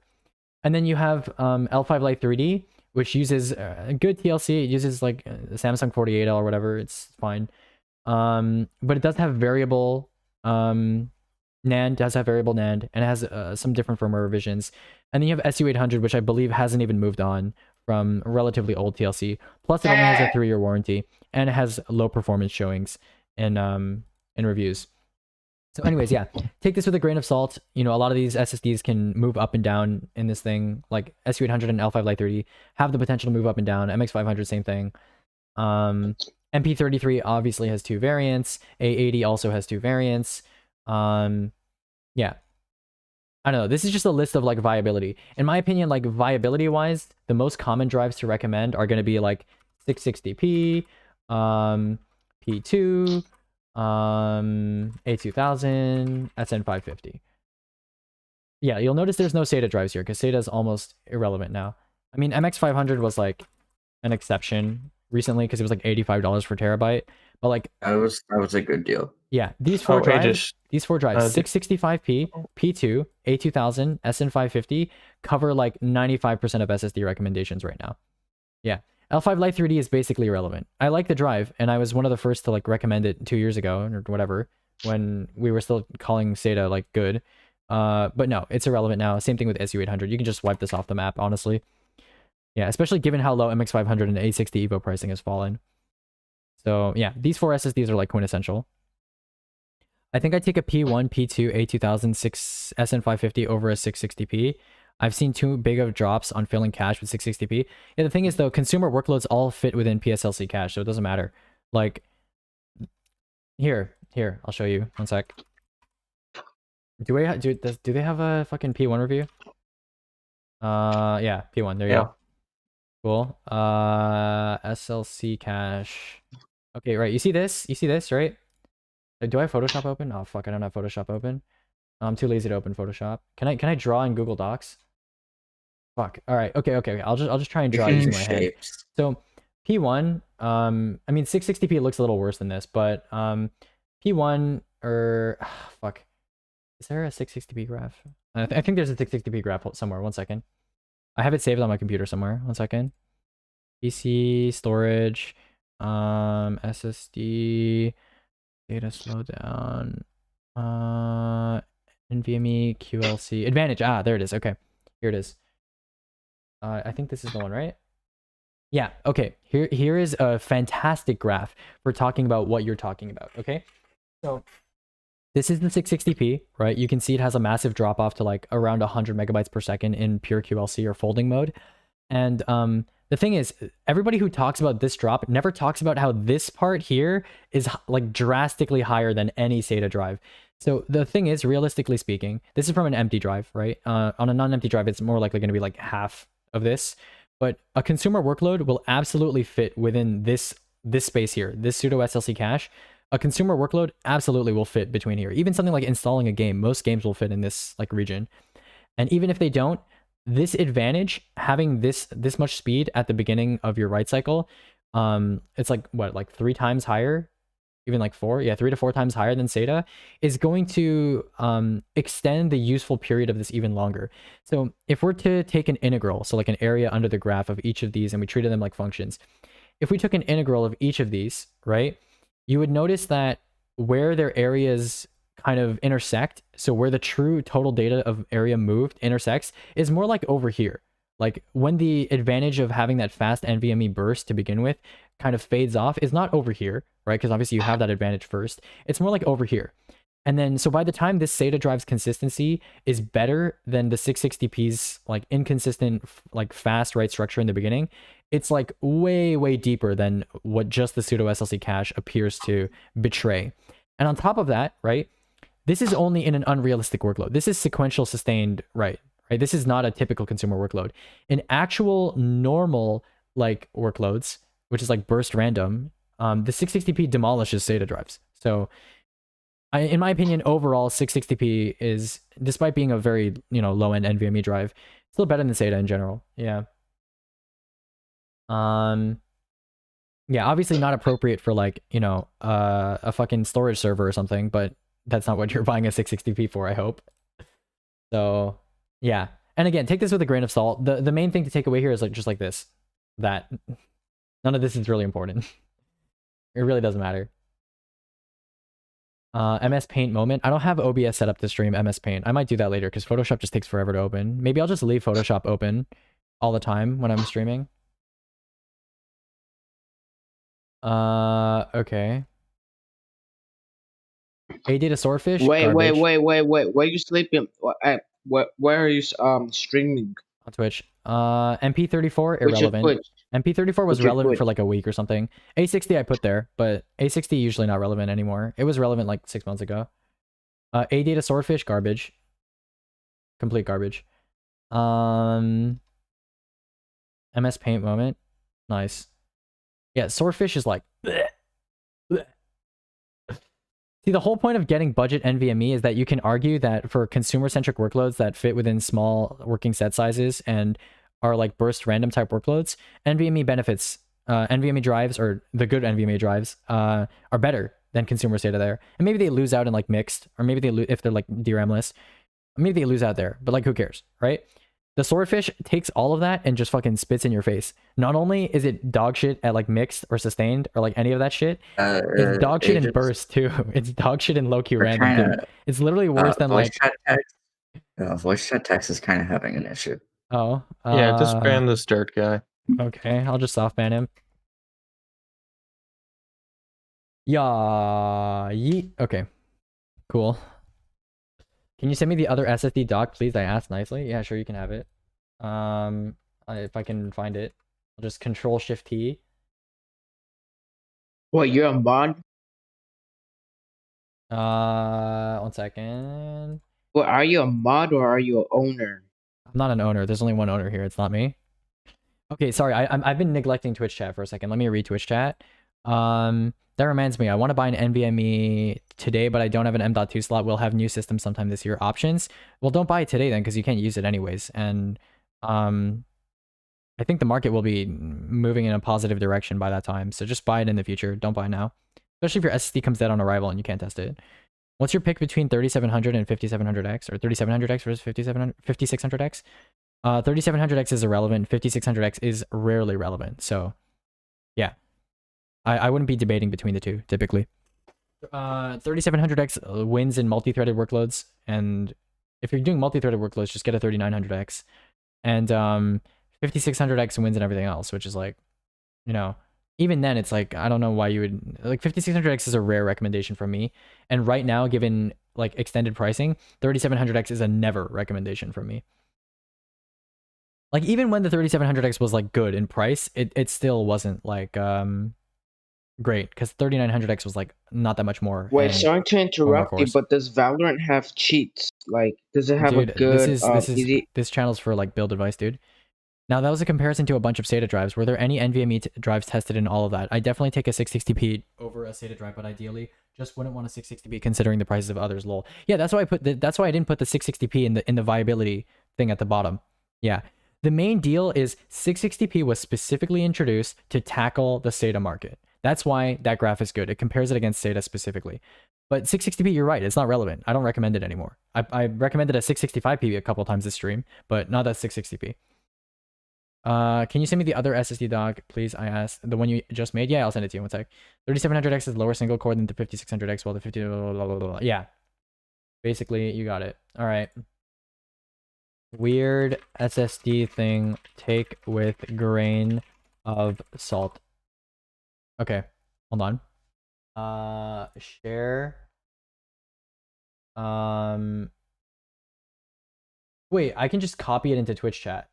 Here, I'll just copy it into Twitch chat. One sec. This might be a little spammy. Give me a bit. I don't know if Twitch copies line breaks. Oh fuck, that's a lot of text. You know what? No. I'll just send you the fucking doc. I'm not copy pasting this into Twitch chat. Okay. Copy link. Done. Okay. There. I got you the link. 1 second. Okay. There. Yeah. Fake Aegis SMH. What's up with the Ryzen 5 3600? See, the thing is, the Ryzen 5 3600 at 195/200 is actually maybe worth buying if B450 boards go back down to the prices that they were at like around Black Friday. Like if we get a $65 B450M Pro 4, I'm going to start recommending the 3600, even if it's $200, because combined cost with 10400 and current B460 pricing, it's actually better. But you know, that's not happening. So 10400 still has like a $20 to $30 advantage for around the same performance. So yeah. What motherboard do I buy then? Like right now, B460M DS3H is DS3H AC is the option. It's like $93. Based, extremely based. Okay. Well, yeah, SSDs are more and less complicated than they need to be. SSDs are basically just get the cheapest one that... Here's my thought process. Get the cheapest drive that's not garbage, right? So in this sort of scenario, you would be looking at SU800 L5 Lite 3D, and then look slightly higher in cost, and see if there's anything that can potentially provide some advantage, whether that be in warranty, whether that be in performance consistency, in endurance, in BOM consistency, for example. So, you know, from a value perspective, yeah, I guess theoretically one of these drives would be like the highest value if you were a big value nut. But again, like $5 more for what I consider to be a superior drive, yeah, I'm going to tell people to pay that. So, because $5 is not... You could argue that the difference is not noticeable between the two drives, and you'd be wrong. But you could also argue that $5 is not a noticeable hole in someone's wallet. So, you'd be wrong both times. Yeah. So Swordfish is dog shit. It was Dogfish. It was Dogfish. Dogfish is an SSD brand as well. But yeah, it was dog shit on release. The Realtek HMB controllers are fucking embarrassing, dude. They're really bad. It doesn't even use bad NAND too. It's just it's Realtek Duralist controllers are fucking garbage, dude. Oh my god. Yeah. The way I see it right now, there's like 3 major categories of drives. There's like the primary drives, which are like budget NVMe, high-end SATA. So MX500 on the cheap, 665p, MP33, SN550, that sort of thing. That's the first category. The second category is just garbage drives. So like, let's say you're upgrading from a hard drive and you're putting all your games onto SSD. Getting one of these is fine. Well, not this, not the X3, that's QLC, but like GX1. GX1 is great for that. Yeah. Or like, let's see 2 terabytes, because that's more likely to happen for like mass storage. I'd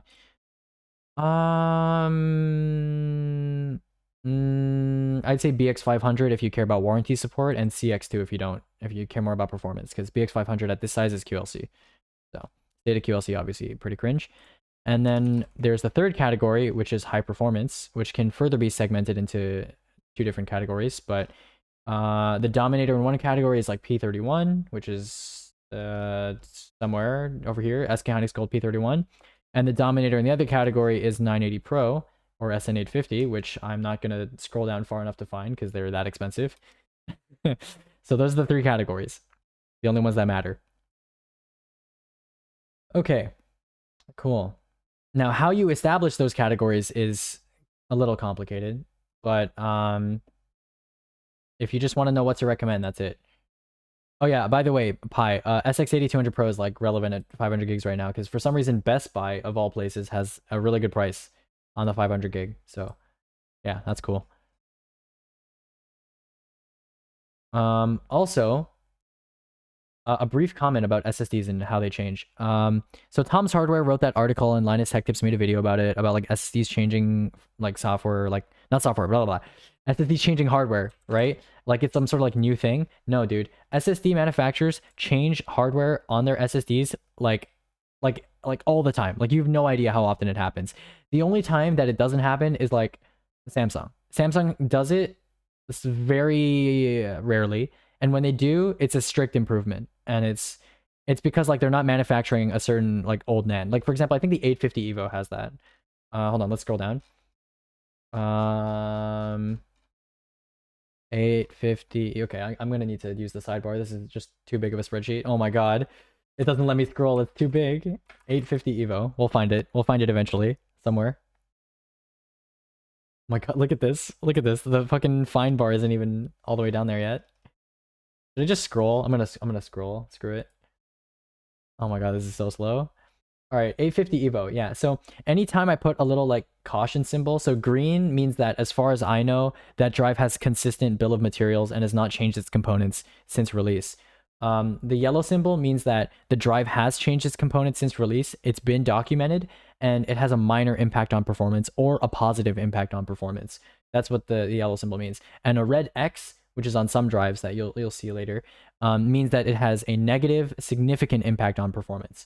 So for example, like the 850 Evo changed from 48 layer TLC to like, I think 64, which is like fine. It just means basically Samsung was like, yo, we're not making 48 layer TLC anymore, and we haven't made a new SSD yet, so we should just put the new NAND in here for free.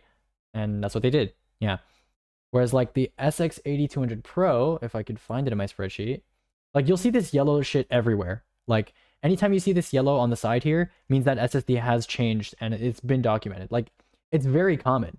It's on a ton of these drives. Like there's a lot of green, and then there's just yellow everywhere, right? Imagine if like a YouTuber had to make a video every time I made one of these yellow things. Like no, SSDs change their bill of materials like all the time. All the time. There's yellow everywhere.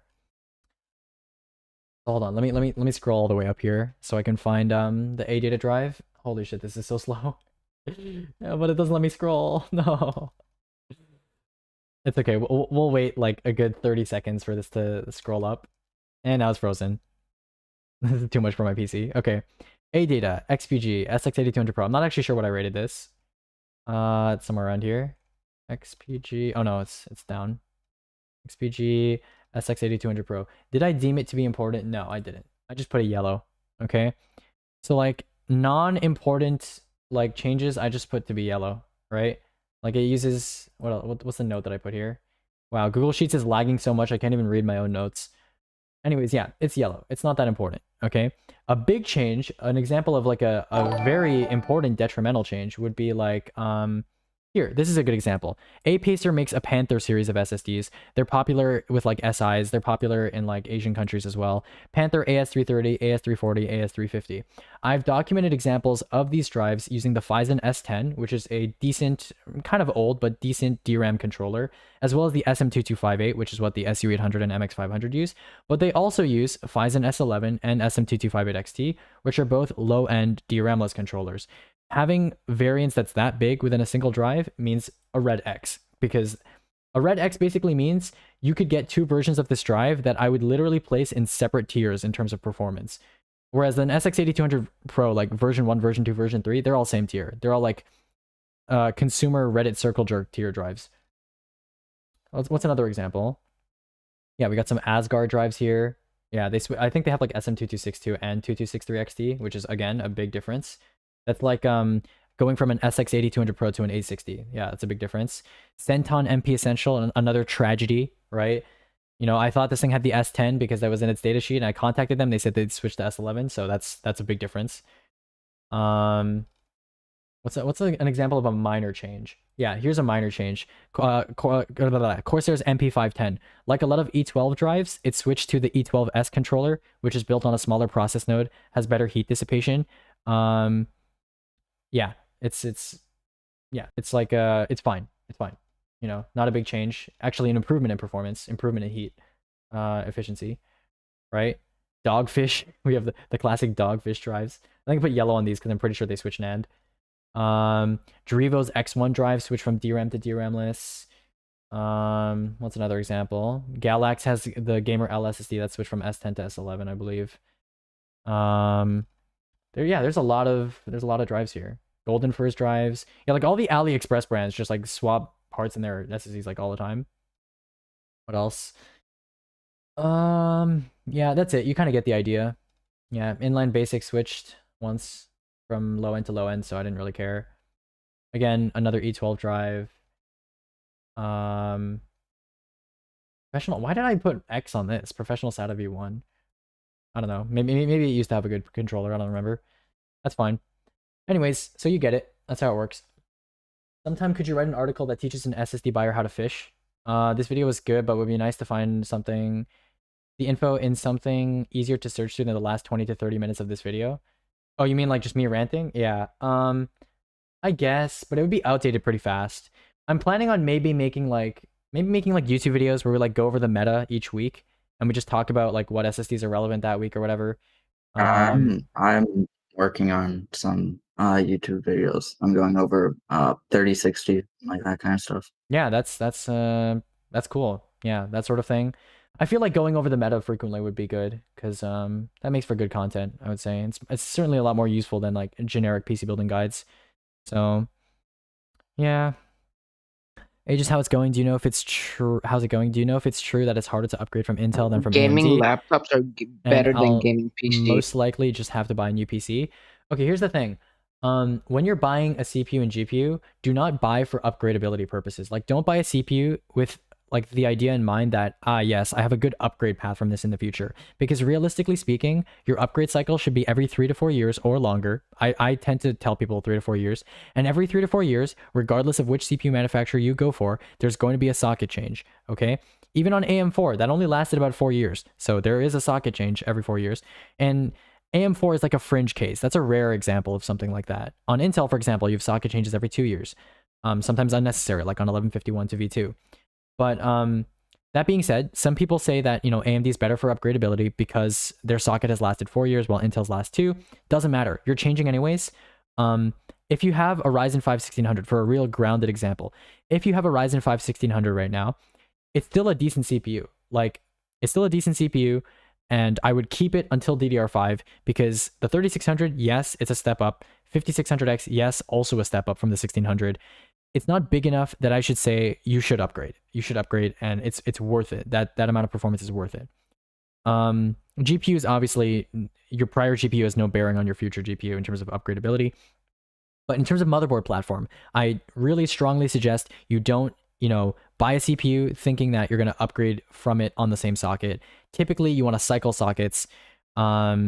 Yeah, AMD socket support lasting more than 2 gens hardly matters if the microcode isn't provided for people to use new CPUs without. Yeah, exactly, right. So like B350 doesn't support like Zen 3, so, you know, there you go.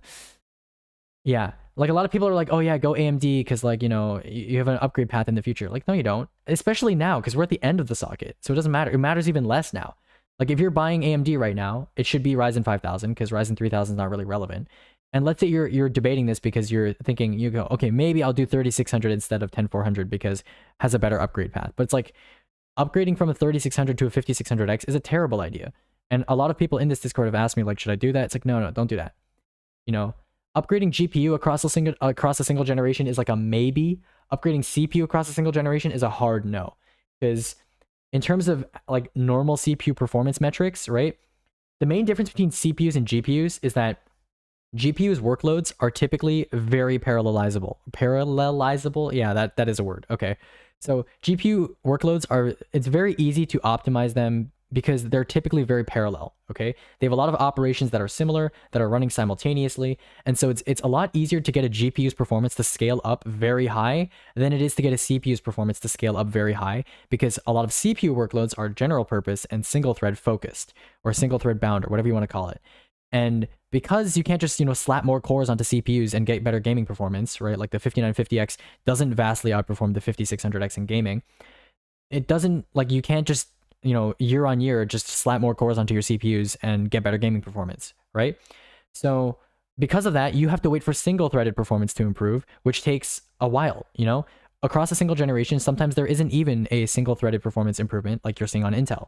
So, 3600, 5600X, completely insignificant increase in performance, I would say. So yeah, that's the reason you don't upgrade CPUs across a single gen. GPUs are like a maybe. The only time I would ever consider upgrading a CPU across a single generation is if you're changing what you're doing on your system. So let's say you have a 3300X. You're one of the lucky ones. You got a 3300X and you're just a gamer, and you get hired as a video editor for someone, right? And you're doing this professionally now. So you need you need your export time to be fast. You need your timeline to be smooth, and you want a CPU that's faster, right? And at the time, the 5900X is available. You're sure the 3900X is there too, but the 5900X is better. So then yes, it makes sense to upgrade across a single generation because you need the extra cores anyways, and you were going to buy a new CPU anyways. But besides that, going from like a 3600 to a 5600X and keeping the same core count is a hard no. Yeah. Also, is also, a like, 450 if watt you're EVGA? Yeah, sorry, go ahead. like if you're spending $300 on a CPU, you're probably playing at like a higher resolution. So like buying a CPU with like a high single thread like capacity or like high single thread performance isn't generally worth it.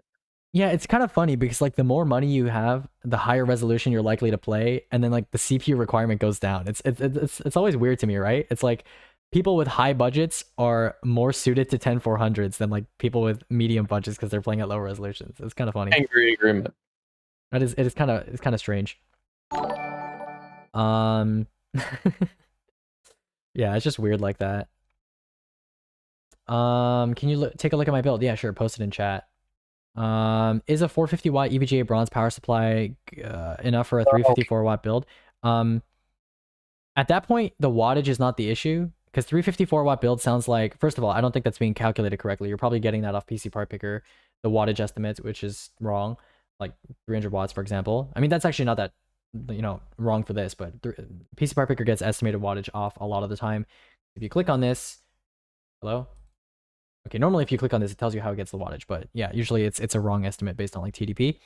But yeah, even if your build does consume 350 watts, I'm less worried about the wattage and more worried about the quality, because I don't think there are any genuinely good 450 watt EVGA bronze units. Nope. No, there aren't. Is there a 450 B2? There might be. Let me check. Yeah. Unavailable. Thoughts? Not good. Yeah, so for a $900 budget, and that's including motherboard, so this is more like $1,000. For a $1,000 budget, you should be aiming for a 3060 Ti at minimum. You can fit a 3070 into a $1,000 budget, but I wouldn't say that's necessarily worth it. So get a 3060 Ti first. Try and get one for as close to $400 to $450 as you can. Model doesn't matter. You can even get the Zotac one. I won't be mad. Just get a 3060 Ti, and once you get a 3060 Ti, let me know, and we'll work on the rest of your list. You have the right idea with the 10400F. Unless you have a micro near you, then you should get a 10400. But you have the right idea here. Everything else, though, is questionable. Yeah. Hard drive I'm actually okay with, but everything else, questionable. Yeah. What is wrong with the Zotac ones? I'll show you.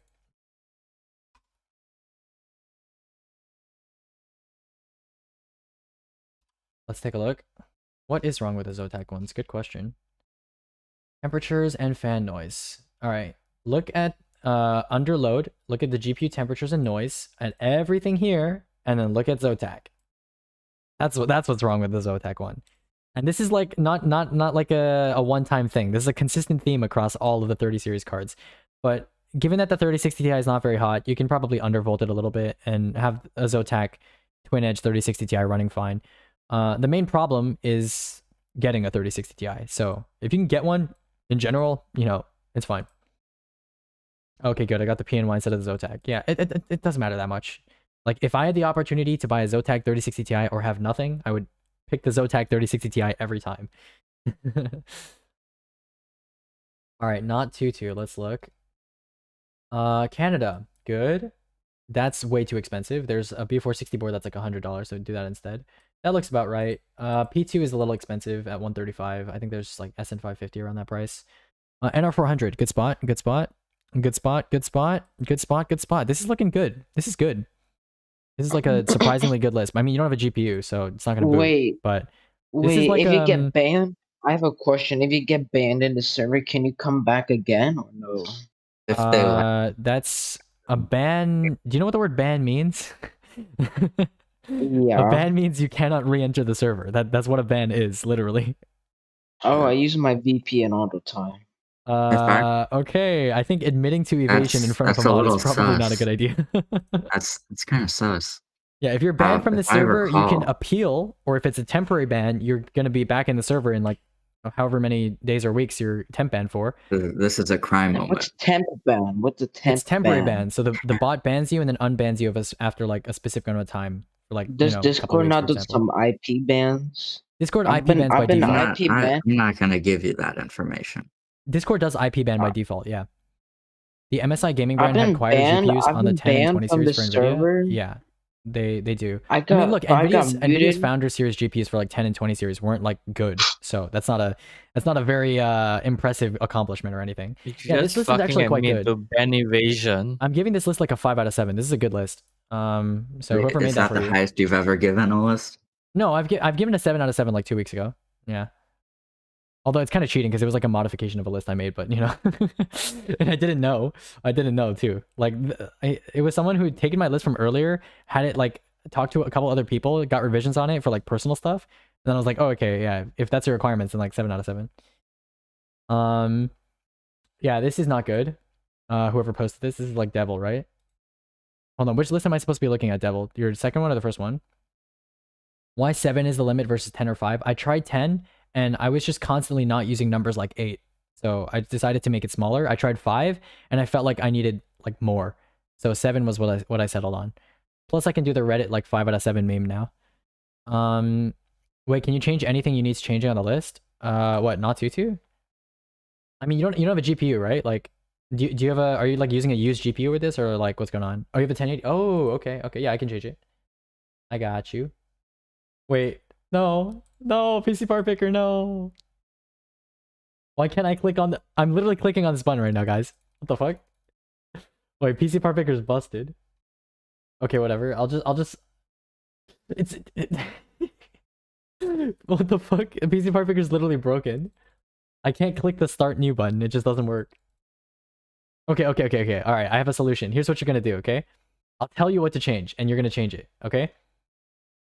Wait, I can't even access the storage page. What? Hold on, wait. Is it because this is like messed up? Huh? No. I'm clicking this. It's not working. I can't even. I can't click any of the buttons on the page. Hold on. Let me see if it's just my. Oh, it's just my Firefox tab. Okay, I just need to close the tab, I think, and like reopen it, and I think I should be good. Hold on. Can I click? No. If I go to private mode on Firefox, it works for some reason. Okay, you know what? I'm gonna just close this. I'm gonna close Firefox and open a new window, and hopefully that works. Otherwise, I'm gonna be very sad. Hold on. Hold on. Firefox. Does it show the right page? Okay, good. Wait, what? It's still broken, dude. What the fuck? Aegis got IP ban on PC part picker. No, it tells you if you get IP ban. It says like contact the webmaster. You know how I know? It's because I've gotten banned from PC part picker before for accessing it too many times. Too. No, if you open enough pages, it blocks you for like doxing it. Yeah. Okay. So not Tutu. I'll just tell you by mouth what to change here, just quickly. Okay. So motherboard, just change it to like the cheapest B460 board. There's a B460 MA Pro for like 100, and if you need Wi-Fi, the DS3H AC and Pro VDH Wi-Fi are like 130, and they're both better boards. So based. The storage, you should change to an SN550. I believe SN550 has good pricing in Canada right now, but like I can't be sure because I can't access the storage page. If SN550 is like way more expensive, then keep the P2, but I'm pretty sure SN550 is like around the same price, and it's a better drive. Okay. Wait, Devil, which list am I supposed to be looking at? I'll just look at the last one you posted and assume that's the right one. So yeah, 3600 irrelevant, B550F super expensive, not worth that price. Obviously Corsair Vengeance RGB Pro, not a good kit for overclocking and obviously very expensive even at XMP. MP33 is not worth that price. I do 665p over MP33 to be honest. 1080 armor is not worth 300. That's a terrible price. 1080s are probably worth like they're probably worth like close to 200 at this point, maybe even less. P400S for 130 is an awful price for a mediocre case, especially given airflow requirements these days, or airflow standards these days, I will say. PGM is an explosive decision and not a good one at that. And AF120 is certainly not worth buying at all at that price. So hard no on almost everything there. Log lots. Let's look at your list. Okay, let's take a look at this list. Can you check on my list? I don't have the storage included. Okay. For your storage, get a 1 terabyte 665p if you need to buy now. And if you can wait later, then maybe it'll be something else. This RAM is way too expensive given that you're locked to 2666 on this platform anyways. Good choice here. Meh choice here. I'd go DS3H AC for like $7 less. And you get Wi-Fi. So unless you really like how the board looks. Is the AC even in stock right now? It's in stock. It's on Newegg for 93. So it's the cheapest B460 board right now. This RAM, again, aim for like $60. There's a $60 Guile Evo Spear kit right now that's like 16 gigs. It's 3200 C16, I think, which is totally fine on this platform. And every platform, I should say. 3060 Ti, again, that's assuming you already have it. So if you don't already have it, then you should probably make the rest of your list later once you are actually able to locate a 3060 Ti. I can't speak English. TD500 white is good, but there are cheaper white RGB cases that are like fine too, like the Neo Air. But if you really like it, that's fine. And Cooler Master V Gold V2, 550 watt for $120. No, definitely not. If you want to buy now, there's a LEDX 3 Gold. My fingers are so fucking cold, I can't type. There's a LEDX 3 Gold. This guy right here, I'll send it in the chat. I already bought the RAM. I bought it because it looked cool. Well, you didn't buy the worst RAM in the world, at least. Like, at least you didn't get like Corsair Vengeance RGB Pro. That's like the same price and like way worse. So whatever. Just be aware, you're not going to be able to use it at 3600 though. You're going to be using it at 2666. All right, I'm gonna mute that guy. Cool. That's sorry funny. for I'm actually laughing so hard. Sorry about that, chat. I mean, I'm pretty sure you guys don't get ear raped because I have a like a really hard compressor on my desktop output audio, but I still get ear raped, so not fun. Okay, there we go. We're good, boys. Boys. All right. So yeah. I already bought the RAM. Don't laugh at me, but okay, we talked about that already. Cool. What would be a good motherboard for me? Cheapest B460 board. So right now that's the B460M DS3H AC, which is actually like really good. Yeah. But everything else here, you should go used on the GPU. RAM is like way too expensive. Aim for $60. There's the Guile Evo Spear kit, like I talked about. At 500 gigs, you should be getting the SX8200 Pro, which I posted earlier. And that's definitely not worth 400. Mustex Phantom isn't a good case at that price. And BQ is shit. I want a white power supply though. Why do you want a white power supply? It's going to be under your shroud. You can't even see it. Okay, the reason why I don't have a GPU is because I'm waiting for the 3060 to drop. Okay, if you're waiting for the 3060 to drop, do not make a list now. Make a list when the 3060 drops and when you buy one. So let's say the 3060 drops and it's in stock and you buy it, let me know. I'll make you a list. If it immediately goes out of stock and you can't buy it, then wait until you can, and then I'll make you a list then. You can see a bit and it looks clean. Dude, power supply being white is like one of the hardest things to... Actually, no, CXF is kind of cheap. Yeah, okay, fine. If you want a white power supply, get the Corsair CXF white. If you have to get a white power supply for whatever reason. Like, at this point, it'd just be, like, cheaper to fucking vinyl wrap the part of your power supply that's actually visible, but whatever. Does it make sense to buy Wi-Fi separate from motherboard? Yes, under a very specific circumstance, and that is when the Wi-Fi adapter plus bare bones motherboard combo is cheaper than the equivalent Wi-Fi board, and that equivalent Wi-Fi board doesn't have any useful features that would make it worth buying. So here's an example. Oh, wait, I can't show you an example, because my PC part picker is being stupid and fucking stupid. Give me a sec. I'll explain in a second here. Thoughts? I already have GPU, RAM, SSD case. Fine. Go B460 instead. Cheapest B460 board is better than any H410 board. You need an get a 2 terabyte hard drive. 1 terabyte hard drives are dog shit value. And if you're gonna get a System Power U9, get the 600 watt because it's very, very slightly more expensive, and I would say it's worth it. Okay, so I'm gonna open Photoshop here. I'll just leave Photoshop open at this point. I just won't close it. I'll make a new thingy. Okay, so there's 3 scenarios, right?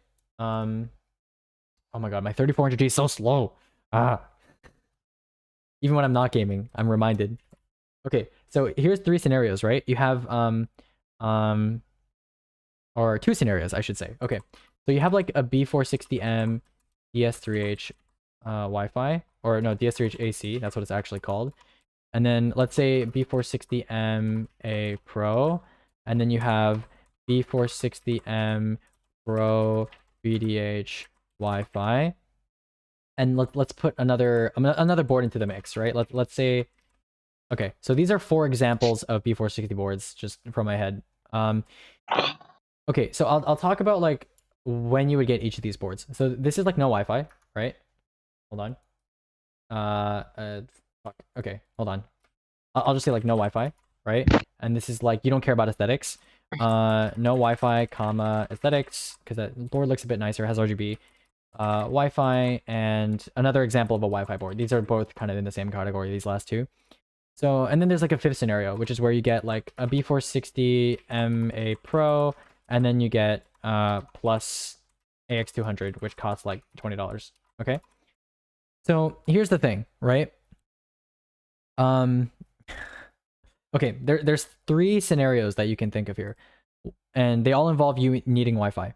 The first scenario is getting a, okay, how do I think of this? Fuck. How do I explain this? I need to take my time here. Okay, yes. So the difference between these 2 motherboards is that the DS3H AC is essentially a low-end B460 board, right? So with like, it's a shitty B460 board, which is fine, doesn't matter. And it comes with Wi-Fi. They basically just slapped Wi-Fi on it. It's basically a low-end B460 board with Wi-Fi on it. The B460M Pro VDH Wi-Fi is, I would say, a mid-range B460 board. So it has improved VRMs, it has good heat sinking, and it has nicer features, and it has Wi-Fi. So, for example, if these 2 boards were the same cost, you would go for the Pro VDH Wi-Fi. It's just the nicer board, strictly speaking. Now, the reason why I bring this up is because, like, technically speaking, this board is higher value than this board. It's worth more than this board. And so you might run up into an example where you get a low-end B460 board with no Wi-Fi, and you add Wi-Fi to it, and it costs $20, and maybe it costs less than this board, right? But what if this combination costs only slightly less than this board? Then you would rather get this board because you're getting the nicer board, and you're also getting Wi-Fi. So it's kind of difficult to explain, but getting Wi-Fi and a motherboard separately for value purposes is only worth it if it's much cheaper than a Wi-Fi board, because a lot of the time Wi-Fi boards are often also like better boards in general, and they're not just Wi-Fi versions of shittier boards. Like, this is 2 examples where you have a motherboard that not only has Wi-Fi, but is also like a better motherboard in general. And then this is an example of a motherboard that is basically just a shitty board with Wi-Fi tacked on. Okay. So you need to be able to differentiate between those 2 cases. Typically these days, I would say getting a Wi-Fi board is more worth it than getting Wi-Fi separately. Just because there are a lot of good like low-end Wi-Fi boards, or there are a lot of low-end Wi-Fi boards that are just cheaper than doing the combo yourself. So yeah, Pro VDH Wi-Fi on B550, on B460, even if you're going like Z490, there's like the Gaming Edge Wi-Fi. It's like $190, which is like a better board than a B460, or sorry, than a Z498 Pro, and it costs about the difference of a Wi-Fi adapter. So it's very rare that buying a Wi-Fi adapter is worth it. It's really only when you're adding Wi-Fi to a system that doesn't already have Wi-Fi that you can't change, or if the Wi-Fi motherboards are really expensive for some reason. Yeah, which they can be because, you know, feature sets. Anyways, yeah, that was a really long-winded way of explaining that, but I hope you understand it now. Okay, I'm in a really tight budget. Would I really suffer from using an H410 instead of B460? Depends. If you're on a low-end GPU, no, but H410 does have limited PCIe lanes for the GPU, which is not something you want to compromise on. Yeah, I think it has like 6 lanes instead of the usual like 20. Hold on, let me check. I will check. 1 second. Let me see. Let me see. Intel Z490 motherboard and chipset overview. Somewhere over here. B460 chipset overview. Wait, where's the fucking table where they compare all the shits? H410 chipset overview. Is it this one? Ah, yes. Okay, here.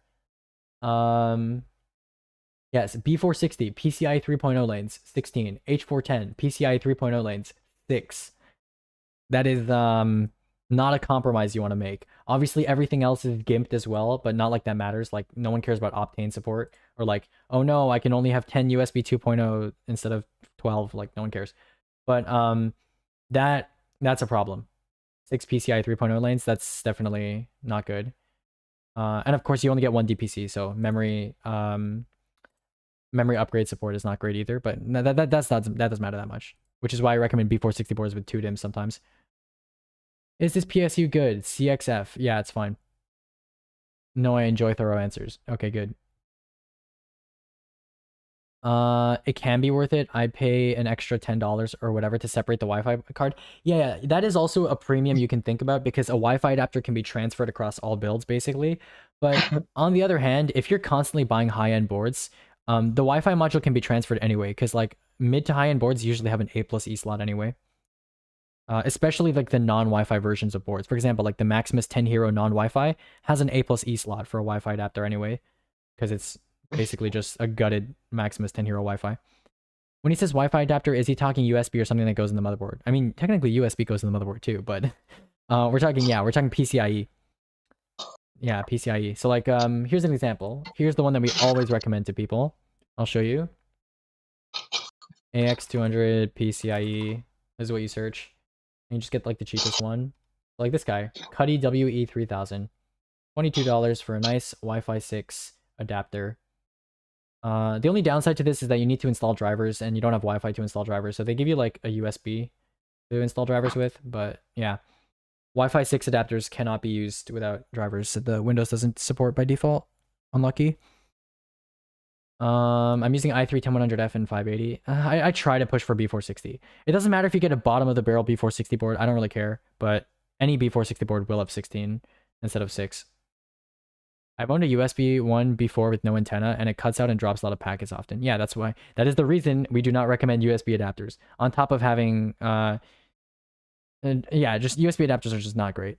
Like on top of the ones that are actually good, being good, costing as much as PCI adapters, the ones that people tend to buy, which is like BGN adapters, often don't have dual band support, are garbage, have shitty drivers, or suffer from a lot of packet loss and shit like that. So not cool. Also microstutters.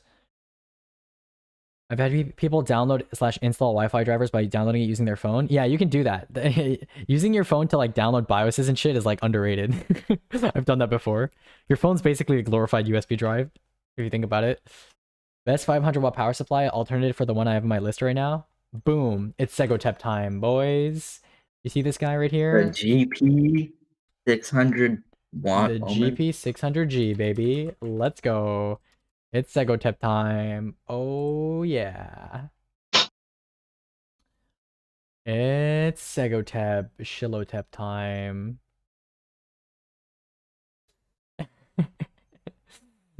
Wait, what happened in voice chat text? What the fuck? Yeah. Wait. Someone was making sexual advances on a minor? What the fuck happened in voice chat text? That was it was kind of. Was that in troubleshooting? Or like, not paying attention? I was the minor in question. It was very quirky. And did that happen in our channel? Because I was like paying attention. Yeah, it happened here. Sorry, Devil. I'm just, because you're on the stream anyways. All right, let me look at your list. In Chekhov. This is better, but actually no, it's worse in some ways. But it's better in some ways too. Yeah, this is not good either.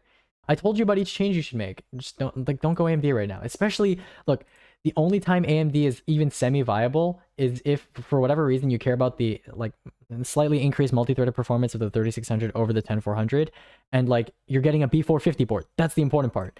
If you're getting B550 with a 3600, it completely ruins any argument that the 3600 has. I got banned? How'd you get banned? Medi, The you other a bitch? argument is if you're near a micro center and also getting a B450 board. Wait, how did you get banned? What the fuck? What did you do?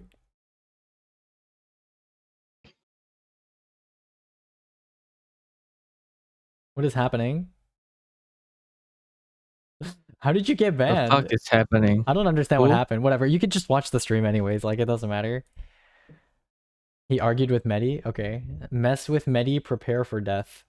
Yeah, Medi is doesn't not fuck the around, one dude. to argue with. Dude, Medi's hard, dude. She doesn't fuck around. She on Well, it. she gave him, her, whoever it is, a warning in the form of a kick. So Yeah, okay. Well, then you knew what was coming then. You knew what was coming.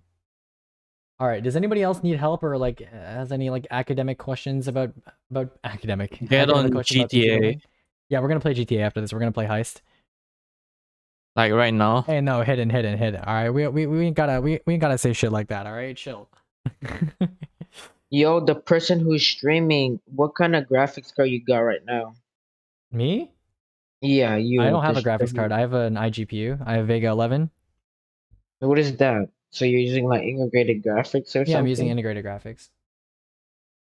So that's The is Sega that Tep is priced at 80 in Canada. Is there another alternative? There sure is. Oh, I didn't know you were in Canada. I thought you were in the US. Kid is a fat fuck. That is a grown woman. Not a kid. System power U9. I'm gonna do the big brain move and find it using my search history. Look at this. I'm a genius. PC Part Picker is just broken for me today. I can't. It's not even loading images anymore. Well, that's weird. Yeah, I can't click any buttons on PC Part Picker. Yeah, I'm gonna Look, pull hidden, up. dude. What you got banned over was like not that significant. So if you appeal your ban in like a week or so, you probably get unbanned. If you're just like, yo, Wait, so on what settings can you play GTA? High or medium? I'm on low? lowest settings on everything, and I get like 40 FPS. It's very pog. Very nice. That's playable.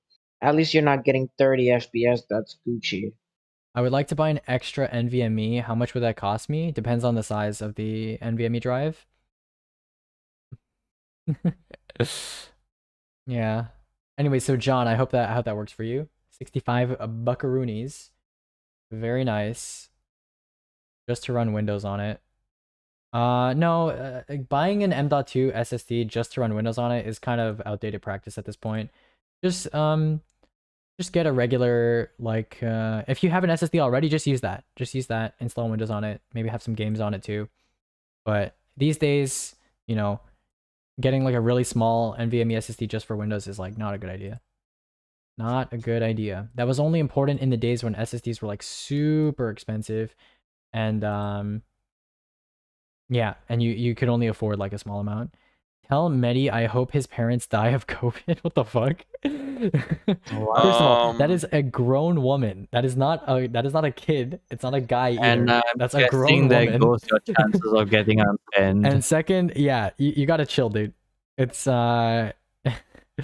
you should not have escalated. All right. that's a good way to change a temp ban to a perma ban. Yo, wait, can I show you guys something? There was a guy the other day that like, actually no, I probably shouldn't show that on stream. That's not TOS safe, but there was a guy the other day, right? I literally warned him, and he was like messaging me telling me to kill myself. It was great, right? Classic. And then after a while, I was just kind of ignoring him. I was just being like, okay, Snore, your insults are boring, whatever. And like at the end, I was like, okay, dude, you know, if you didn't say anything, you wouldn't have been banned. Like if you didn't like message me to like kill myself, you would have just been muted for like 10 minutes. Well, actually, no, it was like a day long, but like you would have just been muted for a day and you could have talked again. And he was like, oh, sorry, I was kind of angry. He just randomly said sorry. I was like, what the fuck? You were literally just like 2 messages ago, you were telling me to kill myself and then no one was gonna miss me. Like, like this sucking your dick to get unbanned. This guy just had like a complete guttural reaction. Like it was insane. Like I swear, like some kids are like Xbox Live tier. Like you get them muted and they just instantly just start telling you to kill yourself. Like it's like normal talk for them. Crazy. Make a bridge and get the fuck over it. Nice. It's fine though. Like if you're chill, you'll get unbanned. Like, yeah. Although Yeah, I wouldn't have nice skipped voice from honestly. kick straight to ban. I would have Yes. gone to mute instead. But you know, some of the mods here they don't put up with shit as much as I do. Can I use a laptop SSD on a PC? Typically yes. If it's like a MacBook SSD, then no. But actually some MacBook SSDs, yes. But yeah, typical SSD like a 2.5 inch, yeah. If you have like a really weird SSD, like an Optane module, or like I don't know, like a fucking A+E SSD, yeah, that's not gonna work. I bought an SSD for my laptop, then you almost definitely bought a 2.5 inch SSD, so you can just use that. Grow a fucking pair and suck your ban up. Oh, Sid going in. He's going ham. It's a slim one. That's all I know. It's probably 2.5 inch then, right? Hold on. Can I show you? Hold on. Firefox. Wait, does it look like this? Does your SSD look like this? Like this guy? Or no? Heto Carla. Alright, man. I mean, that's fine. I mean, you can hang out here as long as you're not being disrespectful. It's a WD. No, I mean, is the shape like this? Does it look like this? What the fuck? Who is open micing right now? No idea. Let's Go find out. down the list here. Yeah, it's Art. Okay. Pretty sure you got it right with Art for Life. Yeah. Wait, I can't unserver mute people? Yeah, okay, Art, I'm gonna server mute him for now. Just for now. I'll unmute him later if he remembers that he's still in the voice channel. And yeah, if they type in chat or anything. Oh, it looks like an NVMe. Is it an extra $10 worth it for the 600 watt? Yeah, I would pay. 10 Canadian is not much. And it looks like an NVMe. It uses an M.2 slot. All right, guys, don't instigate. All right, don't insult him. Just leave him alone. He's just having a heated gamer moment. All right, leave him alone. It uses an M.2 slot. Okay. Try and figure out the model number. If it's a model number, then yeah. Do you have a place we can donate besides Twitch, like Subscribestar, political reasons about Twitch? Yeah, I have is it, hold on, I think it's on my Twitch page. It's like there's a fucking donate page, I think. I'm not sure. No, I'm not. Okay, never mind. I think it's just like streamlabs.com/guy-on-a-budget, I think. What happened to Muffin Man? He got banned. I don't know where he went, but he got banned. Wait, Muffin got banned? No, not that one. Like Muffin Man. Remember the guy in Discord? That Muffin Man. Oh. Yeah. SN550? Great. Okay, yeah, you can use that in your PC. Great. Yeah. That's a good laptop drive too. Very cool. Yeah, hold on. If you go to my Twitch page, hopefully this doesn't start playing someone else's stream so I get DMCA'd. Hold on. Where's my page? Change your life. Hold on. Channel, I think. This is it. I found it. Oh shit. We're Inception streaming right now. This is it. I found it. Oh god, no. Yeah, hold on. It's like yeah, it's here. It's over here. There's a button. Yeah. Hold on. This is it. I found it. Hold on. Is this a bad image? Is this a naughty image? Oh wait, it's a WD green. Oh shit. Yeah, it's a naughty image. Ooh, yeah, that's not a very good SSD. But no, you can use it. Yeah, you can use it in your system. I don't mind you carrying it over. This is basically an A400 M.2, by the way, for those that are not familiar with the WD Green. How outdated is the X860 Evo? Not at all. If someone owns an 860 Evo, there's absolutely no reason to tell them to get another SSD. Do not buy a WD Green. I came here just to say that. Nice. What's up, Sid? Yeah, just saw it posted in general or voice chat text. Do not buy a WD Green. Yeah, no. If you have it already, just use it on your. No. Don't be sorry. He's not blaming you. He just in the future. Burn it, and say it caught on fire, and then fucking warranty return it, and at least get a blue 3D. Sorry, you can unban me now. I didn't ban you. I just server muted you. No, you're fine. Yeah, just you were hot micing. It's okay. WD Greens are DRAMless? They sure are. In fact, I can send you a picture. In fact, let's turn this into an SSD moment. Let's look at the WD Green together. This is an SSD moment. An SSD moment. A solid state moment. JaxCon, could you correct me in my list if there's any flaws? Lol, sure. So Iagos, yeah, you can just use that SSD in your new build. You don't have to replace it, especially if you're on a budget. It's totally fine. All right, let's see.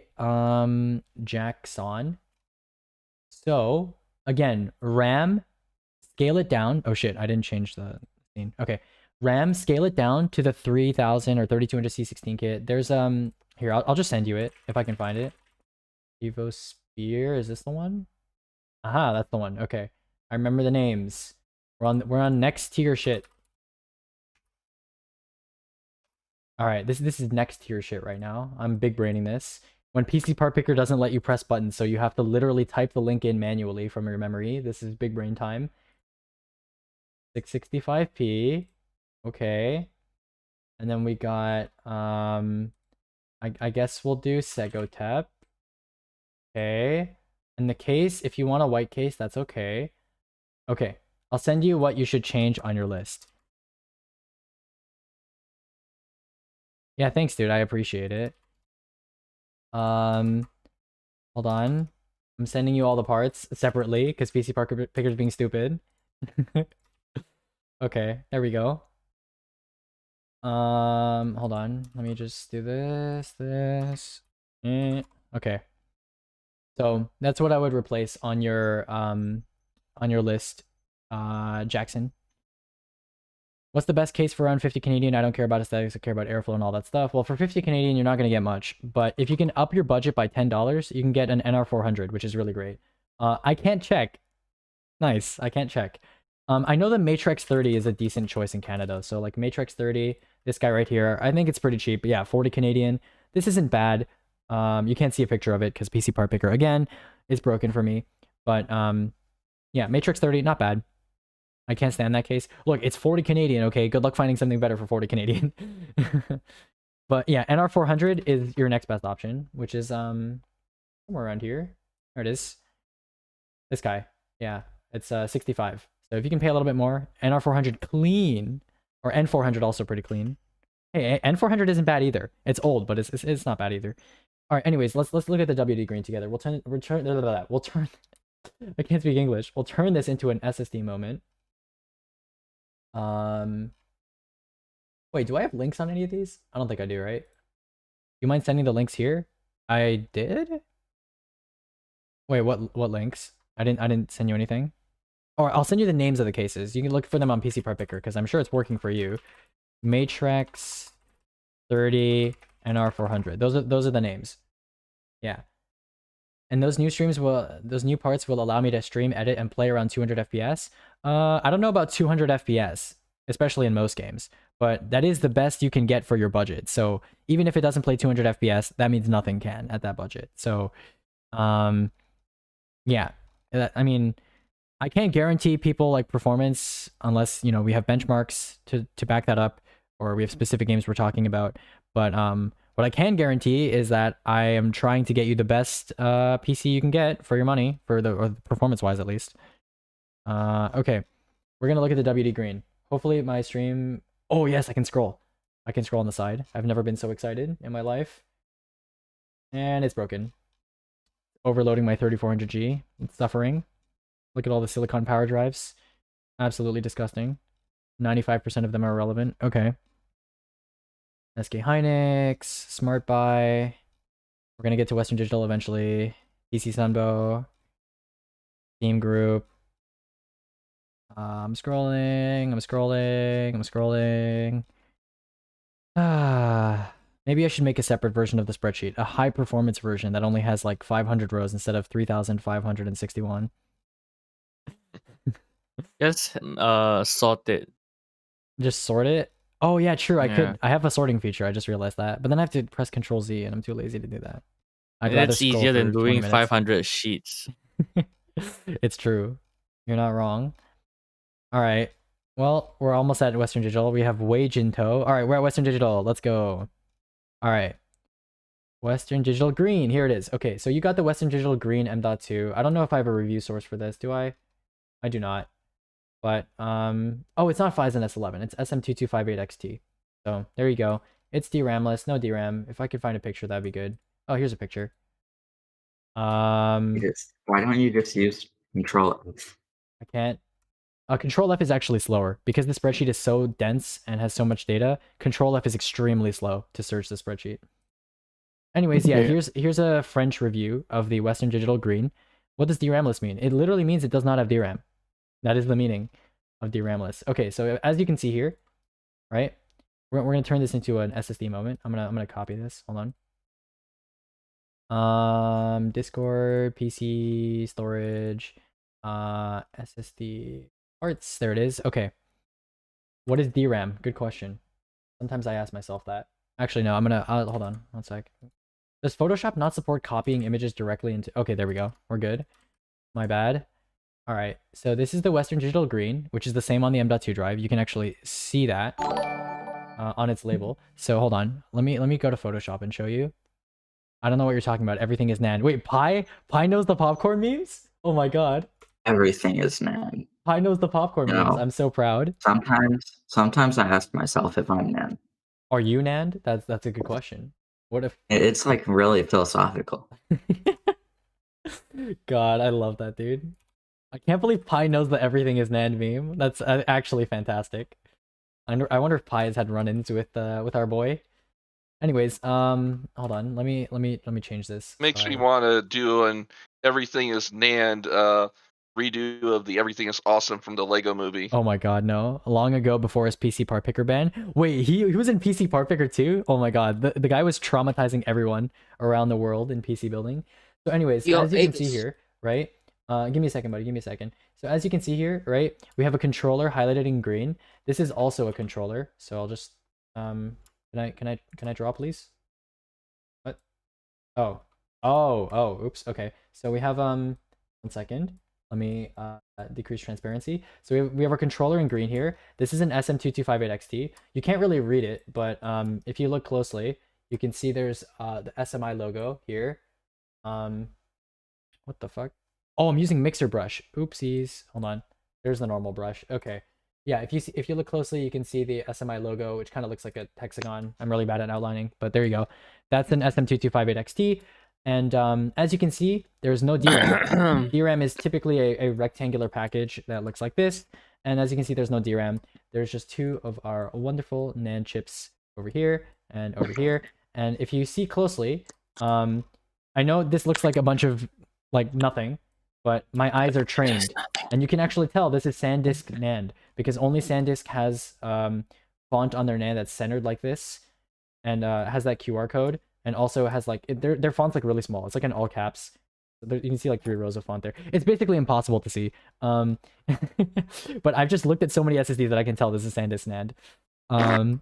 Also, it's a Western Digital SSD, so it's basically guaranteed to use SanDisk NAND. Just trust that. My CPU is running hot. Do you have any idea what could be causing this? I mean, insufficient cooling, improperly mounted cooling, overvolting on your CPU. Your CPU just being a hot CPU in general, like a 9900K, for example. Is DRAM related to RAM? This whole thing is confuzzling my brain. Yeah, DRAM is RAM. These are kind of RAM like is their own DRAM and computers. RAM for like regular PC usage are basically the same thing. They're interchangeable. In the case of an SSD, right? Hold on. Where's the fucking hold on. I need a white background here so I can write shit. Okay. So in the case of an SSD, right? Your SSD is almost like a computer by itself, right? Because in your SSD, the controller is like the CPU, right? Hold on, let me get some yellow so I can draw on shit. Oh, that needs to be high. My bad. Okay, so the controller is like the CPU. The RAM is like the RAM in your PC, like literally. And then the NAND is like the storage. So like it's storage within storage. This is such a confusing concept. But anyways, this is like the CPU of the SSD, all right? So anytime the SSD is accepting data or sending data out, that's all managed by the controller. So if you have a higher end controller, it can process more operations at the same time, which means you can get more performance. And that's how you see stuff like NVMe SSDs and stuff like that. So you'll get a beefier controller. Now, the controller also needs to manage not just the data that you have. So let's say you're installing a bunch of games, you have like Modern Warfare, you have Minecraft, you have Fortnite inside your SSD, so that's going to be stored in here, right? Your controller also needs to manage and clean up data about this data. So data that describes the games and stuff like that. So if you have an SSD, and let's say, you know, your SSD, if we're going to physically do it, let's say you have bit 0 and you have like ... and you have like the end of the storage here. So like, let's write end, right? So you have like a bunch of SSDs, so like 0, 1, 2, 3, and it goes down, down, down, down, down. In reality, it's going to be like striped across all the different packages. But let's say, you know, each of these is like an individual drive, right? Well, your controller needs to know, like if you're opening a game, like you're opening Fortnite, for example, it needs to know where Fortnite is located across all of these packages. And that's called metadata, right? Or location data, or whatever, or FTL data, whatever you want to call it. So this controller is responsible for managing metadata, and it's responsible for managing like diagnostic data, firmware data. There's a ton of data that the controller is juggling outside of just what's actually being stored, the data that's actually being stored in your SSD. Now, because that data about data, or metadata, is so frequently accessed, right? Like maybe you open Fortnite once a day, but there's some stuff in Windows, some Windows files that are not accessed that often, right? Maybe accessed like once a month or something. Because there is data on the SSD that is extremely often accessed, very hot data. We call that hot data. And that would be the metadata. That's the data about the data. It's beneficial to store that data in something that's faster than this red stuff. And that's where DRAM comes in. That's this guy over here. Now, DRAM stores a lot less data. You certainly couldn't fit Fortnite into like the 1 gigabyte of data that this package likely stores. So obviously you're not fitting the entirety of Fortnite onto the DRAM. And that's a good thing too, because DRAM is really expensive. Like the startup files. Yeah, let's say Fortnite is like 30 gigabytes in size. 30 gigabytes of DRAM, think about how much RAM costs in your actual system. 32 gigs of DRAM alone costs at least $100, right? And you're not fitting $100 worth of RAM on an SSD that already costs $100. So yeah, DRAM, it's small. So this is, I think D9 SHD, if I remember correctly, is like 1 gig of LPDDR4, or no, LPDDR3 rather. So this is like about 1 gig, right? It's small, but it stores all of the hot data. So the really hot data, not necessarily data that's, you know, actual storage data, but like metadata. So it really helps the SSD avoid stuttering and slowdowns if you can fit the really frequently accessed data. And when I say that, I don't mean like Windows necessarily, because like very few SSDs use DRAM as a write cache because it's inappropriate. Because if you lose power, the main difference between these two is that when you lose power, this doesn't keep your data, but your SSD does. So it's important that you don't put like essential files on the DRAM without having a copy for redundancy in the NAND. So that's why you're not going to put like Windows on the DRAM, because when your system turns off, you're not going to have any Windows left. So only metadata and that sort of stuff typically goes in the DRAM. There are some weird SSDs, like I know the S11 uses its SDR as a write cache because it's that slow. But yeah, typically only like metadata and that sort of thing goes into DRAM. There's a lot of other stuff that goes into DRAM, but it's mostly metadata that we talk about. If I have 16 gigs of RAM, do I really need DRAM? No. Your system DRAM, which is you know, what your CPU uses, is entirely separate from what your controller uses. So if we're to look at this like kind of like a metaphor, right? You have your CPU, and that corresponds to the controller. Or I'll just write this in short form. I'll just say like CTRLR, and then which is equivalent to like RAM on your system, like the sticks, right? So like rectangles, right? To like DRAM on an SSD. Which yes, you can call your system RAM DRAM, but I'm just calling them by the names that people call them. So, you know, yeah, they're separate. They're separate systems. Now, however, some NVMe drives use something called HMB, right? Host memory buffer, which can basically steal, instead of having Photoshop zoom. Okay. Instead of having DRAM on your SSD, the controller for your SSD steals system DRAM. Or I meant to do that in green. Steal system DRAM. So this is called HMB. When you cross this bridge, HMB. Unfortunately, the distance between these two and the distance on the green arrow is longer. So this is slower than doing this. But it is better than not having DRAM at all. Am I late to this lecture? A little bit. This is just basics. Like this is really basic stuff though, so don't worry about it. Streamlabs seems to be forcing me to tie my debit card to PayPal, even though I'm not trying to select it. I don't fucking know, dude. Do you recommend using the SSD or a 500 gig or a hard drive of 1 terabyte. I can't use both because one goes in my laptop. Absolutely. If you have a choice between SSD and hard drive, SSD every time. Every modern computer build or every modern laptop too should have an SSD in it at minimum. You can have an SSD and a hard drive, okay? But this, having just the hard drive, is not acceptable in 2020, okay? When I say basics, I don't mean like basics in general. I mean just like basics for SSDs specifically. Yeah. So yeah, I just realized this looks like a complete mess. But yeah, the whole point is, if you want a summary, which we'll delete all of this, so we have a nice clean thing. Do you have a SATA SSD? Yes. Then that means if you're going to be using it for your OS, yes, then you need DRAM. Okay. If you have an NVMe SSD, and again, technically this should be AHCI, but no one cares. If you have an NVMe SSD and you're using it for your OS, then you don't necessarily need DRAM. You don't necessarily need DRAM. You can use a drive with HMB or no HMB. You know, NVMe drives do not have this dependence as much as SATA drives do.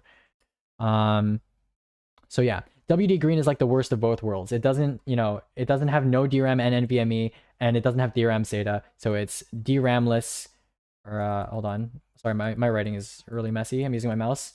It is DRAMless SATA. So that is what you want to avoid. The only time you use DRAMless SATA is, let's say you're going for like a silent PC build, you have a ton of money, and you want somewhere to throw your extra games, put that on a DRAMless SATA SSD, go for it, sure.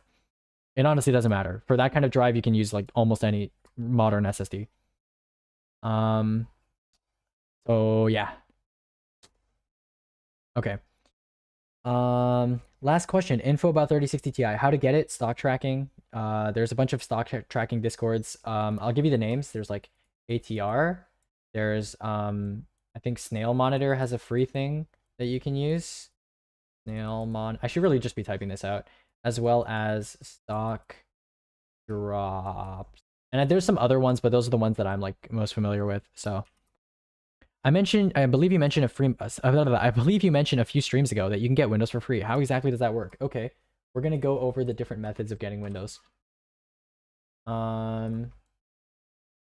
Major span moment. No, it's okay. It's okay. It's okay. I'm not breaking the rules of the server. Technically, I'm not breaking the rules of the server. Okay. So number 1 is unactivated. Number 2 is full price. Number 3 is gray market. Number 4 is KMS exploit. Number 5 is what is it? Education / work. And number 6 is what was number 6?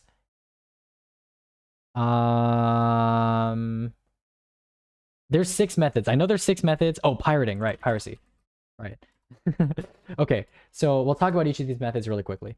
So unactivated, I'm not going to write anything. I'll just explain. Okay, so unactivated means that you're using Windows without entering a product key, which you can install Windows. If you didn't know this, you can install Windows and say, I don't have a product key while you're installing it, and it will still install it like normal, basically. And in fact, you'll get full features for, I think, a short period of time, like a couple weeks, and then it'll start giving you the watermark where it's like you need to like activate Windows. So you get a watermark in the bottom right corner of your screen. It's not like super like obvious. I'll show you what it looks like. You can actually no, you can Google images of what it looks like. So yeah, there's a watermark in the corner of your screen. It's mostly transparent, but it appears on top of everything. That's what you should know. So even if you're like in a full screen video or in a video game, it's like a sticker on your monitor almost. So, you know, if you don't mind that, you know, unactivated is a pretty safe way to just not pay for Windows and get almost all the features. You also don't have personalization options. So like you can't like color your taskbar or like change your background or shit. There's ways to bypass that, but you know, most people don't really care about that anyways. Second option, full price. Typically don't recommend this unless you're like a business and you want liability. So yeah, that's full price. Third option is gray market. That's like buying off Kinguin or G2A or like eBay or whatever.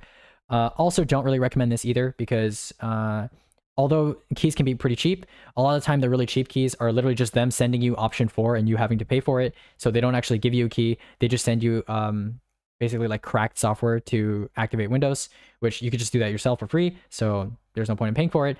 And the ones that do get the keys, sometimes they deactivate over time because they're like shared keys. Like I know Kinguin has had like I've had a lot of people tell me that like their Kinguin keys like just stop working over a month or so. So like yeah, just don't do gray market. It's cheap, sure. It's like maybe $20 or something for a key, but it's not worth it. Number 4 is the method that I typically recommend to people privately. So like if you're done with a build and you need to activate Windows, you can DM me and I can help you with that. It's basically an exploit that Windows hasn't patched that allows you to make use of what businesses would normally use to group activate like a bunch of different servers in an organization, or a bunch of different PCs in an organization. It's basically you install Windows as if you're going to do method 1, and then it treats Windows as if you just entered a legitimate key from method 2. So that's what number 4 is. That's usually what I recommend to people, especially if paying full price for Windows is going to be a big impact on your budget. Number 5, also a great method. Yeah, like theoretically better than method 4 if you have it accessible, which not everybody does. A lot of school systems, especially high schools and universities, along with workplaces, have access to Windows 10 Enterprise or Education keys for very cheap prices or for free. So I know I've went to like 3 separate high schools. I know at least 2 of my high schools offered Windows 10 Education keys, so that's cool. You know, go for that if that's available. And Windows 10 Education is actually preferable to both Pro and Home in feature set. So if you have that option, yeah, it is better. And number 6 is piracy, which I don't recommend, period, because there's a lot of risks associated with piracy, both to your local computer and legally. So don't do that. Also, I'm not allowed to advocate for piracy for obvious reasons. So yeah, preferably you do option 1, 4, or 5. If you're iffy about the option 4, then 1 and 5 are better options. The license I'm using now that I was able to link to my Microsoft account was from my school, lol. Exactly. Yeah. So Windows 10 being free and unactivated is actually great. It's actually great for the market. And people tend to buy Windows anyways. So like Microsoft doesn't care. Pretty cool. Pretty cool. All right. So these are the 6 methods. There you go. I hope that is comprehensive enough. Oh, I just realized this is part of the SSD parts.png document. Okay, there we go. Let's go back to Discord. I have a question. Is 2666 RAM still good enough in the years to come? 10100 is maxed at 2666. Yeah, RAM's not going to change. DDR4 is dead. It's over with. DDR5 is coming in the next CPU generation. And RAM doesn't decay over time. Like, our standards for what RAM is good don't really change that much over time. They did change in DDR4, I suppose. Like, we used to say, like, 2400 was okay, but that was only because CPUs literally could not go above, like, 3000 or so, like, until IMCs improved. So, it's not going to change if you keep your CPU consistent. If you, like, upgrade your CPU to something else, then maybe, you know, it might be a better idea to get higher speed RAM, but it doesn't matter. 10100 is the end of the line for DDR4. Actually, no, 11th gen, I guess, will have DDR4 too, but that I don't think that's gonna... Actually, now that I think about it, if you were really squeamish and you have a 10100 in your list right now, and you wanted to upgrade to 11th gen because 11th gen has unlocked memory overclocking, then I guess getting better memory now is a good idea. But that's really... that's a really contrived use case. Do you know if B560 is backwards compatible? B560? It's still LGA 1200. Do you know much about how DDR5 dual channel is working with DDR5, a single stick? Yes, I do. I do. In fact, I'm going to talk about DDR5 right now, in a little bit. Not like the iGPU steals less, lol. iGPU steals more. Yeah, iGPU steals way more. HMB typically uses like 16 megabytes of data, which is like fucking nothing. And then iGPU out here using like 2 gigs. Like, or UMA can use even more than 2 gigs, but yeah, 2 gigs is typically the maximum. 3060 Ti or 3070? Typically 3060 Ti. Although if you have a choice, 3060 Ti. If you don't have a choice, which you probably don't, get whatever's available for a stomachable price. Word is, Popcorn is still in PCPP with an alt. I've been told the name, but don't know if it's actually true or not. Yeah, he alts into like servers all the time. No rush. I know you're busy streaming now, but I did have a few questions regarding the list you helped me with earlier. Are you in the voice call? Are you? No, he's not. On the KMS, I'm building a few PC stores. I got you, bro. I got you, Alpha. First, would it be better to get higher frequency RAM? No. Absolutely not. And no. Clock speed isn't something you can isolate as a determining factor of CPU performance. Okay. All right, hold on. Very, very cool. Vitamoon, is this a big I deal? really AES want to say 256-bit encryption. You put this like everywhere. No mega lol. Angies, I want to say something. They're gonna ban me for sure, like ASAP. As soon as I say it. I mean, if it breaks the rules, then don't say it. Yeah. Hey, Aegis. Hi. What do you think of my question? I have not seen your question. Oh. Is I've a seen your titanium question. plus power supply trash for a 3070 and 5800X? Yeah, at that price range, I don't think buying a titanium unit makes sense. And yeah, efficiency again should not be your deciding factor. The highest end units in the world, yeah, they happen to be titanium efficiency. That's more like a byproduct and not like an intentional design decision. Like going GANFET just like forces you to be a titanium efficiency. Like it just forces you. Like going totem pole just makes you titanium. It's not like they intentionally like, yes, let's do it. Let's do titanium. I mean, over a Corsair power supply? I mean, Corsair has titanium power supplies. Really? I haven't seen one. They have a lot of them, yeah. They have several. It's the, what is it, the HX line, I think? HX and AX, yeah. Yeah. Okay. So yeah, I'm gonna talk about DDR5 now, assuming nobody else has any questions. Give me a second. I have one question, but it might like pull a lot of stuff up. Okay, one sec. I'm gonna talk about DDR5 real quick here. So I have a text file that I wrote up over the course of a while, like about an hour or so, about DDR5.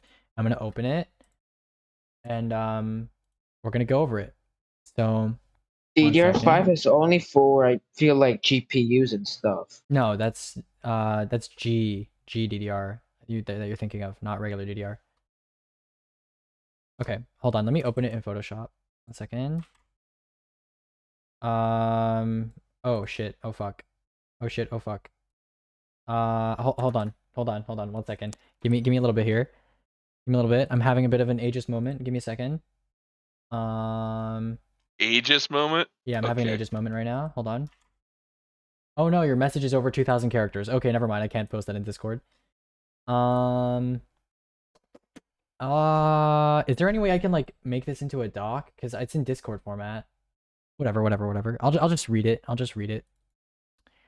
So let's go to Photoshop and let me open my DDR5 summary notepad thingy, and I'll just retype it because this is definitely not suitable for Photoshop formatting because it's just gonna fill up the entire screen.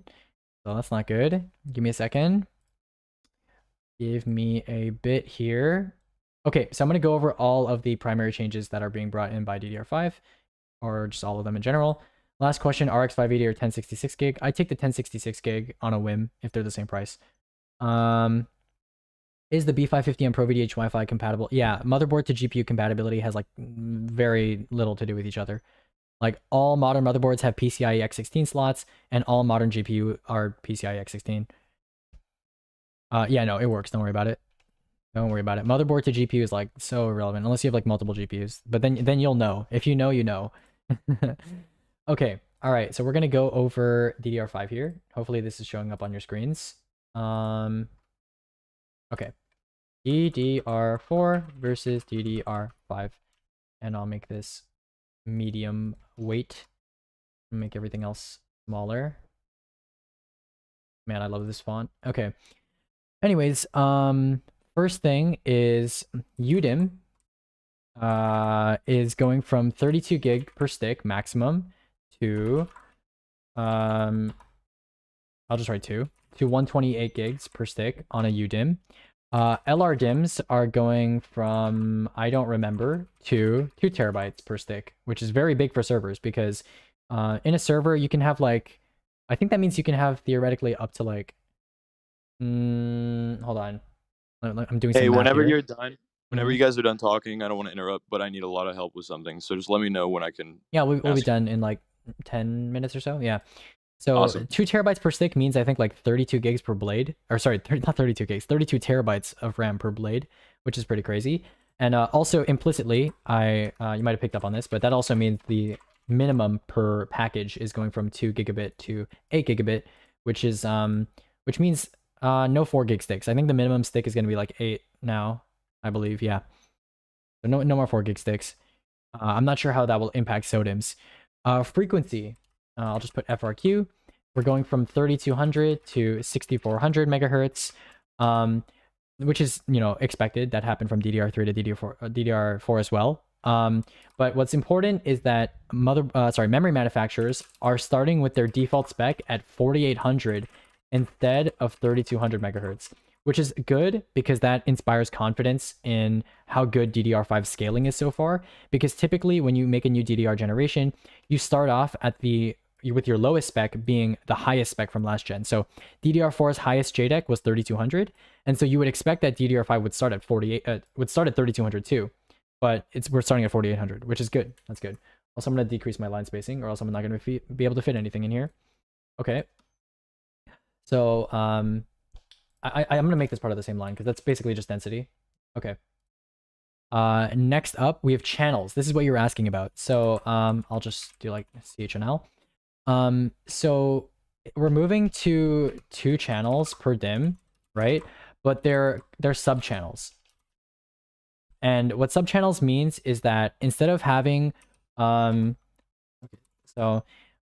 2 32-bit instead of 1 64-bit. Okay?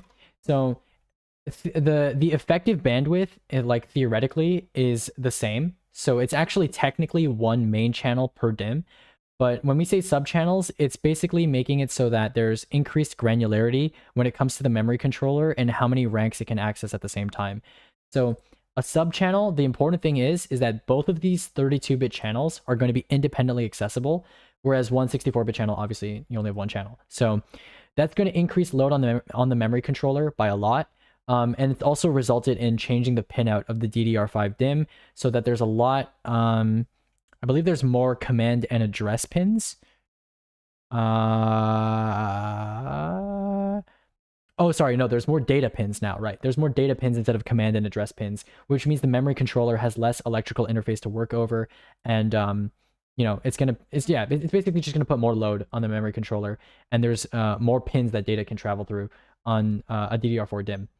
So it's still kind of unclear as to how this works. I mean, it is part of the official JEDEC ratified spec, but it's still a little bit unclear as to how this works. Let's see.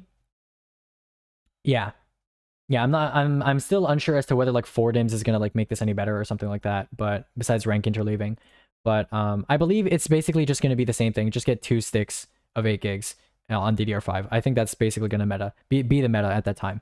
But JEDEC has not provided too much detail on this. We're going to need like an architectural deep dive or NDAs to be lifted before we have all the inside scoops on how this works. Voltage, I'll just do volt. All right. Power consumption, again, on DDR4 was not that big of a deal, including on LPDDR4.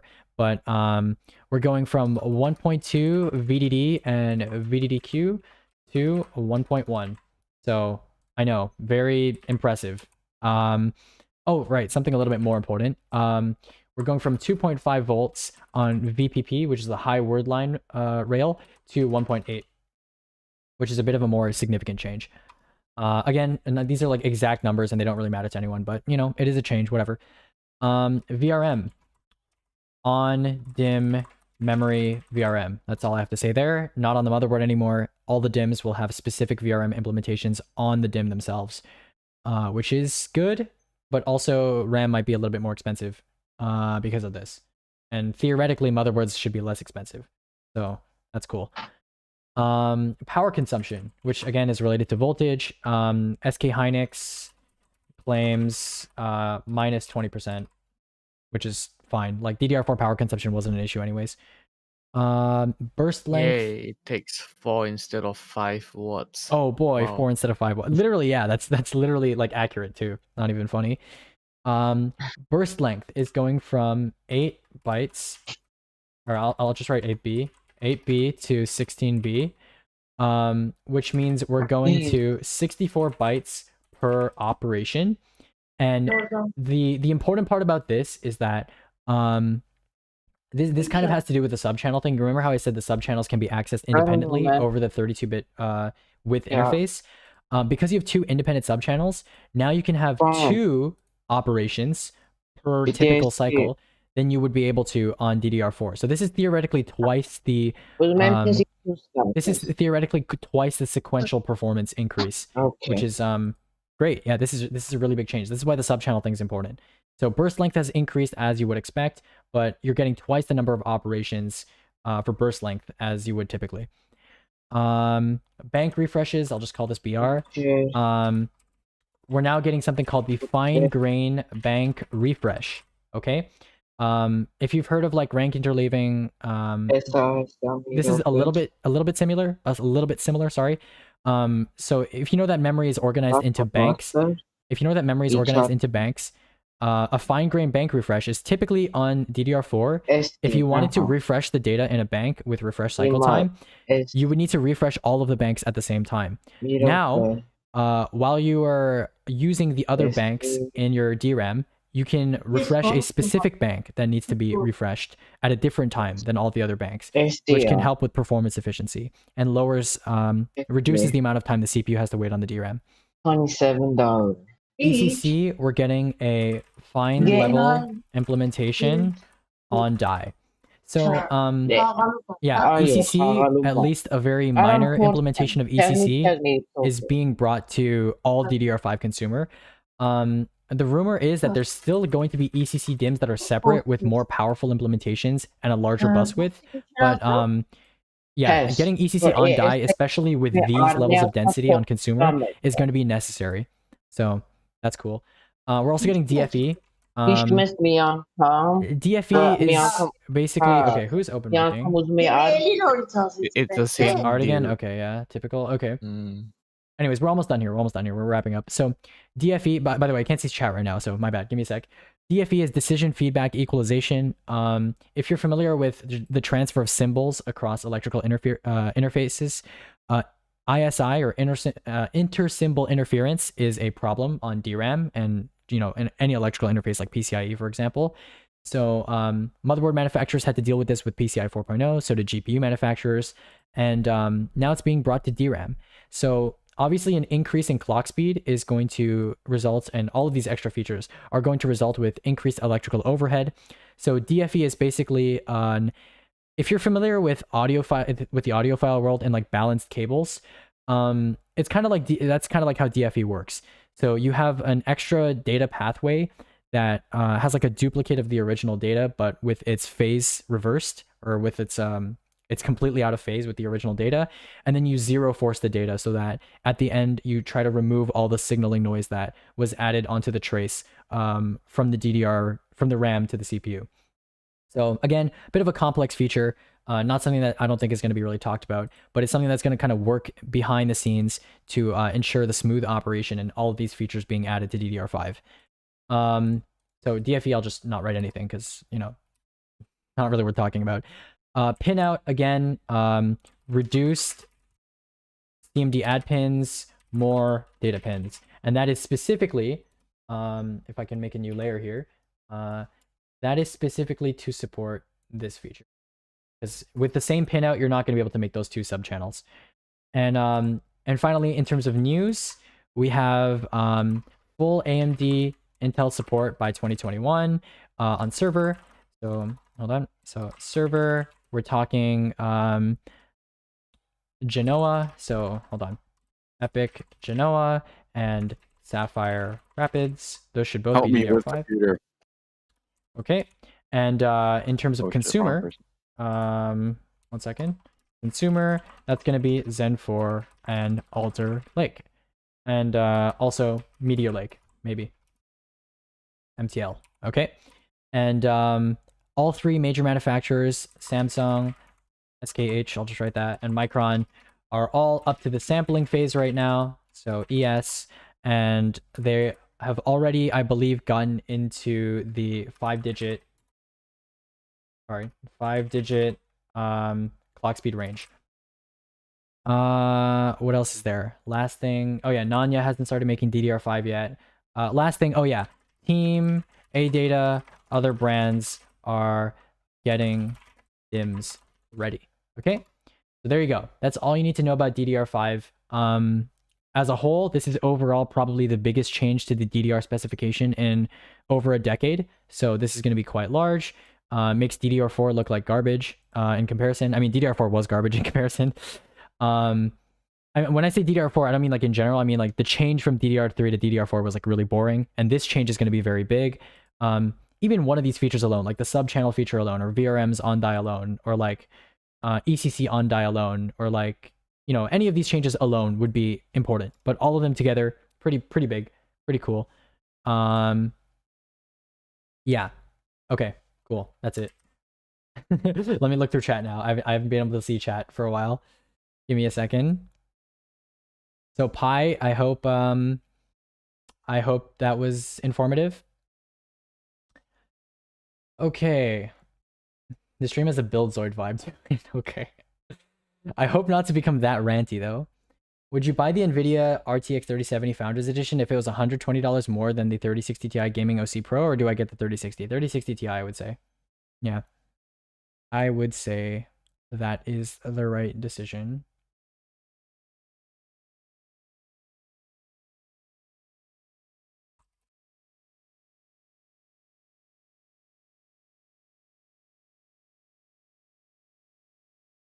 Okay, all right.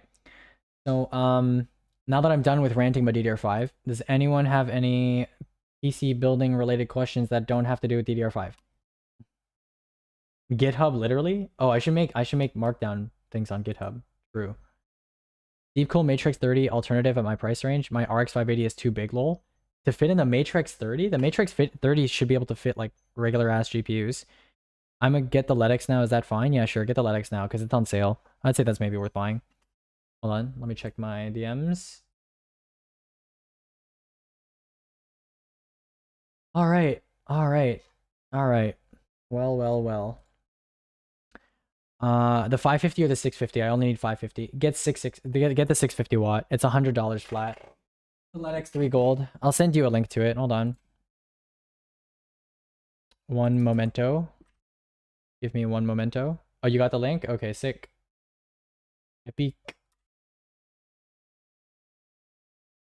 Are the build advice channels for people to help you build your PC from start to finish? No, they're for no, Everything. for picking parts.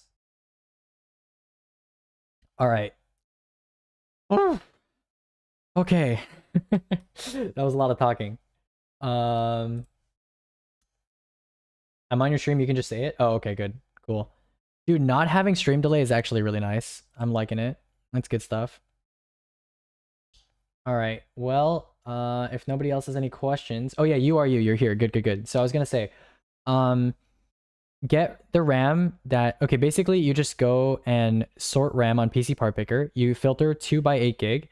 Go to frequency, 3000 as the minimum. All right, you drag the slider up to 3000, sort from cheapest to most expensive, and get whatever you think looks nice. As long as you don't get a 3000 C22 kit that's like green dim, because that happens sometimes. So make sure it's C16 or lower. If 3200 is cheapest, then get that. That's fine too. Just get like the cheapest kit. I think right now there is a Guile Evo Spear kit, and that's $62 for a black kit. So you can get that. It says compatibility issue? Okay. PC Part Picker compatibility issues are usually wrong because PC Part Picker's compatibility filter literally blocks you from making a build that won't boot together typically, except for like Ryzen. So exceeds the Matrix 30. Okay, I bet you the Matrix 30 has actually entered it wrong because 250 millimeters sounds really short for a GPU length requirement. Let's see. 250 is really short. Let's see. Max GPU length 250. Okay. I'm sure that's like with drive cages or something. Let's actually look it up. Matrix 30. Let us take a look. And also don't get a 1 terabyte hard drive. Yeah, we're gonna deal with this. I'll fix your list. Assuming PC Part Picker works. No, but still broken. Okay, never mind. Specs. Let's see. The graphics. Wow, it's actually 250 millimeters. Huh. What is so weird about this case that it doesn't like... Oh, it has a fixed drive cage. Okay, that makes sense. Okay, then not Matrix 30.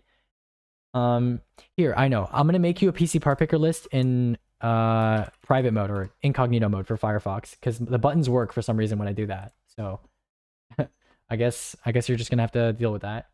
Actually, no, hold on. Can I do this? Ah, there we go. Hold on, let me move my chat. Okay. There we go. I'm streaming my desktop now, so you should be able to see my incognito Firefox over here. All right. Okay. There we go. All right, we have to resort to incognito mode to get this to work. So, all right. 1 second. Oh wow, 3100 is dog shit pricing. All right, so 10100F, try to find that in Canada. If you can't, I guess 10100 is still like the better option. I'm gonna optimize this list. Give me a second. B460, B460 MA Pro, RAM not ideal. 2666C19 is pretty bad, and I'm pretty sure there's RAM that's around that price. Yeah, that's even cheaper. It's even cheaper than that 2666.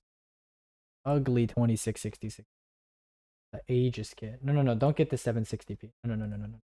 We're gonna fix this. We're gonna get just a pure 1 terabyte SSD, okay? Because you can actually afford that with your budget. Oh no, I don't have my saved. Oh no, I don't have my saved fucking SSDs. I have to read each of them manually. This is pain. Existence is pain. All right, we have MP300, MP33, P2, Helix L, S11 Pro. Oh, wait. S11 Pro? Wait a second. This drive has not been meta in forever. Holy shit, this is so cheap. That has to be a pricing error, right? Nice, Amazon's not working for me either. Wow, that's not even a pricing error. Holy shit. Okay. Ayaya. Yes, Ayaya. Okay, I mean, I guess we're doing that then. Cool. 580, and I'll change this. Yeah, we're gonna change all this stuff. I'm gonna mark this as purchased. Okay, case. I hope Pi didn't leave by accident. That would be awkward. Oh, MX330X. I'm low-key wanting to do MX330X here. No tempered glass, but it's a really nice case. I'm gonna do MX330X. And then power supply, we're gonna do some Power 9. 600 watt. Boom. There we go. Wait, how much was your list? I want to see if I've actually gone down in price. Your list was 450 and this without the CPU.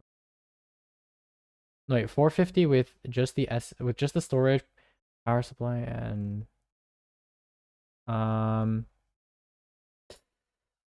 think I've gone down in price. Hold on, I'm at 580. And then adding the CPU would be like an extra 150. Yeah, I've gone down in price. Or like about approximately gone down in price. So yeah, this is just a better list overall. I've like removed all your compromises. So full storage, no 128+1 bullshittery, no 2666C19 garbage RAM. Motherboard is B416 instead of H410. And you know, got the case, got the better power supply. Yeah, there you go. The SSD was just really inflated because it was old. Yeah. So here you go. This is a list that's better. If you want, we can actually go, if you need more storage than 1 terabyte, we can do 500 gig plus 2 terabyte hard drive, and that would still be around the same cost. But yeah. Also, you're on a really low budget. I'm not sure why I'm making you pay $20 more for NVMe. My bad.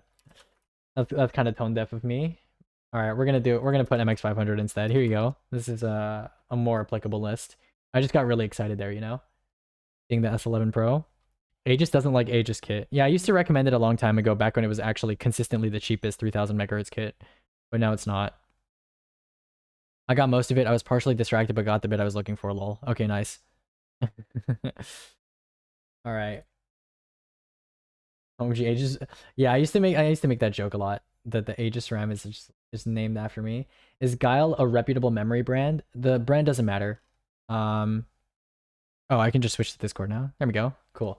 Yeah, the brand doesn't matter. Guile doesn't actually make the memory that, like, the chips of memory that actually affect the performance and like reliability and stuff. So doesn't matter. Guile, Evo Spear, totally fine. Art for Life. Ping me if you are done open micing. If you're in this chat and you're here and you're done open micing, ping me. Cause this is the second time now. You're done? Okay. Just like if you're gone for a bit and like you have background noise, just like mute your mic. You know? I don't know. Oh, bro. I'm sorry. I was just looking up mod menus for GTA. I know sounds really weird, but I'm doing it. Oh, okay, cool. When you have time to check, this build is good, right? You helped me. Yeah.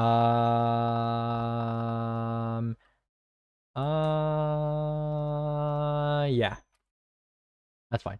I mean, he got like $80 RAM, but like I don't care. That's fine. It's RGB RAM, so you know, gotta do what you gotta do sometimes to make the RGB compromises. All right, are we done? I think we're good, right? Am I missing anybody else's questions? Are we good? If you, I actually wouldn't mind if you could look over my build. Yeah, go for it. Okay, I'll send it to you in a second. I'll just put it in voice chat text. Okay. Maybe put it in the magnet. Oh shit.